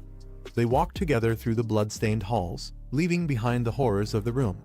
The woman stepped forward. She asked Jiang if he was truly willing to provide them with a safe place. Jiang's answer was firm and unwavering yes. But his gaze sharpened as he added one condition: everyone has to work. Survival would require effort, and no one would be exempt. Hearing this, the group's spirits lifted. The survivors eagerly agreed, with one declaring that they were all able-bodied and ready to contribute. Their confidence grew as they realized they had been given a chance and opportunity to start anew. Jiang didn't waste any time. Turning toward the exit, he raised his hand, signaling the group to follow. With a determined voice, he urged them forward. Jiang and the group drove through the night in a bus. Finally, they arrived at Fortress under the starlit sky. The survivors hesitated, taking in the sight of the towering walls and watchtowers. Inside the fortress, both spotted the bus. One of them exclaimed excitedly, recognizing it as Brother Jiang's vehicle. The other stopped him, cautious, noting that the bus hadn't entered directly. Jiang stepped out of the bus, turning back to the group.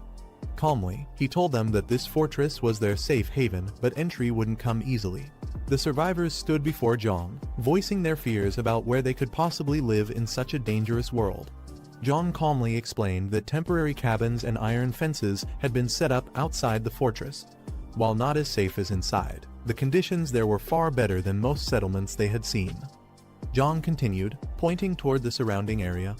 There were unfinished buildings and open spaces in Old Tea Town. With time, they could renovate and create a proper community, a place where conditions could steadily improve. Hearing his words, the group was overwhelmed with gratitude. Some fell to their knees, calling Jiang their savior and praising his generosity. The scene shifted as morning arrived. Outside, vehicles began to move. A large truck rolled in. Inside, a woman with purple hair sat, frustrated as no one responded to her calls. She muttered to herself, irritated, wondering what Jiang Qingwen was up to. Something felt off. Leaning forward, she observed her surroundings carefully and grew more uneasy. Determined, she stepped out of the truck with a companion, pushing open the heavy door. Light poured in as they entered the building. The girl gaze reflects his awareness. Are ugly three zombies standing in the shadowy light. Their bodies twitch unnaturally, emitting low growls. One of the zombies suddenly charges forward with a deafening roar. Its face and sharp teeth gleam under the faint light as it lunges. A tall, confident woman clad in bold attire steps in. With effortless strength and a chilling calmness, she delivers a devastating blow, sending the zombie crashing back. He hit him on to the face. The other two zombies halt briefly, their growls fading in hesitation. Nina stands in front of a mansion, surrounded by fallen enemies. A man steps out from the house, reporting that no one has been left alive. Staying focused, Nina asks about the supplies, to which the man confirms that everything is intact. Without wasting time, she commands him to bring the truck and load the supplies, asserting her leadership in the situation. Nina oversees the loading of supplies as a large truck arrives, with her subordinates working quickly to pack everything. She stands with a confident and watchful demeanor, ensuring everything proceeds smoothly. Suddenly, she notices something unusual and reacts sharply. She bends down to examine tire tracks on the ground, prompting her subordinate to ask if she's found anything. She examines the tire tracks closely, remarking on the audacity of whoever left them. Determined, she vows to find out who could pull off such an act. Meanwhile, Jiang sits on a balcony, reflecting on his current mission to expand the community and improve the community score, which is currently low. He ponders ways to increase the score, concluding that boosting the population size might be a key factor. Jiang reflects on the abundance of land available to him, crediting a past encounter with a snobbish guy for securing the area. As he continues pondering his mission, a thought crosses his mind about a rare mutant. Jiang arrives at his fortress, a safe haven for the community, where he's greeted by grateful residents who call him savior. As he walks through the gates, a young woman rushes to him in gratitude, followed by other residents expressing their thanks. Jiang humbly dismisses their praises, emphasizing that no thanks are needed. He questions one of the residents about the super monster she previously mentioned. She explains that her group encountered the creature at Hurenfa Market in Decor City while scavenging for supplies. The resident recounts the terrifying encounter with the super monster, describing how several people were killed, and the chaos caused their group to scatter. She explains that she and her daughter fled and initially found refuge with a group from Bichui Mountain Villa, believing they were saved. Jiang contemplates the situation, muttering Hurenfa as he pieces together the danger. She warns against provoking the monster, arguing they still have enough supplies. However, another points out the need to secure more resources to ensure long-term survival. Jiang firmly interjects, emphasizing that Decor City is dangerously close, less than 2 kilometers away, and allowing the monster to remain poses a significant threat to their safety. As Jiang prepares to face the monster, a bowl falls to the ground. A resident urgently warns him against going, pleading that the creature kills without hesitation. Jiang, calm and determined, reassures her with a confident smile, stating that they know what they're doing. He then instructs Jiang Kai to contact Brother Chong, decisively declaring that they're going to confront the monster directly. A group of survivors arrives at a large supermarket, led by a confident woman who points out the location. She reassures the group of the potential supplies, but one of the men warns against being overly optimistic, suggesting the place might already be cleared out. She counters his pessimism, reminding him of their past successes in finding resources at similar locations. The group confidently enters the supermarket, one of them boasting about their ability to move freely in the apocalypse. Unlike most others, inside, the atmosphere grows tense as they navigate the dark and eerily quiet interior. The leader observes the shelves, noting that while some items have been scavenged, the place hasn't been completely picked clean. One of the group members picks up a pot, noticing a bloody handprint on the wall. Another member cautiously calls out, asking if anyone is there, but the eerie silence amplifies the unease. The group's leader, clutching the pot tightly, instructs everyone to stay alert. The group's fears come true as zombies emerge from the shadows, snarling and charging toward them. Chaos erupts as the leader shouts for everyone to engage carefully. A violent battle ensues, with loud crashes, splatters, and thuds echoing through the supermarket. Once the zombies are defeated, the group stands victorious over their fallen foes, one of them casually remarking that the fight was surprisingly easy. The group observes that while there are zombies, the main horde seems to have been drawn away by previous scavengers, making their situation easier. One member optimistically declares it their lucky day. However, the leader keeps them focused, urging everyone to stay alert and venture deeper into the supermarket. As they proceed, an ominous figure looms in the shadows, a terrifying zombie with glowing red eyes and a menacing grin. The group stumbles upon a fully stocked section of the supermarket, overwhelmed with excitement at their discovery. One member exclaims it's a jackpot, suggesting the supplies they found could last them for years. Amid the enthusiasm, the leader spots something in the distance and points it out, directing everyone's attention. To their amazement, they find a pristine bed, an unexpected luxury in their harsh reality. One of the group members throws herself onto the bed, declaring she's staying there, overwhelmed by the rare comfort. The rest of the group lightens up, jokingly suggesting they settle down in the supermarket. Two members decide to step away for a smoke, discussing whether it's a good idea to make this place their base. While smoking, one of the group members voices his concerns about the mall being hard to defend due to its multiple entrances and exits. He also warns that the abundance of supplies might attract unwanted attention. However, he mentions noticing a more secure two-story building nearby that could be a better option. Before he can finish his thought, a loud noise startles them, and another member reacts in shock, realizing a potential threat is approaching. A terrifying zombie with glowing red eyes ambushes the group, grabbing one of the men and taunting him with talk of tender flesh. The other man panics, screaming and fleeing while shouting about a ghost. Back at the main area, the remaining group hears the commotion and anxiously wonders what's happening, their unease growing as the situation escalates. The terrifying zombie strikes one of the men with its sharp claws, impaling him through the chest. Lifting him effortlessly into the air, the creature showcases its immense strength. The sound of his body being torn apart echoes through the area, leaving a chilling and gruesome reminder of the danger lurking within the mall. The leader is paralyzed in shock, trying to process the monstrous sight before her.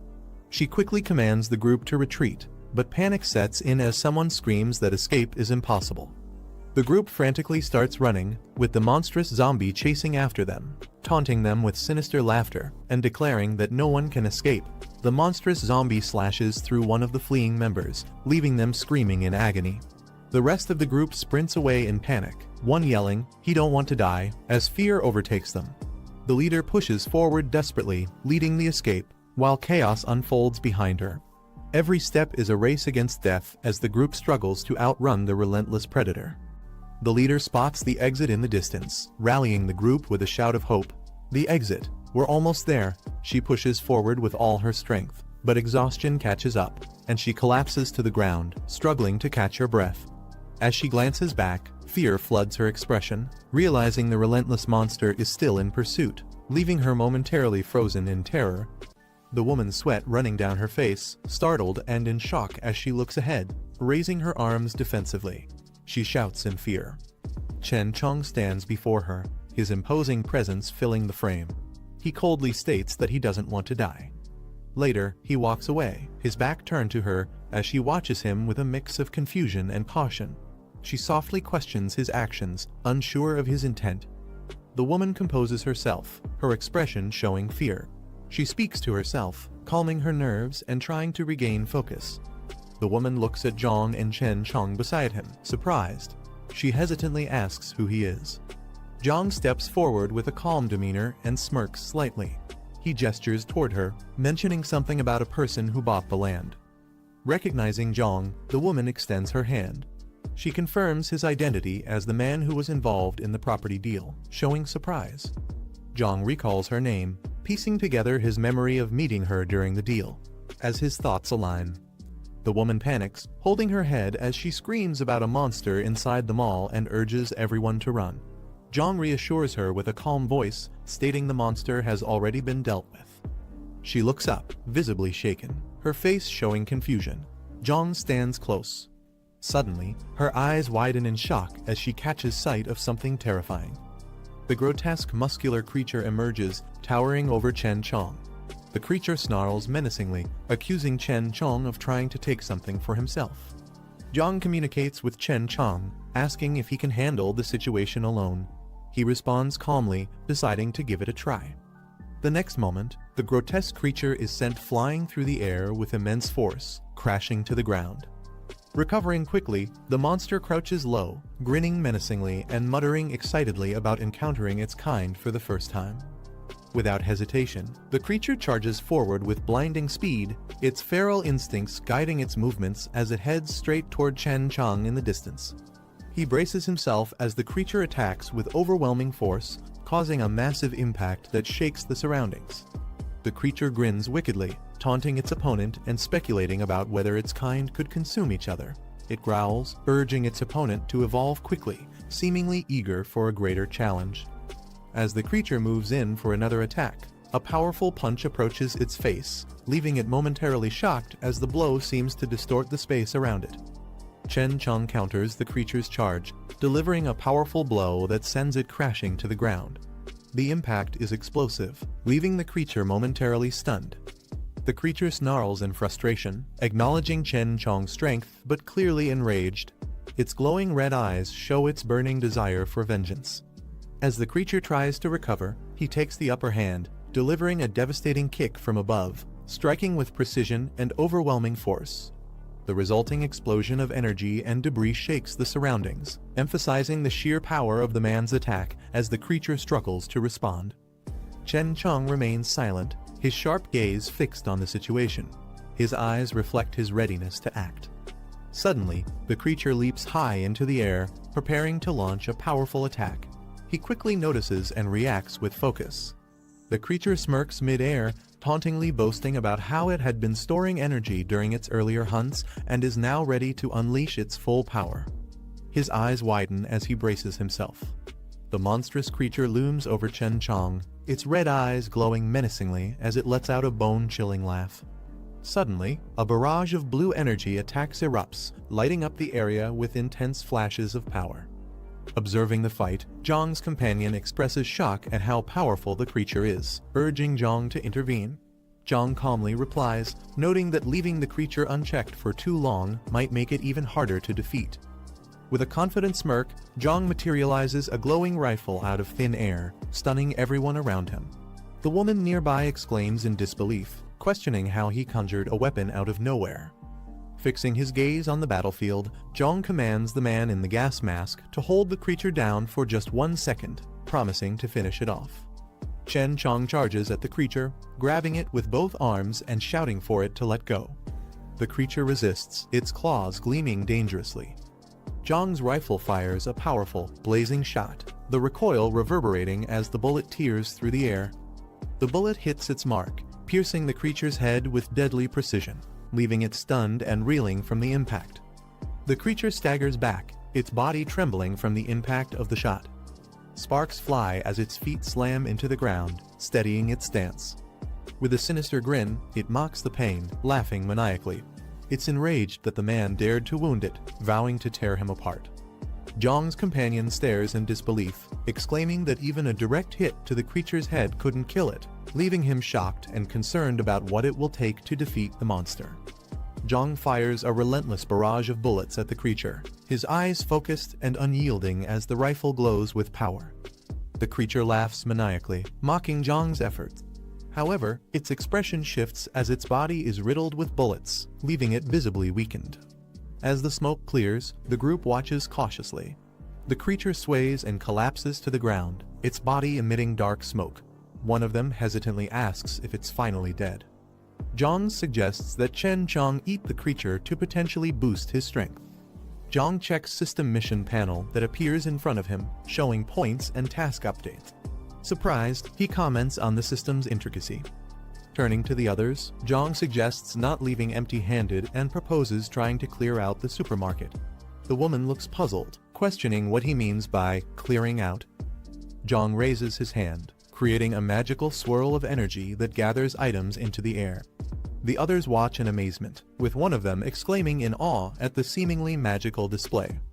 Holding a small glowing ring, Jiang smirks and comments that leaving the corpses around is pointless since they may become more dangerous over time. A car speeding along a quiet road surrounded by trees. As it slows down, the passenger requests the driver to stop nearby. Inside the car, a man with binoculars peers into the distance while Nina beside him. She calmly asks for a status update. Through the binoculars, Jiang's companion is seen standing on a balcony, gazing out, seemingly unaware of being watched. Through the binoculars, the man observes a bustling market area with numerous people and tents. He notes the activity and the state of the buildings. The man comments smugly about the number of people and how the only advantage after the weapon drop is the incomplete repair of the nearby buildings.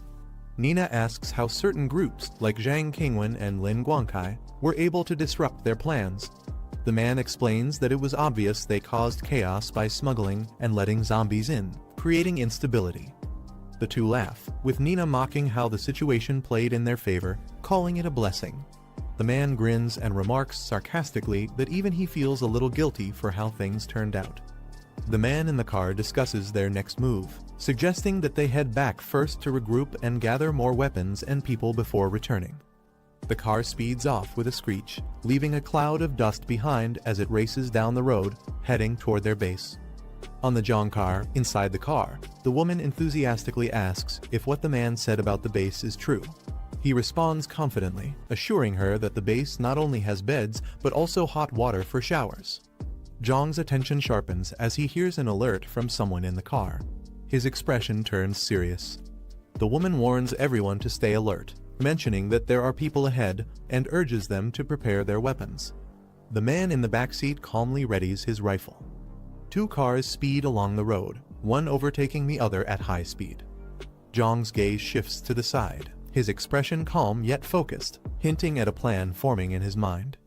Nina, sitting in another car, stares back with a sharp and determined look, her piercing eyes conveying confidence. Jiang was seated in his car, looking at the holographic mission screen in front of him. The task displayed read, Mission, Villain Starve All. 1. Objective, Resist the Invasion. Reward, 50 points. He repeated the mission's objective to himself, wondering what it could mean. As he thought about it, Nina's face came to his mind, and he immediately realized it might involve her or her allies.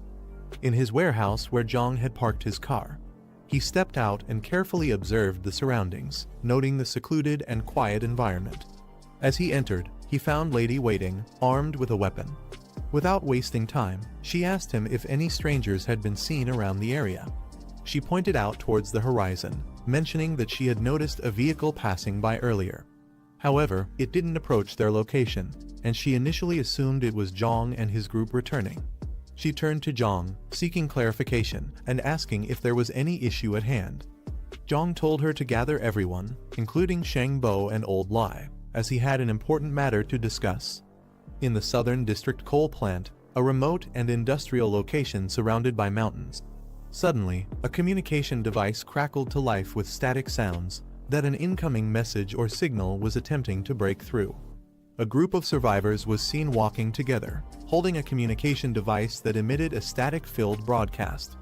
The voice on the device announced an open invitation to survivors to gather at the Southern District coal plant, stating that they were establishing a base there but were short on manpower. The group, encouraged by the message, decided to approach the location, believing they were close to their destination. As they walked, one of them commented that the area should be nearby. Suddenly, they spotted a vehicle approaching, creating a moment of excitement among the group. They shouted in relief, recognizing the car and yelling out that the arrival of survivors was a good omen. The car came to a stop, and its doors opened. Man stepped out along with Nina. Seeing the group, the man questioned if they had responded to the broadcast and come to join forces. The survivors quickly confirmed, answering affirmatively, grateful to have reached a safe haven. The survivors approached Nina and his group with visible relief. One of the men, visibly surprised and awestruck, stared at Nina, who stepped forward to address them. She told them they had arrived at the right time and instructed them to follow her. The survivors eagerly expressed their gratitude, thanking the group profusely for the opportunity. Nina informed them that the destination wasn't far and suggested walking the rest of the way as the vehicle couldn't accommodate everyone. The survivors agreed enthusiastically, grateful for the chance to join a secure location. Upon arriving at the base, one of the survivors looked around in amazement at the spacious and well-organized setup. He expressed his relief, exclaiming that they finally had a proper place to settle down. One of the survivors suddenly mentioned that he needed to step outside for a moment to take care of something. However, Nina stopped him and informed him that there was no need to go outside as there were proper facilities inside the building. She told him to follow her. Hearing this, the man hesitated for a moment before quickly agreeing and following her, visibly trying to mask his initial plan. Once inside, the man discreetly looked around.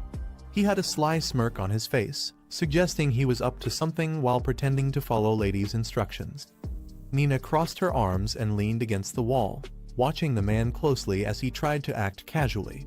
The man stammered, attempting to explain himself, suggesting that Lady must have understood his intentions and nervously asking her not to misunderstand or take offense. Suddenly, the man felt an intense pressure as Lady's demeanor shifted. Startled, he broke into a cold sweat, realizing he was cornered. The man's fear as Nina stabbed the knife into his head, as he was forcefully knocked to the ground. She looked down at him, unimpressed, and commented on how she had initially thought he might be useful, but it turned out he was worthless. Without giving him any further attention, she walked away. Meanwhile, one of her subordinates approached and confirmed that everything was under control. Lady, without breaking stride, ordered him to also drag the man out along with any cargo or goods they had. As she continued walking, she instructed that the second and third brothers should also be summoned, leaving no room for any resistance. Behind her, the ground was littered with the defeated survivors who had been subdued without much effort. Jiang gathered the survivors and his team around a large table inside the base. The officer nervously asked if their group was under surveillance or if there was any threat looming nearby. Jiang addressed the group, stating that they had little to no information about their enemies and that the possibility of an invasion could not be ruled out. Jiang instructing them to head toward the southeastern storage area and clear it out. He explained that the location could be used as a temporary refuge for civilians in case of an emergency. As Jiang finished his instructions, the lady and Modi stepped forward, volunteering to assist. As Jiang finished his instructions, two men from the group stood up. They confidently declared their intent to join the mission. Meanwhile, a young boy enthusiastically shouted that he wanted to go too, his determination catching everyone off guard. However, his mother quickly pulled him back, scolding him for trying to act beyond his capacity. Another woman hesitated but, seeing the energy and determination in the group, questioned whether she too should step forward and offer her help.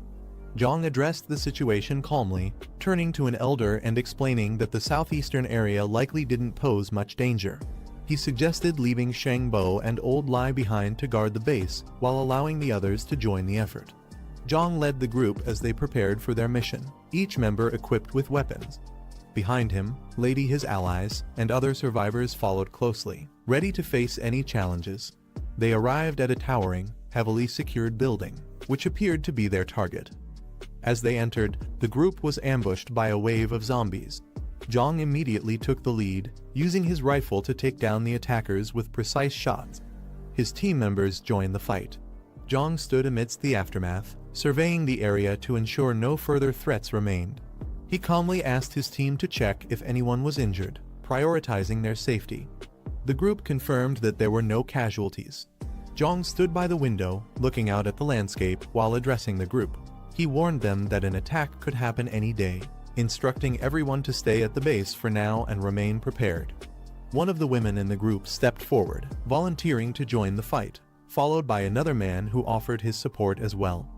Jiang considered their enthusiasm before deciding to include them in the plans. He then turned to the group and gave further instructions. He asked them to organize the supplies and ensure that weapons and ammunition were distributed to the team. He emphasized that during any attack, they would rely on coordinated communication through walkie-talkies and that everyone must follow his commands closely. Meanwhile, in the outskirts where supplies were being loaded into vehicles, barrels, crates, and other essential items were being transported as part of the base's preparation efforts. Nina observed the progress with a commanding presence, ensuring everything was proceeding as planned. She turned sharply as someone called out to her. Two men stood outside discussing their progress when one asked if everything had gone smoothly. The larger man responded with frustration, repeatedly yelling about human meat and lamenting the lack of food, which seemed to hint at his unorthodox cravings. Nina arrived addressing the situation bluntly, informing them that their plans had failed at Emerald Hill. She made it clear that they could no longer rely on others for food and would need to fend for themselves from now on. The larger man, still fixated on his unusual desires, became agitated, questioning the situation further. Lady shifting the conversation to their next target. She mentioned a group in the Eastern District, which was substantial in number. She outlined a plan to lead an attack with her second-in-command the next morning, determined to handle the group swiftly and decisively. Later, Jiang was seen sitting in his room, checking his progress on a holographic system interface. He noted that he had accumulated 46 points and decided to see if any new items had been added to the system store. As the system refreshed, Jiang's eyes lit up with excitement as he discovered 2 level 2 loot boxes available for 40 points total.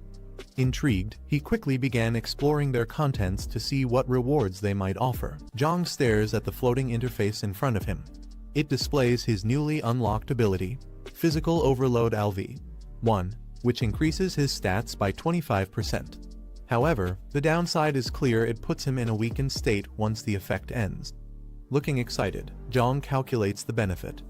With his current physical strength at 33 points, a 25% boost would take it beyond 40. He smiles confidently, realizing this grants him power equivalent to 8 times that of an average person. Clenching his fist, Jiang feels the surge of strength flowing through his body. He can't hold back his eagerness to test the ability. The sound of rushing cars suddenly interrupts outside. A convoy rushes through the streets, led by heavily armed vehicles and motorcycles. Inside one of the vehicles, Nina, sitting confidently, gives orders to Man, who holds a communicator. She emphasizes the need to attack strategically, prioritize eliminating external threats before breaching their target. Man listens carefully and relays her commands to the team, ensuring everyone knows to use the armored vehicles for firepower and protection when the signal is given. In the back seat, Modi growls with impatience. He exclaims that he's ready to fight, showing his eagerness to destroy and devour anything in his path. The convoy speeds down a dirt road, leaving trails of dust behind as they approach their target destination. In Jiang Fortress building, looming with high walls and strategic vantage points. On the rooftop, Jiang stands beside Officer. Officer comments on the location's concealment, but points out the disadvantage of limited visibility from below the walls. Jiang, with a calm demeanor, assures him that their purpose isn't to maintain a clear view. Curious, the officer asks, "Then what is the reason?" Jiang smirks knowingly, holding back the answer as if it's part of a bigger plan. He then smirks, teasing Officer about his experience as a sniper. The officer admits it wasn't years but just a short-term role. Jiang asks if he can still hit distant targets. He confidently assures him he's skilled enough to handle shots within 500 meters, as long as conditions are favorable. Jiang gives a knowing smile, satisfied with the response. As someone arrives with supplies, Jiang remarks that everything is ready. Jiang's friend approaches Jiang, noticing the crate they just received. He comments on its weight, clearly surprised by its contents. As Jiang opens the crate, everyone stares at its contents, a powerful sniper rifle lying amidst the packaging. The officer questions Jiang about how he managed to get such a rare and dangerous weapon, emphasizing that this isn't something anyone can easily acquire. Jiang calmly explains that there are only 2 magazines with 10 bullets in total and advises using them sparingly. He takes the sniper rifle, muttering that he understands and will handle the task. Jiang asks if everyone is in position, and another team member confirms they are. Jiang orders the group to stay alert as enemies could appear at any moment. Meanwhile, she stationed on a higher level notices something unusual and reports it through her earpiece. The officer with the sniper rifle spots the same anomaly and confirms the presence of the enemy.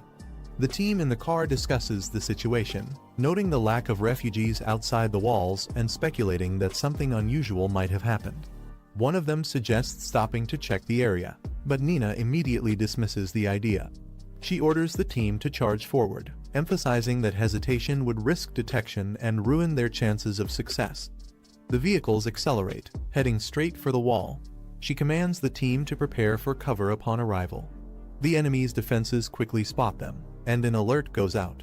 Enemies are within range. Open fire! Jiang companions stationed on the upper floors unleash a barrage of bullets, aiming at the vehicles approaching the walls. The convoy comes under heavy fire, with bullets ricocheting off the vehicles. One of the drivers in the convoy gets hit, causing him to cry out in pain, but he manages to keep the vehicle moving. Another vehicle veers sharply to avoid incoming fire, struggling to maintain its course amidst the chaos. An explosion rocks the convoy as one of the vehicles takes a direct hit, sending debris flying. Inside another car, Nina realizes their position has been exposed, exclaiming in frustration. The driver questions what to do next, but Nina firmly orders the team to keep charging toward the wall for cover. The vehicles manage to reach the wall, screeching to a halt just in time. Doors fling open as the team quickly disembarks. Modi lands with a loud thud, his raw energy visible. Gripping a massive circular saw, Modi unleashes a terrifying battle cry, roaring his intent to kill. Modi revs his massive saw, creating a burst of energy as he charges toward the gate, slicing through obstacles with brute force. The defenders on the upper levels shout in alarm, spotting him as he begins breaking down the gate. The enemy team opens fire, aiming to stop Modi. A commander yells orders to concentrate fire on the gate breaker and prevent him from entering. Gunfire rains down as the defenders fire relentlessly. On the ground, Nina's team counters with suppressive fire, attempting to provide cover for Modi. With intense coordination, they hold their positions. The battle rages on as the enemy forces concentrate fire on Nina's team. She gets grazed by bullets and stumbles back, clutching her arm in pain, while her teammate ducks for cover. On another side, yells out as one of their comrades gets hit. He shouts at his team to hold their ground, reassuring them that they have plenty of ammunition. The defenders brace themselves, trying to maintain their positions against the relentless assault.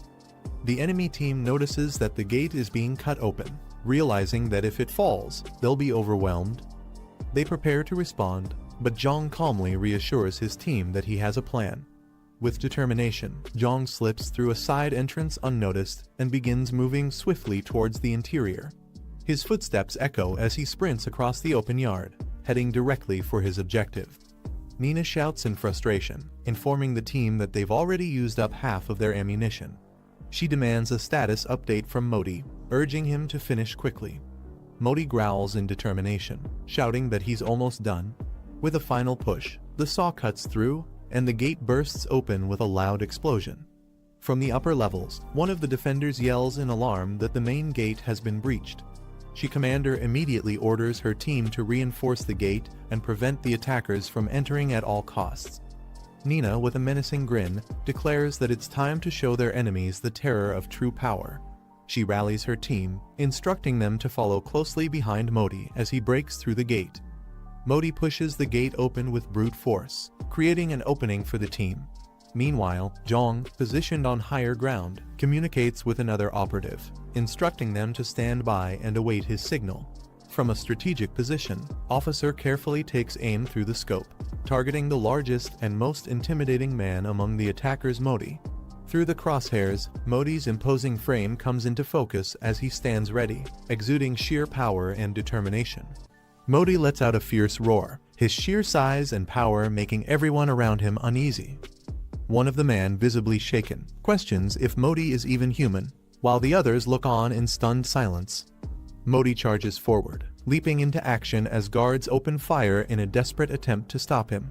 Bullets hit his chest but bounce off harmlessly, proving their efforts futile against his impenetrable body. With a determined glare, Modi stands tall amidst the gunfire, showing no signs of slowing down. The bullets hitting Modi's chest begin to deform and fall off without causing any harm, his body healing instantly. The older man exclaims in shock, questioning how Modi could regenerate like that. Nina, standing confidently behind Modi, smirks and mocks the guards, saying they've clearly never faced an evolved human before.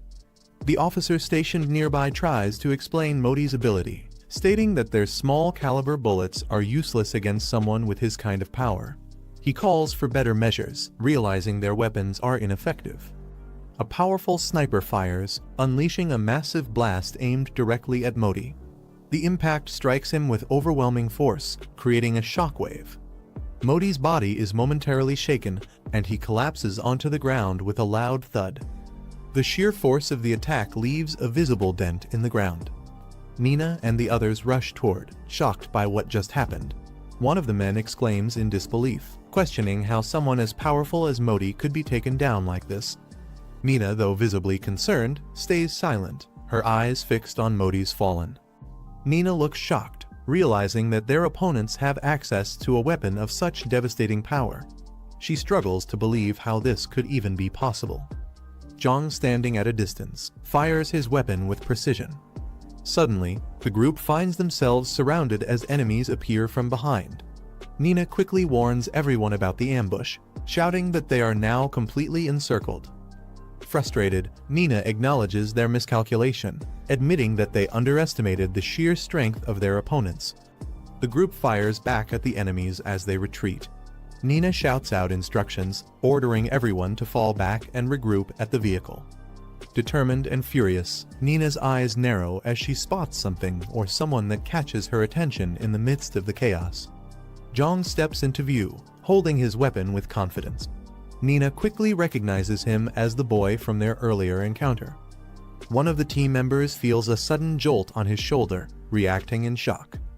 One of the team members takes a hit and collapses, leaving everyone in shock. Nina swiftly moves. Jiang observes Nina's lightning-fast reaction, surprised by her speed. He wonders aloud if she could also be an evolved human. Nina leaps into action, closing the distance in an instant. Her strike lands with precision, sending man flying before they can react. Meanwhile, Jiang stands firm, calmly dispatching another opponent with a single, calculated blow. Nina sprints toward the getaway vehicle, determined to escape the chaos. Above her, enemies shout orders to ensure she doesn't make it out alive. The sniper locks onto her, coldly remarking that her escape is futile as he lines up his shot. His target is centered perfectly within the scope. Nina, unaware of the sniper, continues her run but is suddenly struck by a powerful blast. The impact halts her movement, and she lets out a scream of pain. Nina collapses onto the ground from the sniper's attack as a nearby vehicle pulls up. The officer, frustrated, realizes he missed the critical shot. He reloads quickly, cursing under his breath for the mistake. Nina shouts at the driver to start the car immediately. The vehicle speeds off, bullets trailing closely behind. Despite their best efforts, the enemies fail to stop them as Nina and her team manage to flee. Jiang stands calmly, reflecting on the current situation. Despite the challenges, he reassures himself that everything is under control. A notification appears, detailing the completed mission. It highlights the task of resisting the invaders and the rewards earned, showing progress in building trust within the community. The vehicle speeds along a road, and Jiang confidently states that he knows where the enemies are heading. Another mission prompt appears, outlining the next objective, infiltrating the enemy's base and eliminating the threats. The reward promises significant progress, hinting at the stakes ahead. The group celebrates their victory with cheers and smiles. Jiang steps forward, calmly assessing the situation. When asked if there were any casualties, he reports no deaths but mentions a few injuries. He immediately orders the injured to be taken to the medical unit and the enemy bodies to be removed to avoid contamination. Jiang then instructs his team to bring back the civilians hiding in the building, ensuring their safety now that the area is secure. Later, as Jiang reviews the mission's results, he smirks at the points gained from their success. He looks forward to using them to further strengthen his position. A vehicle arrives at a secure location as silhouettes of people appear near the entrance. Nina, severely injured, is supported by her comrades as they help her walk toward safety. Inside, a man steps forward, alarmed, and demands to know what happened. Nina, frustrated and visibly in pain, curses their miscalculation. She angrily explains that she underestimated the enemy's heavy weaponry, which caught them off guard. Nina shouts furiously at her team, demanding immediate action and insisting they bring her what she needs. One of the men, calm and collected, simply smirks in response. Nina steps forward, addressing the group directly and ordering them to move faster. She mocks their lack of urgency and calls them out for being useless. The man she confronted earlier finally snaps, his calm demeanor replaced by anger. He mocks Nina for her current state, questioning her audacity to speak to him in such a way after everything that's happened. Nina, visibly angered, questions the man's intentions, accusing him of planning to rebel against her leadership. Furious, she commands her allies to seize him immediately. Despite her order, the group remains silent. Nina turns her head, scanning the unresponsive crowd, her frustration growing. The man finally steps forward, confidently asserting his dominance. He mocks Nina for her injured state and declares himself the strongest, revealing his resentment toward her authority. The rebellious man addresses the group, rallying them to his side. His defiance against Nina gains momentum as others start to stand with him. Nina, enraged, orders the rebels to retreat and warns them not to underestimate her ability to maintain control. Surrounded by the growing number of dissenters, Nina becomes the center of attention. The man laughs maniacally, holding his weapon high as he revels in his perceived victory. Team bursts into the room, laughing maliciously and holding weapons. They corner Nina, who is caught off guard. Nina is struck repeatedly, the blows landing with brutal force. She collapses to the ground, shielding her head as the relentless assault continues. Her cries of pain echo through the room, but the attackers show no mercy. After the beating, two members of team, standing confidently, the man smugly discussing what just happened. One of team's members says something disrespectful to their leader. The leader immediately retaliates, slapping him across the face and demanding to know what he just said. The subordinate quickly grovels, apologizing profusely while bowing down, trying to calm his enraged leader. As they discuss their losses, the leader mentions how the death of key members, including Nina and others, has significantly weakened their group's strength. They express concern about encountering a certain powerful individual in the future, which could put them at an even greater disadvantage. The leader recalls a tentacle man. The memory of this terrifying individual causes visible unease. As team assesses their situation, the leader tries to reassure his subordinate, suggesting that they could seek support from another group to rebuild their strength. The conversation takes place with a backdrop of deserted buildings. Meanwhile, a car arrives in the area. Inside the vehicle are Jiang, his friend and officer, who are scouting the location. As they step out, Jiang confidently remarks that their tip was accurate. This place is indeed a base. The group quietly approaches, staying cautious. The officer warns them to keep their movements silent and avoid drawing any attention. Jiang nods, smirking slightly, as they prepare to infiltrate the area and uncover what secrets the base holds. As Jiang and his group explore the area, they come across Nina's lifeless body. The officer points out that she was likely killed by her own group, indicating the chaotic and ruthless infighting among team. Jiang observes with a smirk, commenting that such a turn of events doesn't surprise him. The friend mentions how team seems disorganized compared to the powerful group they faced earlier. He notes the stark difference between the two factions. The officer chimes in, recalling overhearing team talk about something related to evolvers. He seems puzzled, asking Jiang what evolvers are and how one becomes one. Jiang, with a serious expression, answers the officer's question about evolvers in a chilling manner. He reveals that the process to become an evolver is directly tied to consuming humans, a revelation that leaves both the officer and his friend in shock. They struggle to process the horrifying truth.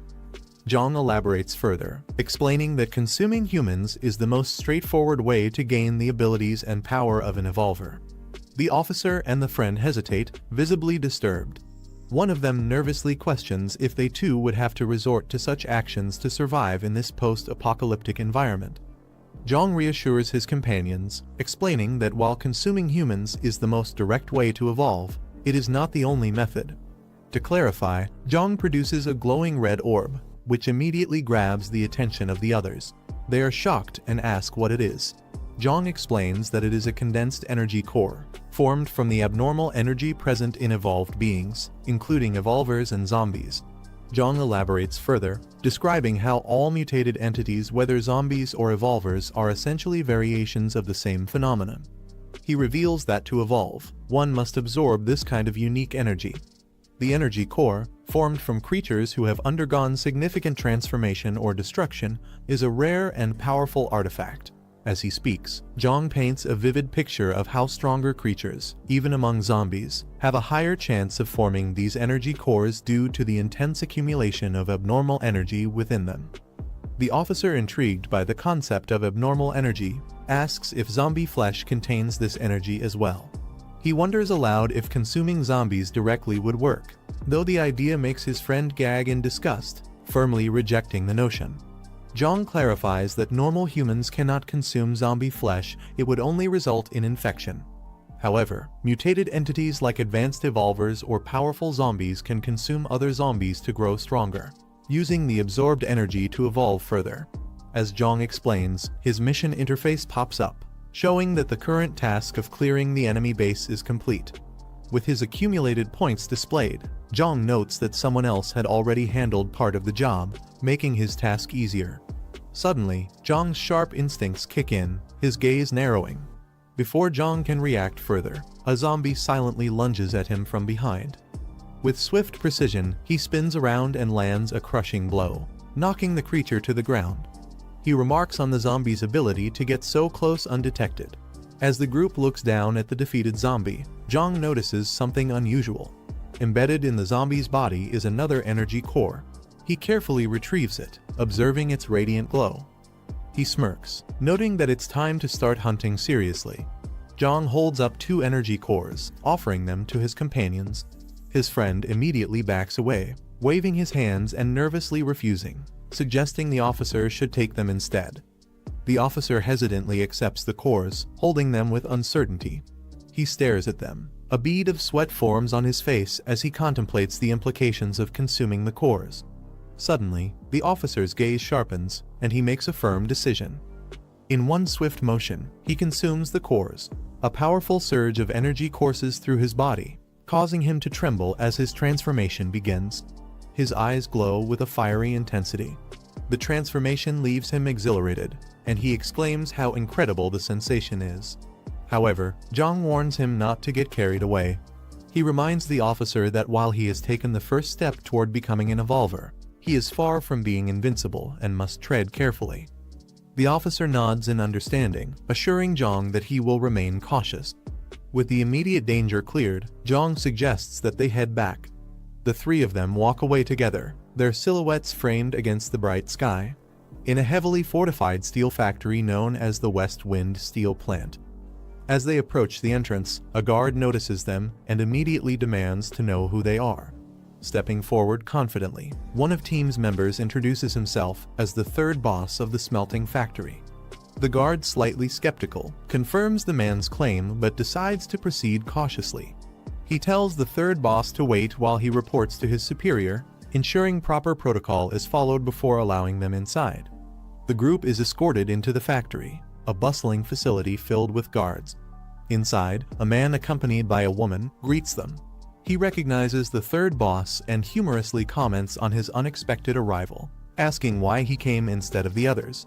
The 3rd boss, visibly nervous, stammers as he explains that they were ambushed and attacked. He claims that the elder siblings had to stay behind to protect them, implying they couldn't make it. The factory leader's demeanor shifts subtly, his eyes narrowing as he processes the explanation. The factory leader orders the 3rd boss and his men to be taken to a secure room. As the 3rd boss and his men are led away, the factory leader exchanges a quiet conversation with the woman by his side. They seem to share a knowing look, both suspicious of the situation. The woman chuckles lightly, agreeing with the leader's unspoken thoughts. In the facility's exterior, its industrial complex standing tall against the bright sky. A voice echoes, calling out to the third boss. One of the third boss's subordinates makes a comment that irritates him. He snaps back, demanding respect. His frustration overtakes him. One of the subordinates nervously apologizes to the third boss. He confesses to having a bad feeling about the situation. The third boss dismisses his concerns as paranoia. The subordinate points out the heavy security measures around them, the barred windows and locked doors, comparing it to a prison rather than a safe room. Suddenly, the door bursts open with a loud bang. The factory guard steps in. His leaves no room for argument, and the group's anxiety escalates. The factory yard is tense as the factory leader stands at the center, surrounded by guards. Lee Hoyoung walks forward, while the third boss follows behind him. The third boss tries to act casual, asking the factory leader what's going on, pretending not to understand the situation. The woman steps in. She directly calls him out, making it clear that attacking one's own leader is an unforgivable offense. Caught off guard, the third boss quickly raises his hands in defense, insisting that there must be some misunderstanding. He tries to explain himself, looking for support, but before he can say much, the woman smirks. She dismisses the idea of a misunderstanding and signals for Lee Hoyoung to teach the third boss a lesson. Lee Hoyoung steps forward. He reveals what he discovered at the coal factory, signs that someone had been silenced there. He points out that the third boss and his men acted like they never saw anything, conveniently avoiding any trouble. Lee Hoyoung concludes that the only logical explanation is betrayal. He accuses the third boss and his men of turning against their own and eliminating Lee Jinghao. The third boss panics, sweat forming on his forehead. He desperately denies the accusations, claiming there's no proof and that they're just making baseless guesses. The factory leader bursts into laughter at the mention of proof, mocking the idea that evidence matters in this world. With a sinister grin, he reveals that if not for Lee Jinghao's influence and their connections, the third boss and his men would have been dealt with long ago. Without hesitation, he gives a cold order to eliminate everyone. One of the men drops to his knees, desperately pleading for his life. He claims to have valuable information, hoping it will be enough to save him. The woman, intrigued, pauses and calmly questions him, asking what kind of information he could possibly have that's worth sparing him. Desperate to save himself, the man hurriedly reveals a crucial piece of information. There's a settlement in the eastern part of the city with many people and abundant supplies. He claims that Lee Jinghao and the others were defeated there. He pleads for his life, offering to lead them to the location. The woman, unimpressed, questions the strength of this settlement, wanting to know how it compares to their own base. The man hesitates before admitting that the two are evenly matched. Hearing this, the woman acknowledges the importance of the intel. The man adds one final, critical detail: no one in the settlement appears to know how to evolve into stronger beings. He claims that despite its size, he didn't see a single evolved fighter among them. Lee Hoyoung processes the revelation about the settlement's lack of evolved fighters, realizing the significance of this weakness. Meanwhile, the factory leader questions the informant, demanding to know how they managed to lose against such a group if they lacked evolved warriors. The informant quickly explains that the settlement possesses heavy weaponry. Unlike standard bullets, their firepower was strong enough to take down their strongest members with a single shot, making resistance nearly impossible. Hearing this, the woman acknowledges the information as valuable. The informant, relieved, assumes this means his life is spared and hesitantly asks about their next move. The woman's expression turns cruel as she gives a simple order: eliminate them. Fear washes over the informants as they realize what's coming. Desperate, they plead for their lives, insisting they've provided valuable intel and shouldn't be treated this way. Their cries for mercy are cut short by the sound of gunfire. The third boss collapses, his body riddled with bullets. With the problem dealt with, the factory leader and the woman discuss their next move. Acknowledging the heavy weaponry possessed by the settlement, they decide against immediate action. Instead, they prioritize strengthening their forces, ensuring they have the power to crush any future threats without risk. With the execution complete, the woman gives a final command: send scouts to confirm whether the settlement truly lacks knowledge on evolving. Meanwhile, in a different location, Jiang relaxes browsing through his system interface. He checks his available points, wondering what he can exchange them for. His eyes scan the options, considering his next upgrade. As he navigates through the selection, he notices a rare item, a level 2 black technology supply box. Excitement flashes across his face. It's an incredible find. Without hesitation, he makes his choice. His fingers move swiftly. Jiang finalizes his purchases, exchanging points for essential supplies. As he confirms the transaction, he watches the system display his food reserves increase, and he obtains a high-grade energy supplement. More importantly, he secures a level 2 black technology supply box, something rare and valuable. Suddenly, a bright flash engulfs the room as the supply box materializes. Before he can inspect his new items, a knock at the door interrupts him. Someone is urgently calling for him. Jiang moves to open the door, cautiously inviting the visitor inside. Inside the room, his friend is already waiting for him. She greets him with a serious expression, addressing him respectfully. Without hesitation, she informs him they've captured a suspect. Jiang decides to check on the situation himself. Upon arrival, he sees his friend with officer restraining a nervous man.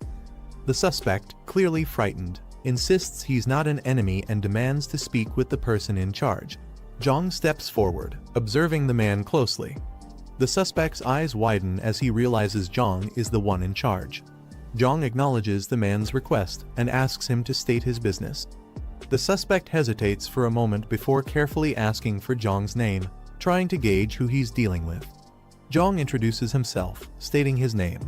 The suspect's face lights up with recognition, quickly addressing him with familiarity. He eagerly introduces himself as Zhu Axing, claiming to be from the Zifeng steel factory. Hearing this, the officer narrows his eyes, repeating the name of the factory in suspicion. Zhu Axing quickly confirms, nodding desperately to emphasize his claim.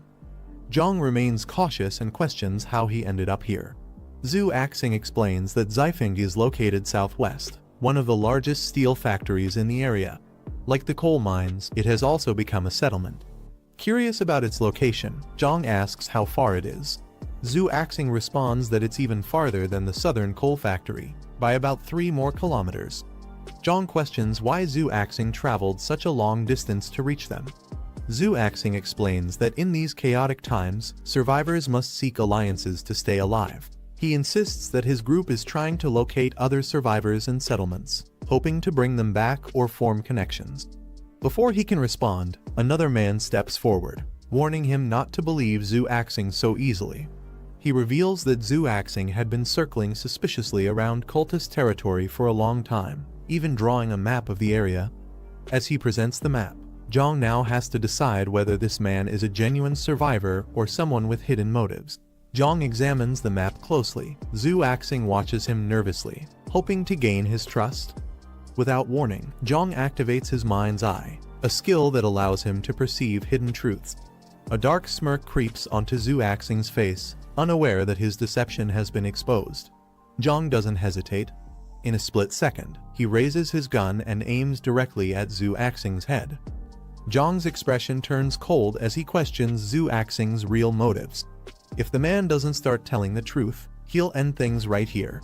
Zhu Axing gulps, sweat forming on his forehead. Under the pressure of Jiang's gun, he quickly insists that their actions were merely precautions, not meant to deceive. He desperately tries to justify his group's secrecy. Meanwhile, Jiang's friend leans in, whispering a critical question: does Zhu Axing know about Chang'ai's existence? Jiang unexpectedly orders his men to release Zhu Axing. His subordinates react with surprise, questioning if it's really wise to let him go so easily. Zhu Axing himself is stunned, unable to believe Jiang is actually sparing him. Without hesitation, Jiang takes it further. He hands Zhu Axing the map and tells his men to let him leave. Overwhelmed with gratitude, Zhu Axing immediately drops to the ground, bowing and repeatedly thanking Jiang. Zhu Axing doesn't waste a second after being granted his freedom. He sprints away at full speed, not looking back. Jiang watches him leave with a knowing smirk. His decision wasn't just an act of mercy, he's already thinking ahead. His mind lingers on Zifeng Steel Factory, calculating its potential worth. With a glint in his eye, he wonders just how many system points would that place be worth. Jiang stands over defeated zombie, his foot pressing down on zombie face. The battlefield is silent, bodies scattered around him. Glancing around, Jiang mutters to himself that he's close to his destination and needs to blend in. With a flick of his fingers, a pair of scissors materializes in his hand, shimmering with a digital glow. Without hesitation, he lifts them and begins cutting his own hair quick, precise snips altering his appearance in an instant. He kneels down and drags his fingers across the ground, picking up dirt and rubbing it onto his face. He steps back, now wearing a brown jacket with fur lining and round glasses. The reflection in his lenses hides his eyes, giving him a completely different look. Just as he begins walking forward, a voice suddenly calls out from behind. A man raises his hand, ordering him to stop. Jiang doesn't react immediately.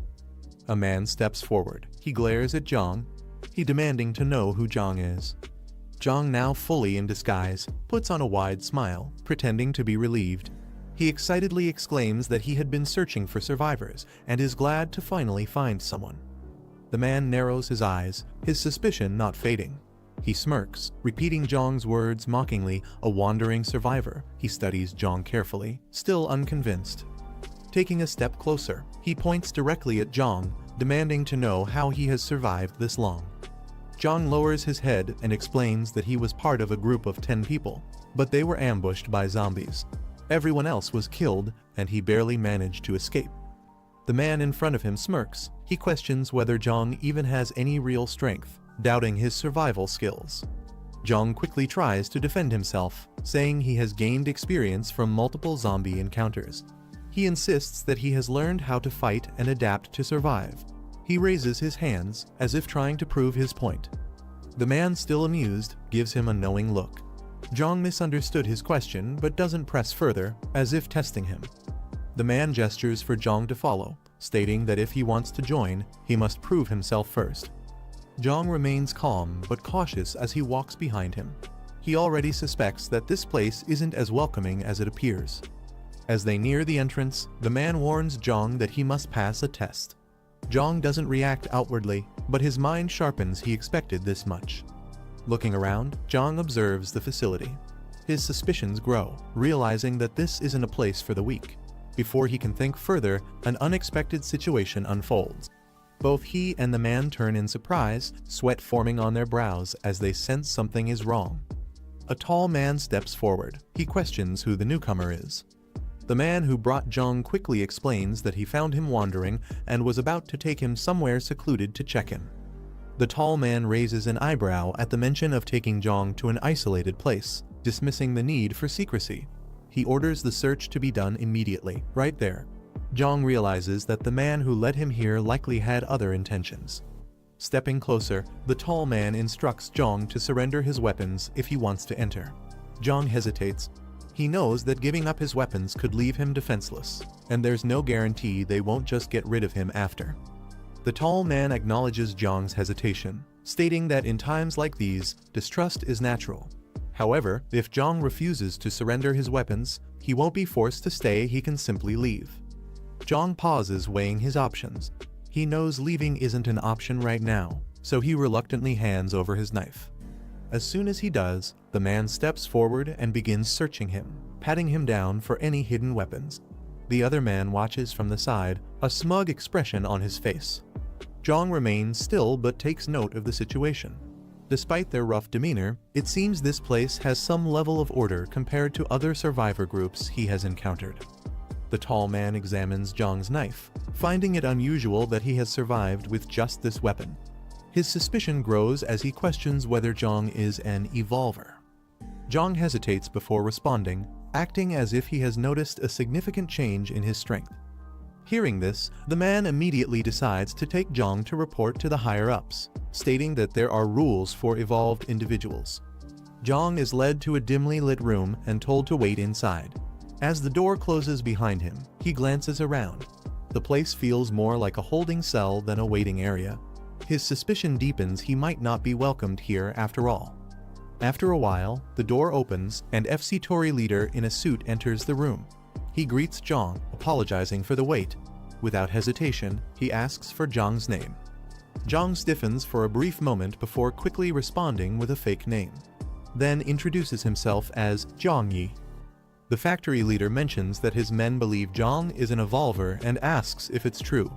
Jiang responds vaguely, neither confirming nor denying, implying that it's a matter of perspective. Before the conversation can continue, an axe suddenly flies toward Jiang at high speed. The weapon spins through the air, its sharp edge reflecting the dim light. Jiang remains calm but alert, his eyes widening slightly as the axe nears. The axe crashes into the wall just inches away, sending a shockwave through the room. The factory leader watches closely, assessing Jiang's reaction, while Jiang remains composed, showing no fear. Jiang quickly processes the situation, realizing that the factory leader's attack wasn't meant to kill him but rather to test him.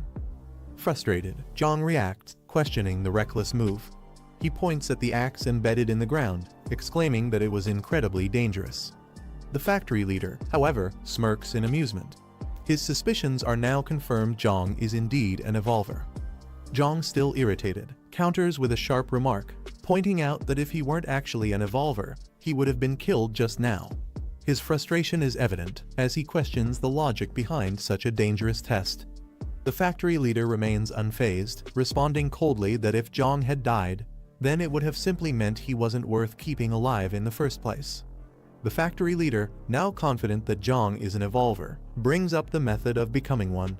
He assumes Jiang already knows about it. Jiang, without hesitation, acknowledges that he does. However, the factory leader warns Jiang that this knowledge is not something to be shared. Only a select few in his territory are aware of it, and he has no intention of letting that number grow. Without warning, the factory leader dashes forward with incredible speed, catching Jiang off guard. Before he can move, the factory leader grabs him by the throat, his grip tightening. His voice is cold and merciless as he declares his intent to kill Jiang. The sudden attack leaves Jiang struggling, sweat forming on his brow. Jiang quickly assesses the factory leader's attack. He notices that his opponent is using his bare hands instead of a blade, which means the intent isn't purely lethal. If it had been a real weapon, he would have needed to retaliate more aggressively. As Jiang contemplates his next move, he also considers the system mission tied to this encounter. Killing the factory leader immediately might jeopardize the 80 points he needs, making the situation even more complicated.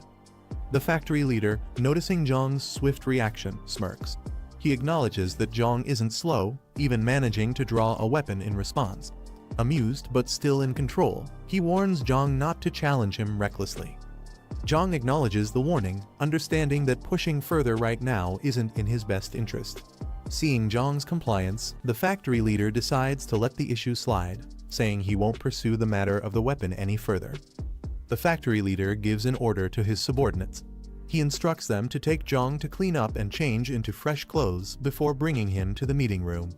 The subordinates acknowledge the command, and the confrontation, for now, comes to an end. Jiang was brought to the settlement by the leader.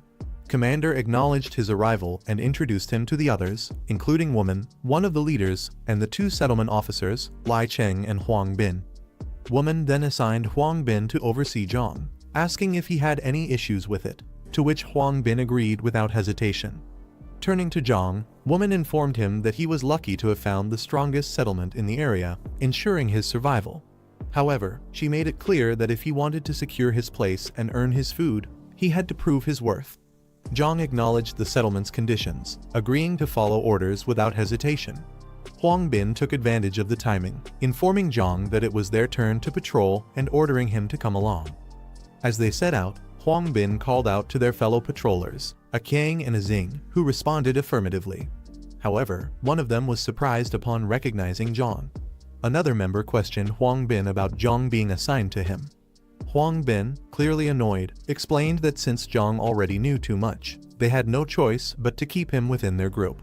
One of the patrollers observed Jiang and felt he looked oddly familiar but couldn't recall from where. Meanwhile, Huang Bin questioned Jiang about what he knew of the settlement. Jiang admitted that he had only been warned by Daping to keep the evolver a secret. Huang Bin confirmed this and proceeded to reveal a disturbing truth: only a few people in the settlement, including Daping, his sister, and their small group, knew about the reality of consuming human flesh. He further explained the group's family ties. A Xing was Daping's cousin, and a Kang was his and Woman's nephew. Since they were all closely connected, if the secret were ever to get out, Jiang recognized Zhu Axing, recalling that Jiang Kai's group had previously captured him. This realization made him wary. Curious about the other officer, Jiang asked about Lai Cheng. Huang Bin casually mentioned that Lai Cheng was an outsider but extremely skilled. However, he warned Jiang to never let him know the settlement's secret. With a sharp look, Huang Bin made it clear if Lai Cheng ever found out, both Jiang and he wouldn't live past the day. Jiang silently analyzed the situation, realizing that Lai Cheng's potential was being deliberately suppressed. If given enough resources, he could easily surpass the current leaders. Huang Bin led Jiang and the group to a location, announcing that they had arrived. Jiang, confused, questioned why they had come here. Huang Bin explained that the small settlement ahead had 7 members, and they had been monitoring them for a few days. None of them appeared to be evolvers. Jiang, uneasy, asked if they were planning to hunt the people inside. Huang Bin laughed at the idea, dismissing it as too crude. Instead, he clarified that they were going to raise them. One of the men put an arm around Jiang, advising him to adjust his mindset now that he was an evolver. He warned Jiang not to be like Lai Cheng, implying that resisting their way of thinking would only cause trouble. One of the men smugly explained to Jiang that as evolvers, they were no longer the same as ordinary humans. They were now at the top of the food chain. Jiang, catching on to their plan, coldly questioned if they intended to capture the settlement's members and raise them only to slaughter them later. Huang Bin clarified that they wouldn't be bringing everyone back, only 5 or 6 would be enough. As for the rest, they would be dealt with on the spot. Jiang, uneasy, asked how they planned to handle the others. With a confident smirk, Huang Bin simply told him to watch and learn. A worker in the small settlement wiped sweat from his forehead, sighing in relief as he finished his exhausting task. Nearby, another man held a cleaver, preparing to cut something. Suddenly, one of the settlement members noticed something unusual in the distance. Alarmed, he pointed and shouted, drawing everyone's attention. Before they could react, a horde of zombies came charging toward them, their grotesque figures and bloodied mouths filling the air with terror. Panic erupted as the settlement members realized the deadly threat approaching. The settlement members panicked as the zombie horde rushed toward them. Confused and terrified, they questioned why such a large group had suddenly appeared. Realizing they had no choice, they hastily prepared to defend themselves. However, the zombies were too fast, immediately tearing into the settlement members, their screams filling the air. One man desperately tried to shoot a zombie closing in on him, but fear overtook him as it lunged forward. Another member, overwhelmed by the sheer number of undead, cried out in despair. Jiang, witnessing the horror, turned to Huang Bin in disbelief. He realized that this was their great plan, luring zombies to attack the settlement. The brutal reality of their methods left him shaken. One of the survivors mentions that some supplies are still left in the warehouse. The leader immediately orders Jiang to stay behind and gather all the remaining resources at the entrance, assuring that a truck will come to transport them soon. As Jiang listens, the leader coldly adds that the bodies of the slain zombies should also be piled together for transport. The leader turns to the rest of the people and commands them to follow him. As the group moves forward, an aerial view shows the aftermath of the battle corpses scattered across the ground near a fortified warehouse. Jiang, standing amidst the fallen, smirks as he retrieves an item using his abilities, a faint glow surrounding his hand. Meanwhile, the survivors express their gratitude to the men who saved them, acknowledging that they wouldn't have survived without their help. Relief washes over them as they realize they now have a chance to live. Among the group, a woman turns to one of the men, asking if the place they're heading to has water, and if they will be able to clean themselves. The man smirks as he pulls the woman close, teasing her about the luxuries awaiting them, not just water, but hot showers and scented soap. The woman, surprised, seems delighted by the thought of finally cleaning up properly. Meanwhile, another man rushes forward with a tense expression, his movements sharp and hurried. He suddenly stops, his face shifting into one of shock as he senses something unusual. Noticing his reaction, the leader questions him, asking what's wrong. The man, still staring ahead, sweat forming on his forehead. The leader immediately raises his voice, calling for everyone to be on alert. His stance shifts into a defensive position, and the tension spreads through the group. The woman, now visibly uneasy, is reassured by the man beside her, who playfully tells her to stay behind him for protection. As the group looks around, trying to pinpoint the source of the unease, someone asks where the danger is coming from. One of the men smirks and casually dismisses the concern, suggesting that the tension might just be getting to them. The man insists that he wasn't mistaken, there was definitely something there just moments ago. Before he can finish his thought, a sharp, black tendril pierces through his body, freezing him in place. The group reacts in shock, calling out his name, but before anyone can react, the tendril yanks him backward with terrifying speed. The leader shouts in recognition, identifying the attacker as a tentacle-wielding enemy. Just as quickly as it appeared, the enemy vanishes without a trace. Someone remarks on its incredible speed. A warning is shouted just as the leader turns. Behind him, a monstrous creature emerges, its grotesque face and piercing eyes locking onto him. Meanwhile, Jiang kneels beside a fallen enemy, inspecting the corpse. He methodically searches before extracting 2 glowing energy cores from within the body. One of the men watches in disbelief. The monstrous creature, covered in dark tendrils and twisted flesh, stands before him.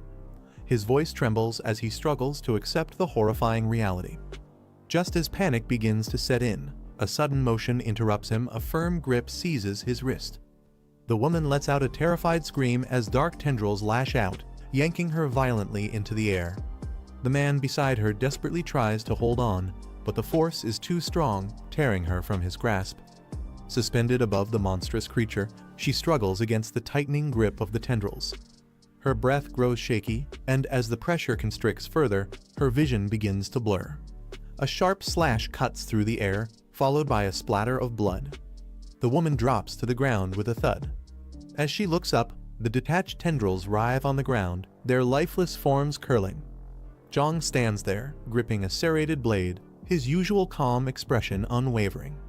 Jiang glances at the monstrous creature behind him and smirks, questioning if this is the so-called tentacle man they were so afraid of.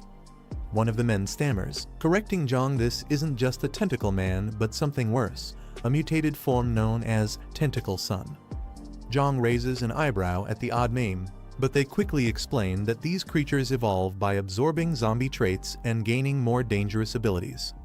Realization dawns on one of the men, panic setting in.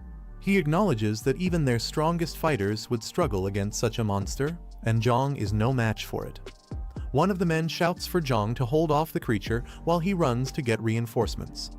Without hesitation, the others turn and flee, leaving Jiang alone in front of the monstrous Tentacle Son. As they escape, Jiang remains still, watching them run. He smirks, quickly realizing their true intentions. They were simply using him as bait to buy time for their own survival. Before he can react, dark tendrils whip through the air. Dark tendrils wrap tightly around Jiang, restraining him in place.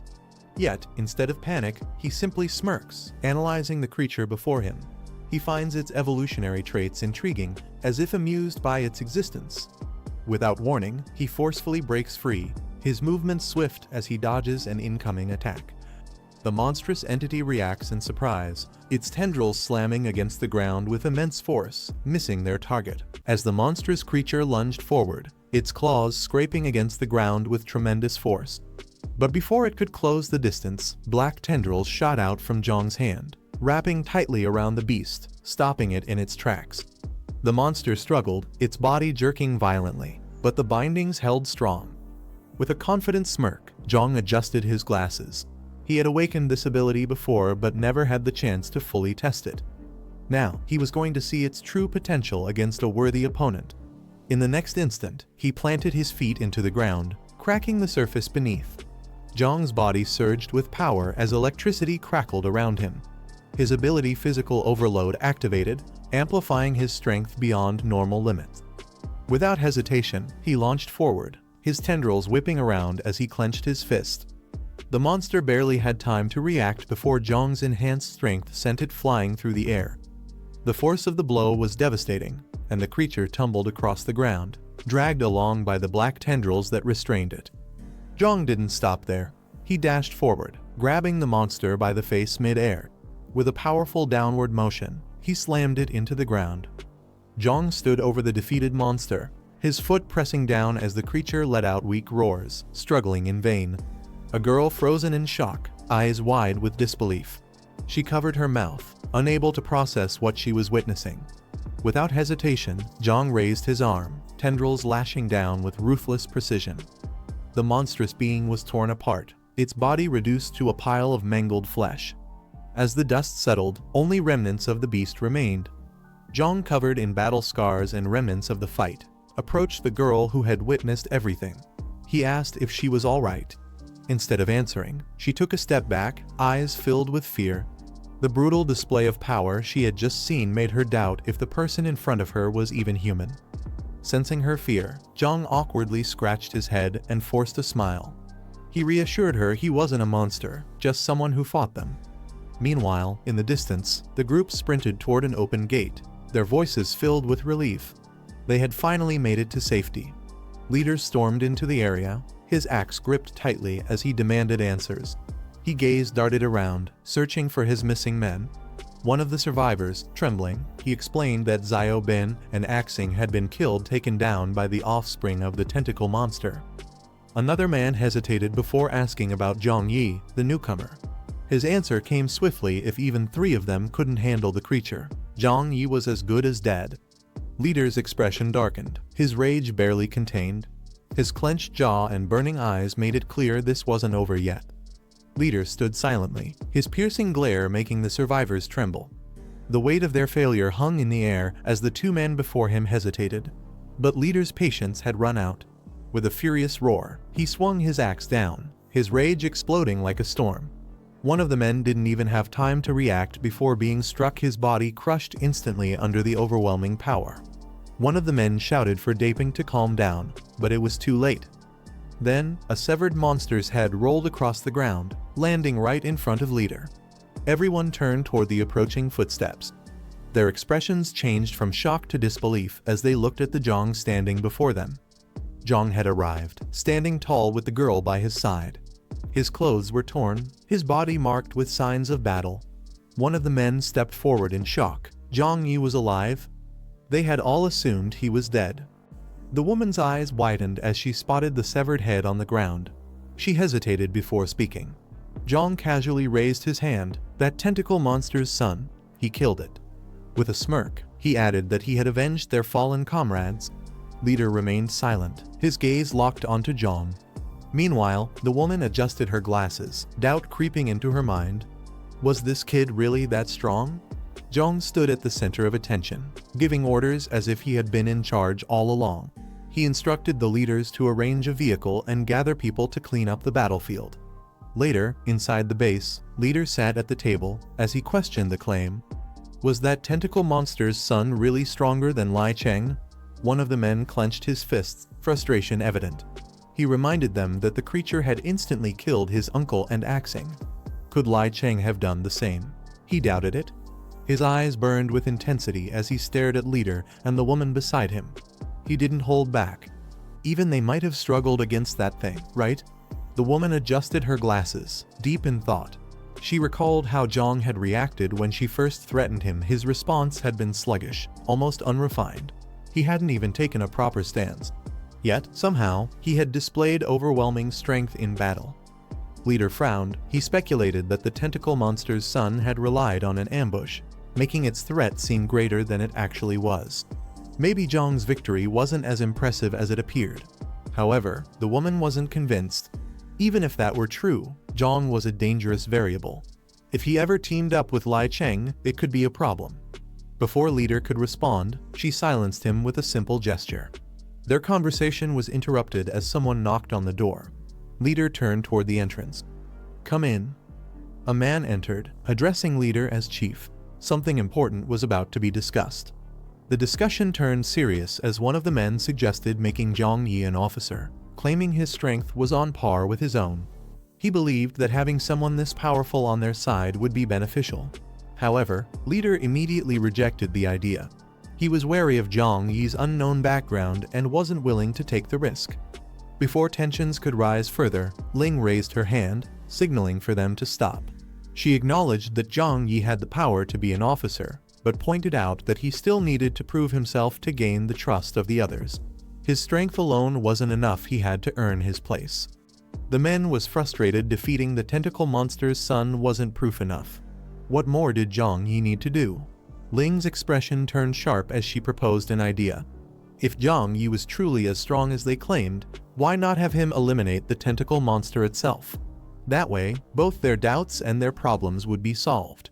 Even Leader and Ling had failed to take down the monster. How was it fair to expect Jiang Yi to do it alone? Ling smirked, leaning back in her chair. She reassured them that they wouldn't be sending him to die. Instead, the entire settlement would take action, using their full strength to finally eliminate the threat once and for all. Jiang was surprised to learn that the entire plan revolved around him. He had barely arrived at the settlement, yet they were already giving him such a crucial role. He questioned if this was really okay. Ling smirked, dismissing his concerns. If anything, he might already be stronger than both her and Daeping. Leader stepped in with a tempting offer. If the mission was a success, Jiang would be rewarded with a third leadership position in the settlement. This was more than just a test. It was a chance to rise in power. Leader smirked as he turned to Brother Lai, asking if he had any objections to Jiang Yi surpassing him. With that settled, Leader finalized the plan. In 2 days, they would move. Meanwhile, Jiang Yi watched the conversation unfold with amusement. Their offer was interesting, even tempting. But he wasn't naive. Activating his ability, the mind's eye, his vision sharpened. In an instant, he could see through their true emotions. Leader and Ling harbored hidden hostility, while Lai's feelings were more neutral. Jiang Yi now knew the truth. A distant beeping sound breaks the silence of the construction site at night. Inside a nearby building, Modi rushes out in alarm, clutching a walkie-talkie. Recognizing it as Jiang's device, he calls out urgently. The officer picks up his own walkie-talkie. Surrounded by his team, he demands an update, his expression tense. A distorted voice finally comes through the static. The message is short but clear. A meeting is set for the day after tomorrow at the South Suburban Park. He instructs them to bring Brother Chong and their strongest fighters. Jiang, standing on a rooftop, speaks into his walkie-talkie with determination. He declares that it's time to eliminate the remaining threat in the Southern District. At the base, Officer Ant gathers the survivors, that Uncle Sheng should stay behind due to his age and the risk involved. Someone needs to hold the fort while they move forward. Before setting off, Uncle Sheng warns Officer Ant that this mission won't be like the ones before. It's far more dangerous. Officer Ant acknowledges the concern but remains firm. He then calls out the names of the 7 chosen to go with him, Jiang's close friends and survivors. Without hesitation, they acknowledge the order, ready to move out. As the team finalizes their preparations, the little boy steps forward, insisting that he's coming along. One of the women immediately objects, questioning why a child would want to take part in such a dangerous mission. She reminds him that this is a battle, not a game. However, the boy refuses to back down, declaring that he is no longer a child, he's ready to fight. A man standing nearby reassures the group, pointing out that the boy has proven himself in combat. He's not just surviving, he's strong enough to stand alongside them, even against threats beyond zombies. Officer Ant considers this for a moment before agreeing. He decides it's better for the boy to gain experience early, promising to keep an eye on him during the mission. Late at night, a convoy of vehicles moves toward the designated location. The boss steps out of one of the vehicles, surveying the area. He confirms that they have arrived at the right place. Jiang surveys the area, questioning how they plan to draw out their target. Boss standing beside him, assuring him that everything is already set in motion. As Jiang scans his surroundings, a sudden realization washes over him. A glimmer catches his eye, high above one of the buildings. Officer Ant watches from a vantage point, scanning the area through binoculars. One of the team members asks if they should move in closer, but another reminds them that Zioyong had warned against approaching too soon. Keeping his focus, Officer Ant gives out orders. He instructs the team to set up ropes early and prepare to strike from the side once the operation begins. Meanwhile, Ling approaches the young boy, calling him over with a smirk. Ling calls over one of the men, who asks what she needs. Instead of answering directly, she instructs him to enter the park. He hesitates, confused. Wasn't their job just to handle the loot? Another man steps in, demanding an explanation. Ling, wearing a sly smile, reveals her plan. The creature they are after is always muttering about its son. To lure it out, they will use the boy as bait. She assures them there's no risk, the team will act the moment the creature appears. The boy won't be in danger, or so she claims. The young man hesitates, panic settling in as he refuses to be used as bait. His protests go ignored. Ling only smiles, unbothered by his fear. Footsteps echo in the distance. Before he can argue further, Boss steps in. His patience runs out, and with a harsh warning, he strikes the hesitant recruit, sending him flying through the air. The impact leaves the group momentarily stunned. The young man crashes onto the ground, groaning in pain. He struggles to move, but his body refuses to cooperate. From a distance, Officer Ant spots the commotion through his binoculars. His expression tightens. Something is happening. The squad swiftly rappels down the side of a building. Meanwhile, the injured man staggers to his feet, his breath ragged. As he limps forward, he spots shadowy figures emerging in the distance. A deep voice echoes through the trees, calling out for its son. The ground trembles as a monster emerges, shrouded in darkness. It lands with a thunderous impact, sending debris flying. The terrified recruit stares in horror, realizing he is directly in its path. His fear takes over. He doesn't want to die. The creature's eyes glow with eerie intensity. Watching from a distance, one of the team members sees their plan working. The target has taken the bait. Without wasting time, he orders the others to move in and extract the recruit before it's too late. As one of the men rushes to act, his wrist is suddenly grabbed, stopping him in his tracks. Ling reminds him of their deal. He wasn't supposed to take credit for Zhang Yi's plan. The man hesitates but ultimately backs off. Meanwhile, Zhang watches the exchange, amused, as if already expecting this outcome. Before anyone can react further, an explosion erupts in the distance, sending debris flying. The creature's tentacles lash out, ensnaring its target. The terrified recruit freezes as he is yanked into the air, his body helplessly flailing. Zhang gripping the tentacle with precise control. Before the recruit can be pulled further, another figure dashes in, grabbing hold of him mid-air. Zhang's glasses slip from his face, shattering on the ground. The creature's rage is palpable as it demands the return of its son. Recognition flickers across his face. He mutters in confusion, as if he knows who this is. From a distance, a voice calls out to him, urging him to hold on. As one of the men rushes forward, Boss and Ling intercept him, restraining him effortlessly. His face twists in shock. This wasn't part of the plan. He demands to know what they're doing, warning that if they don't act now, Zhang Yi will die. She mocks Zhang Yi's struggle, suggesting that his death is inevitable. Meanwhile, the monster tightens its grip on Zhang Yi, its expression filled with contempt. It expected a challenge, but instead, it sees nothing more than another weakling about to be crushed. This is the end of the video. If you guys want to see the next part, then don't forget to subscribe and like the video.